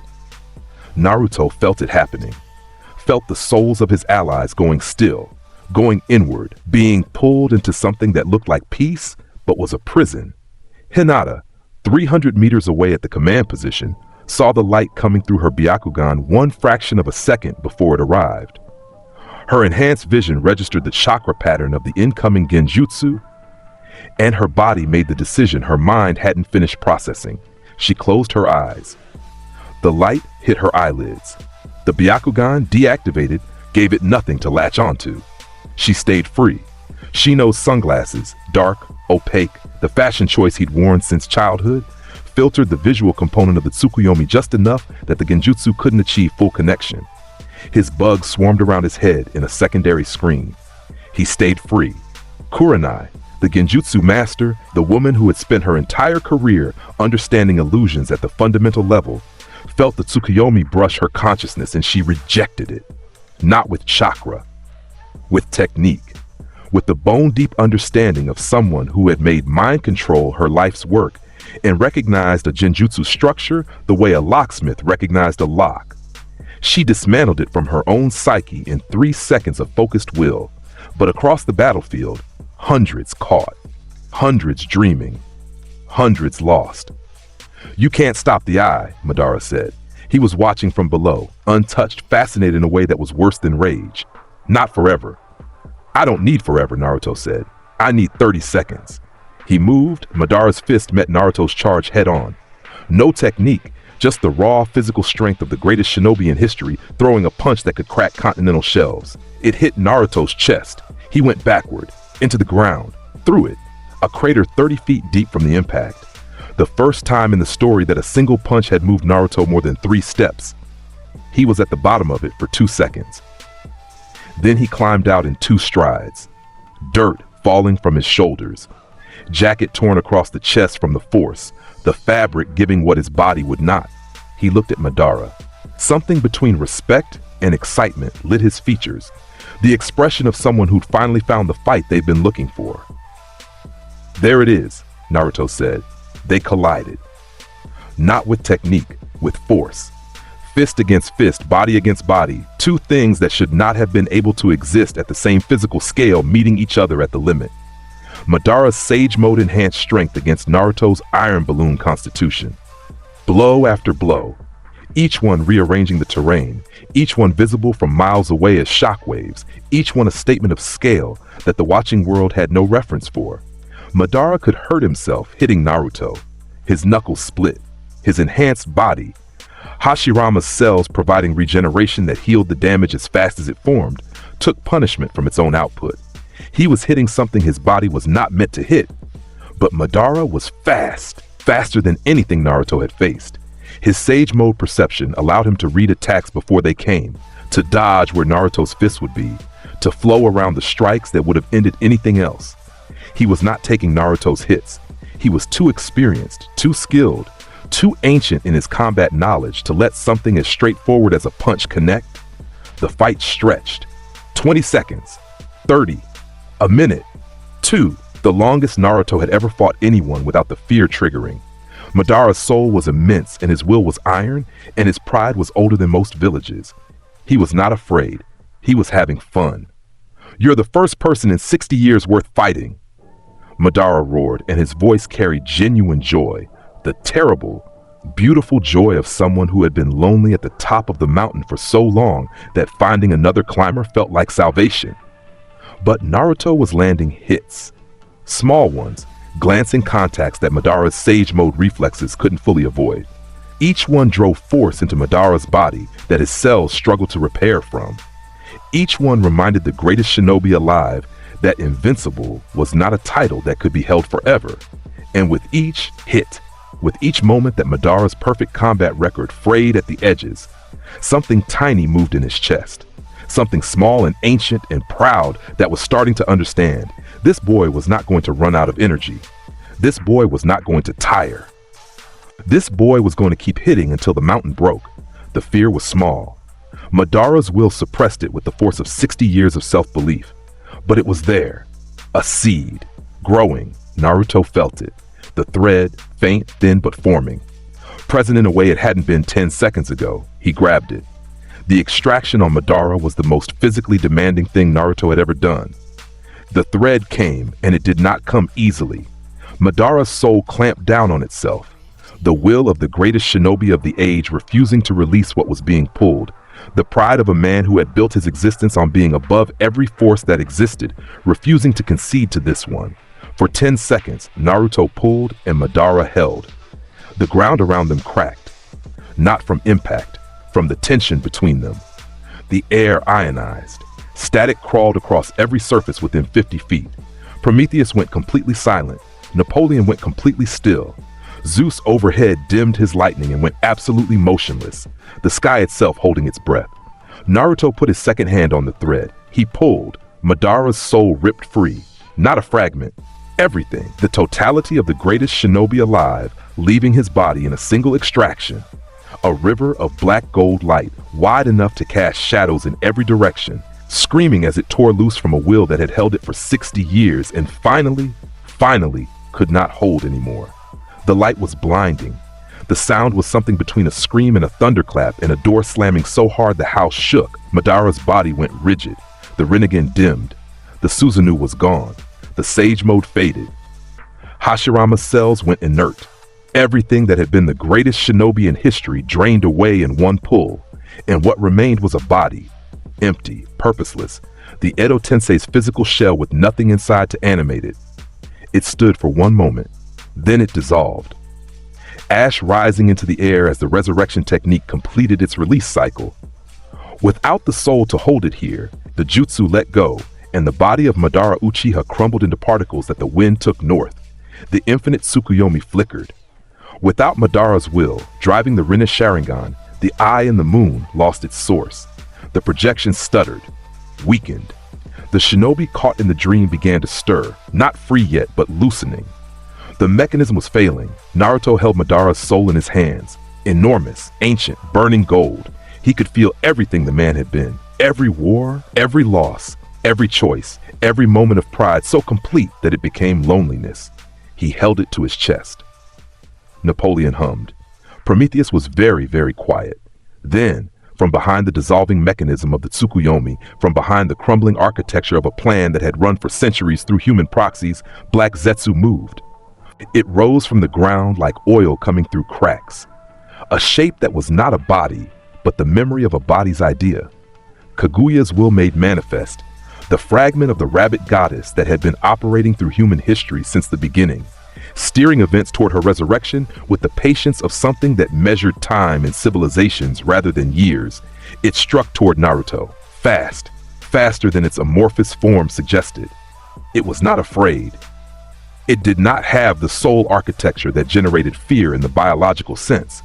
It was a function, a tool, a piece of divine programming executing its final directive. "I've been wondering about you," Naruto said. Black Zetsu wrapped around his arm, pushing, pressing, trying to force the will of Kaguya into his body the way it had forced itself into Obito. The same technique, the same possession attempt, the will of a goddess trying to override a vessel. Naruto's arm refused it. His iron balloon constitution extended to every level of his existence, the density of his being pushing back against the infiltration, the way his skin pushed back against blades. Black Zetsu pressed and could not enter, and could not settle, and could not do what it had been created to do. Naruto looked at the thing writhing against his arm. "You're not a soul," he said. "You're a function, a tool." He reached into it, not for a soul, it didn't have one, but for the source of it, the original will that created this thing, Kaguya, trapped in the pocket dimension that the Tsukuyomi was meant to bridge. He felt her through Black Zetsu, enormous, ancient, alien in every sense. She was not from this world. She never had been. "Found you," Naruto said. He pulled. Black Zetsu screamed, a soundless, formless shriek that existed in frequencies only soul sense could register. The will of Kaguya, channeled through its creation, resisted the pull. But the pull was not for Black Zetsu. The pull was for what lay behind it. And what lay behind it was closer than it had been a moment ago, because Naruto was dragging it here through the connection its own tool had established. The sky cracked. Not Zeus, the actual sky. Reality tearing along lines that should not have existed. A dimensional barrier being forced open from both sides simultaneously. Kaguya's realm pressing against this one. Because Naruto was pulling and she was pushing, and Black Zetsu had established the connection, and now the connection was being used against its creator. She arrived wrong. Not summoned through ritual, not resurrected through technique. Dragged, pulled into physical reality by the grip of someone whose patience for drawn-out final confrontations was approximately zero.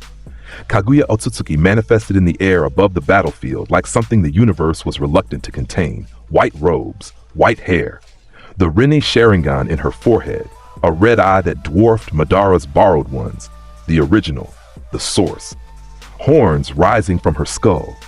A beauty that was wrong in the way that things are wrong when they come from somewhere that doesn't follow local rules.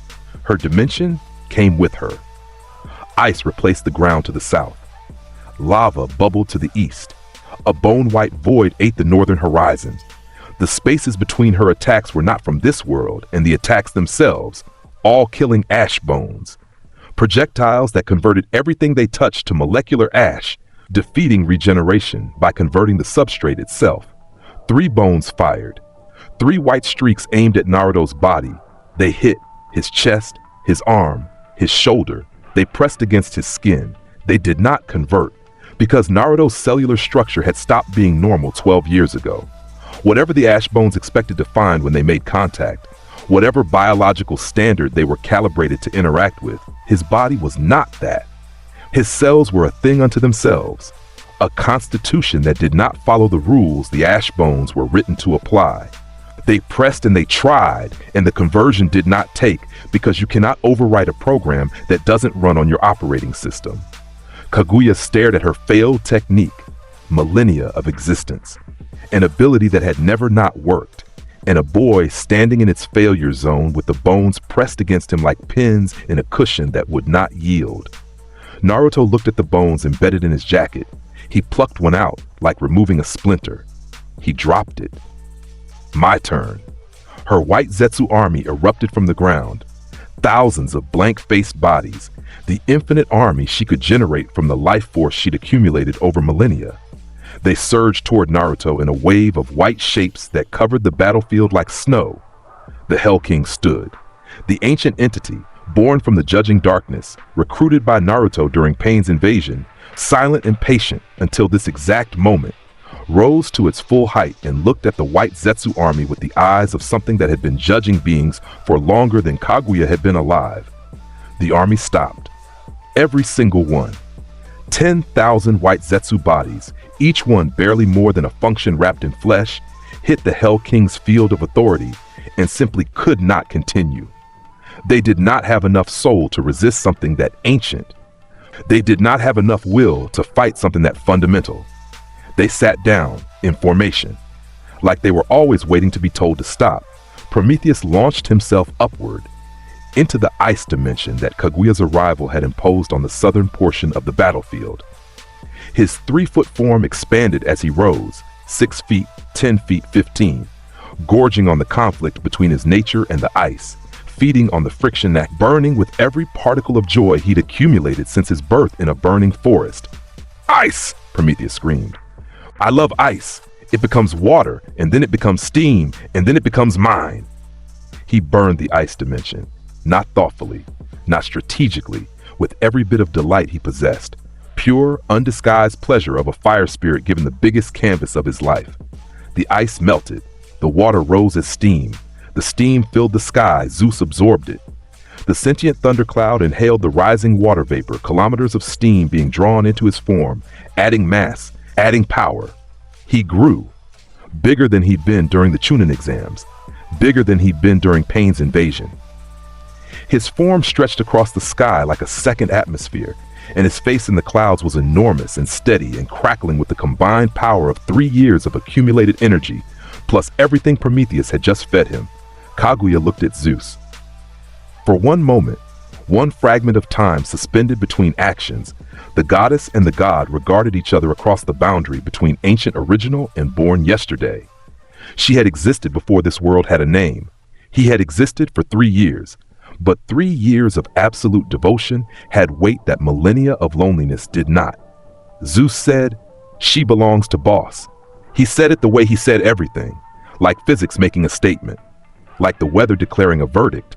Then he dropped every charge in his body at once, not at Kaguya, at Naruto, into his arms, into Napoleon. The full accumulated energy of a sentient thunderstorm, 3 years of building, plus the fire from Prometheus that he'd absorbed from the ice dimension, plus the water conversion energy, plus the ambient charge of a war-charged atmosphere. Everything Zeus had, everything Zeus was. The sky went dark because Zeus had emptied himself into his creator.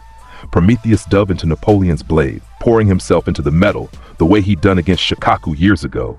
Fire filling steel, edge becoming white hot. But this time, Prometheus was 6 times larger than he'd been at 12, 6 times more powerful, 6 times more enthusiastic. Napoleon held them both. The blade burned with 3 forces at once. Napoleon's own soul fire, steady and loyal. Prometheus's wildfire, screaming with the joy of being used fully. Zeus's thunder, bass deep and absolute. 3 special homies in one weapon. Fire, lightning, soul. Napoleon burned so bright that people 2 countries away saw a pillar of light on the horizon and stopped whatever they were doing. Naruto raised the blade, both hands. He looked at Kaguya. "One question," he said. She waited, her Rinne Sharingan focused on him, the full attention of a goddess, a being who predated civilization, the mother of all chakra. "Were you ever just lonely?" The pause was not tactical. It was not a trick. It was a question asked by someone who had spent his childhood talking to rocks, because the rocks were the only things that answered. It was asked by someone who understood loneliness at the atomic level, who had lived it, breathed it, built his family from stolen soul light because the world wouldn't give him a real one. Kaguya's Rinne Sharingan focused on him. And something in her, something buried under millennia of power and fear and the absolute isolation of being the only being of her kind on a world that was not hers, moved. The thread formed, not from physical fear, from the fear that lives at the bottom of every being that has been alone long enough to forget what company felt like. The fear of being seen, the fear that someone looked and understood, the fear that if she was known, truly witnessed, she would be found to have deserved better than the isolation she'd built around herself. Naruto grabbed it. The extraction was nothing like any before. Kaguya's soul did not come in a strand. It came in a flood. 10,000 years of existence. A soul that had been accumulating power and loneliness in equal measure since before history started recording, rushing toward the hands of the boy who asked the question nobody had ever asked her. The flood hit Naruto like a wall. His feet left the ground. He was flying backward, not from impact, but from the sheer volume of what was leaving her and entering his field. A tear in reality from the output. The soul was coming with him. Every year, every decade, every century, everything Kaguya was and had been and chose. He saw it in the contact. Her arrival on this world, her loneliness before the god tree, the fruit she ate because she was afraid, and the power she took because being afraid and powerful was better than being afraid and vulnerable. Her sons. The love that turned into fear when they grew strong enough to threaten her. The seal they used. The centuries of isolation.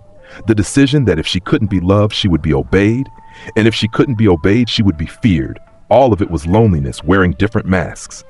I know, Naruto said, in the flooding light, in the space between her world and his. I know what that's like. He did not let go. He pulled. The extraction completed. Kaguya's physical form went still in the air. The Rinne's Sharingan dimmed. The horns on her head cracked. Her white robes began to dissolve at the edges. The being that had been Kaguya Otsutsuki losing the soul that held her form together. Her dimensions, the ice, the lava, the bone-white void, folded inward, slowly, the way something old and enormous settles when its center is removed.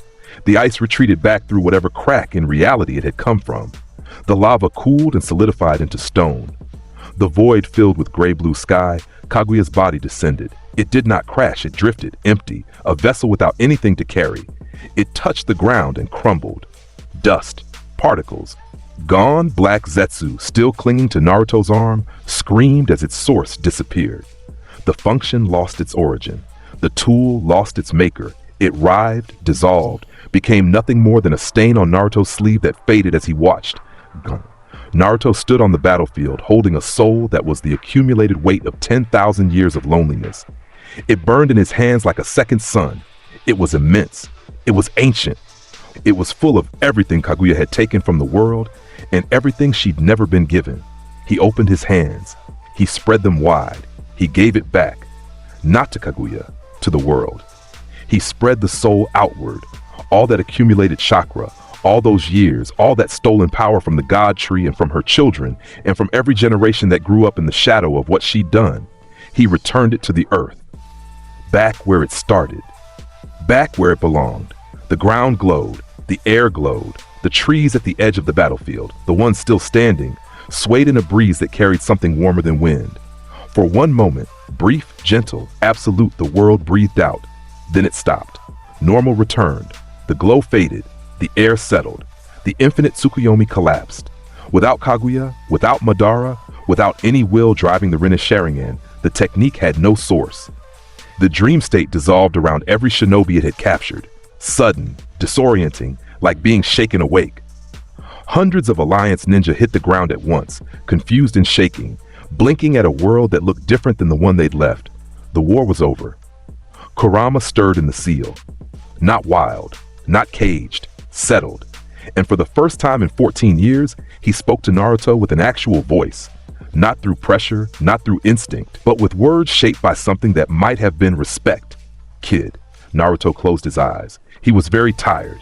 Yeah, you did good. You helped. I'm inside you. I don't get credit for that. I'm giving you credit anyway.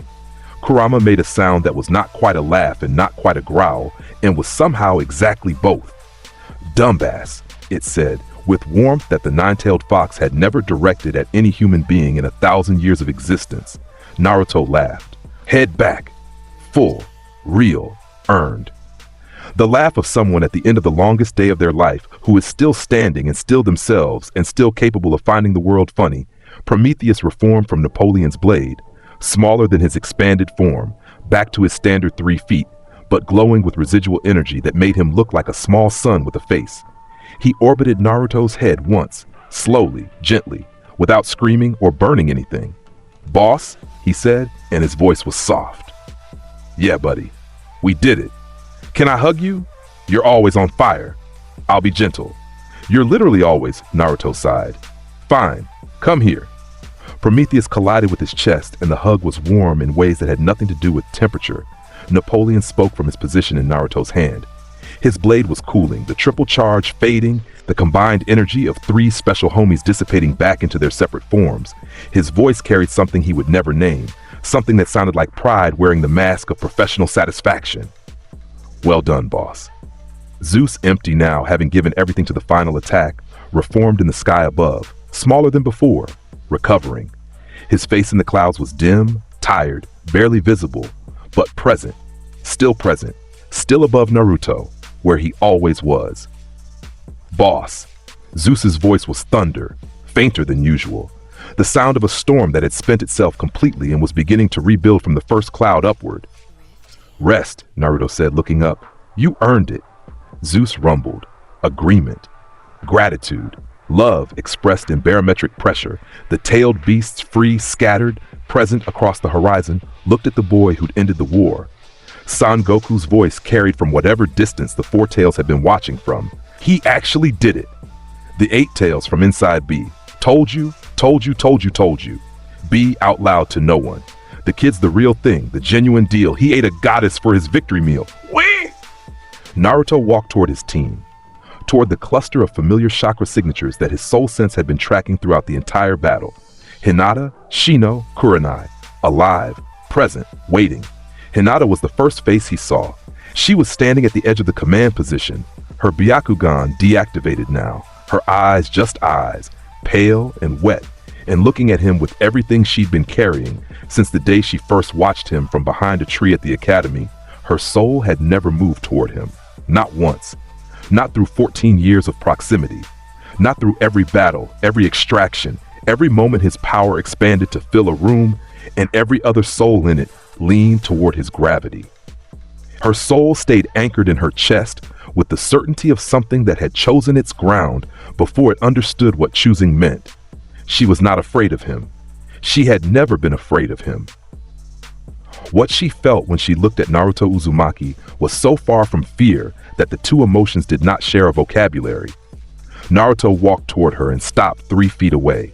He was covered in dust. His jacket was shredded. He was holding a legendary weapon and had a fire spirit hugging his chest and a thundercloud rebuilding itself above his head. "Hey," he said. "Hey," she said. He looked at her. She looked at him.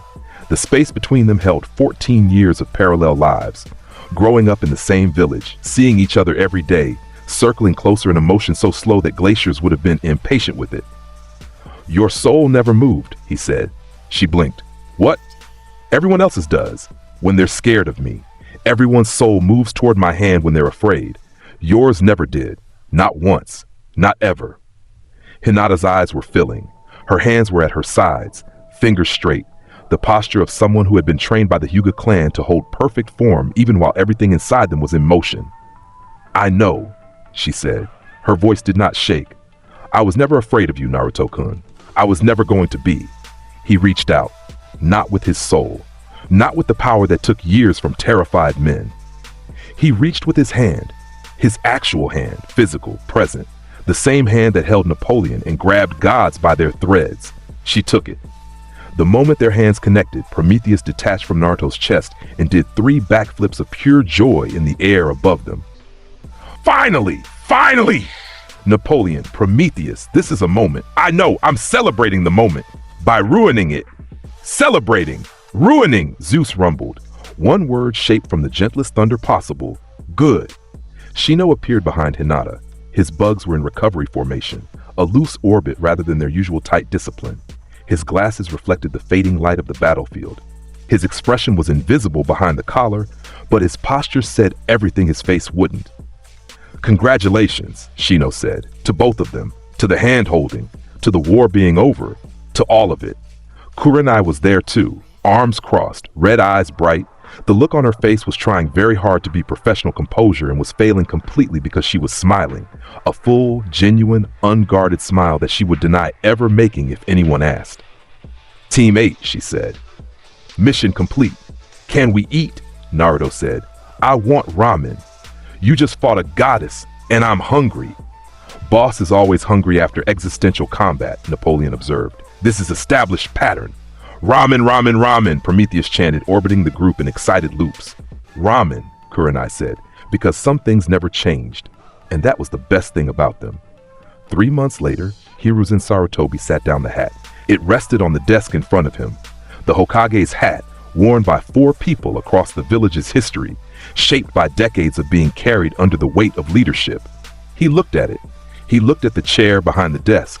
He looked at the doorway of his office. Naruto stood there, taller than Hiruzen now, the growth of 14 years and the weight of what those years contained visible in his frame, his jaw, his eyes. Napoleon on his back, Prometheus a gentle glow in his pocket, Samahata slung across his shoulder, the Hell King, too large for the building, visible through the office window, squatting outside like a particularly devoted gargoyle. Zeus was above, always above. "It's past time," Hiruzen said. His voice was the voice of a man who had been holding something for far too long and was ready, genuinely, fully ready, to let it go. Naruto looked at the chair, at the desk, at the hat. He'd been running toward this since he was small enough to fit in Hiruzen's palm. Since the days when he painted the Hokage monument and screamed that he'd stand up there someday, and the village ignored him, and he kept screaming anyway because volume was the only tool he had before the soul light gave him others. "I know," Naruto said. The ceremony was held in the village square 3 days later. Konoha in the afternoon, the reconstruction complete, buildings standing straight, streets filled with people who'd come from across the continent. The Sand Village delegation in formal robes, Gaara at their front with the Kazekage hat under his arm, and Tamari and Kankuro flanking him. B in the back of the Cloud Village group, wearing something that had writing on it nobody could read and seemed very pleased about. The freed-tailed beasts, those who'd chosen to stay nearby after Naruto released them from the ghetto Mazo, were visible on the horizon. Massive shapes against the sky, watching. Present without pressing. They had not been asked to attend. They came because they chose to. Naruto stood on the platform in the Hokage's robes. The ceremonial outfit had been a negotiation. They tried to make him leave Napoleon behind. "Absolutely not," Napoleon said, and the tailor stopped arguing with the talking sword. They tried to make Prometheus stay below the platform. "I'll be quiet," Prometheus promised, and everyone in the room knew this was a lie, but nobody had the energy to enforce it. They tried to talk to Zeus about maybe being slightly less visible during the ceremony. Zeus's response was a single rumble of thunder that communicated in one sound the concept of "I will be where I have always been." So, Naruto on the platform, Napoleon on his back, Prometheus orbiting his head in slow loops, leaving tiny sparks on the hat's edge. Samahata leaned against the platform railing, vibrating contentedly. The Hell King behind the building, visible to anyone who looked up, which was everyone, because a building-sized judgment entity was hard to miss.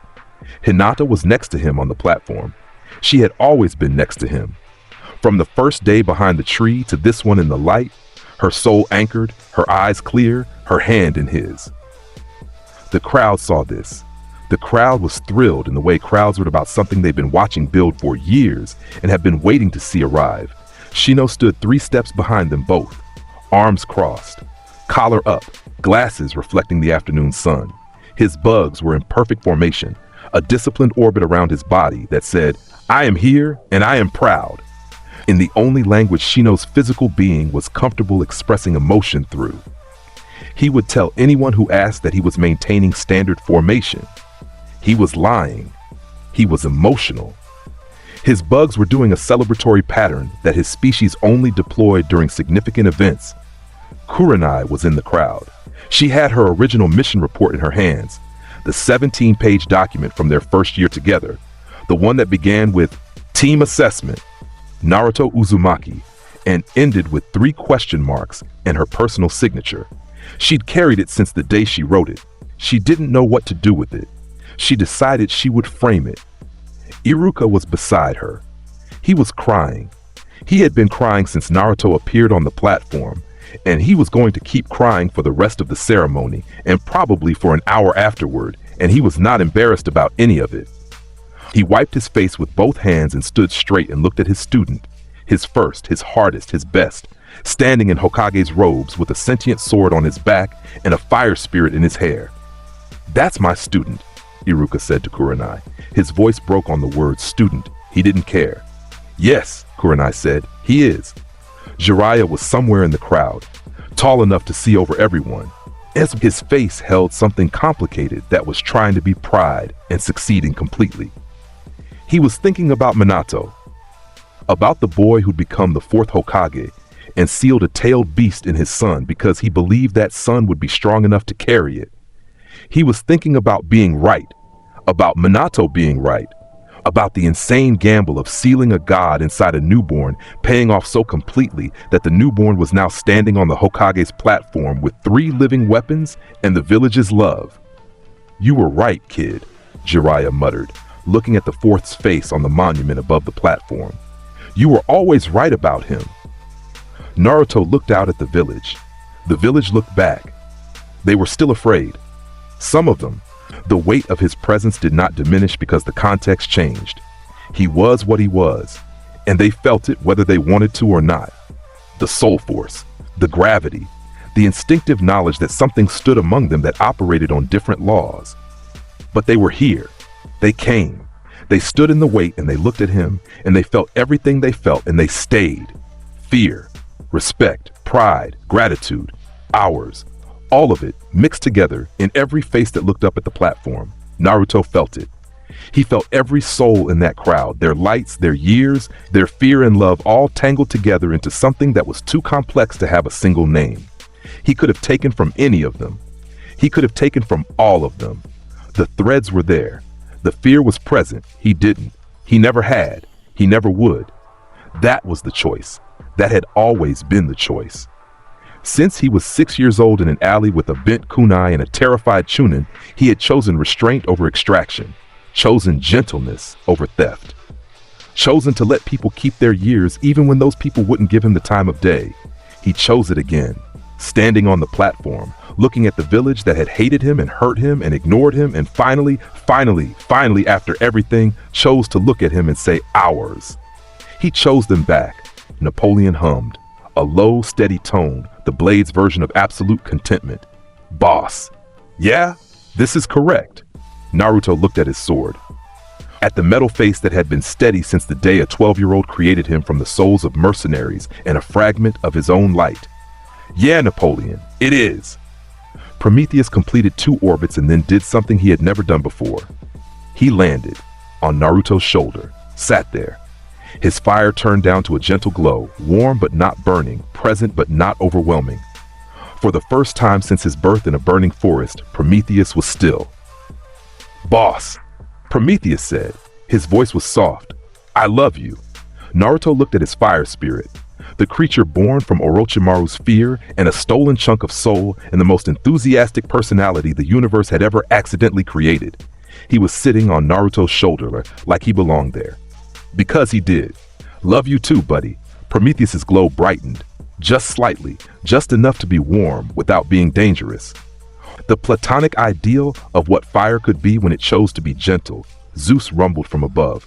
His form in the sky, recovering, rebuilt, a permanent feature of Konoha's atmosphere, spread slightly wider. His face was visible in the clouds. His eyes were open. And when he spoke, it was 2 words that rolled across the village like thunder, choosing to be kind. "Our Hokage." The crowd heard it.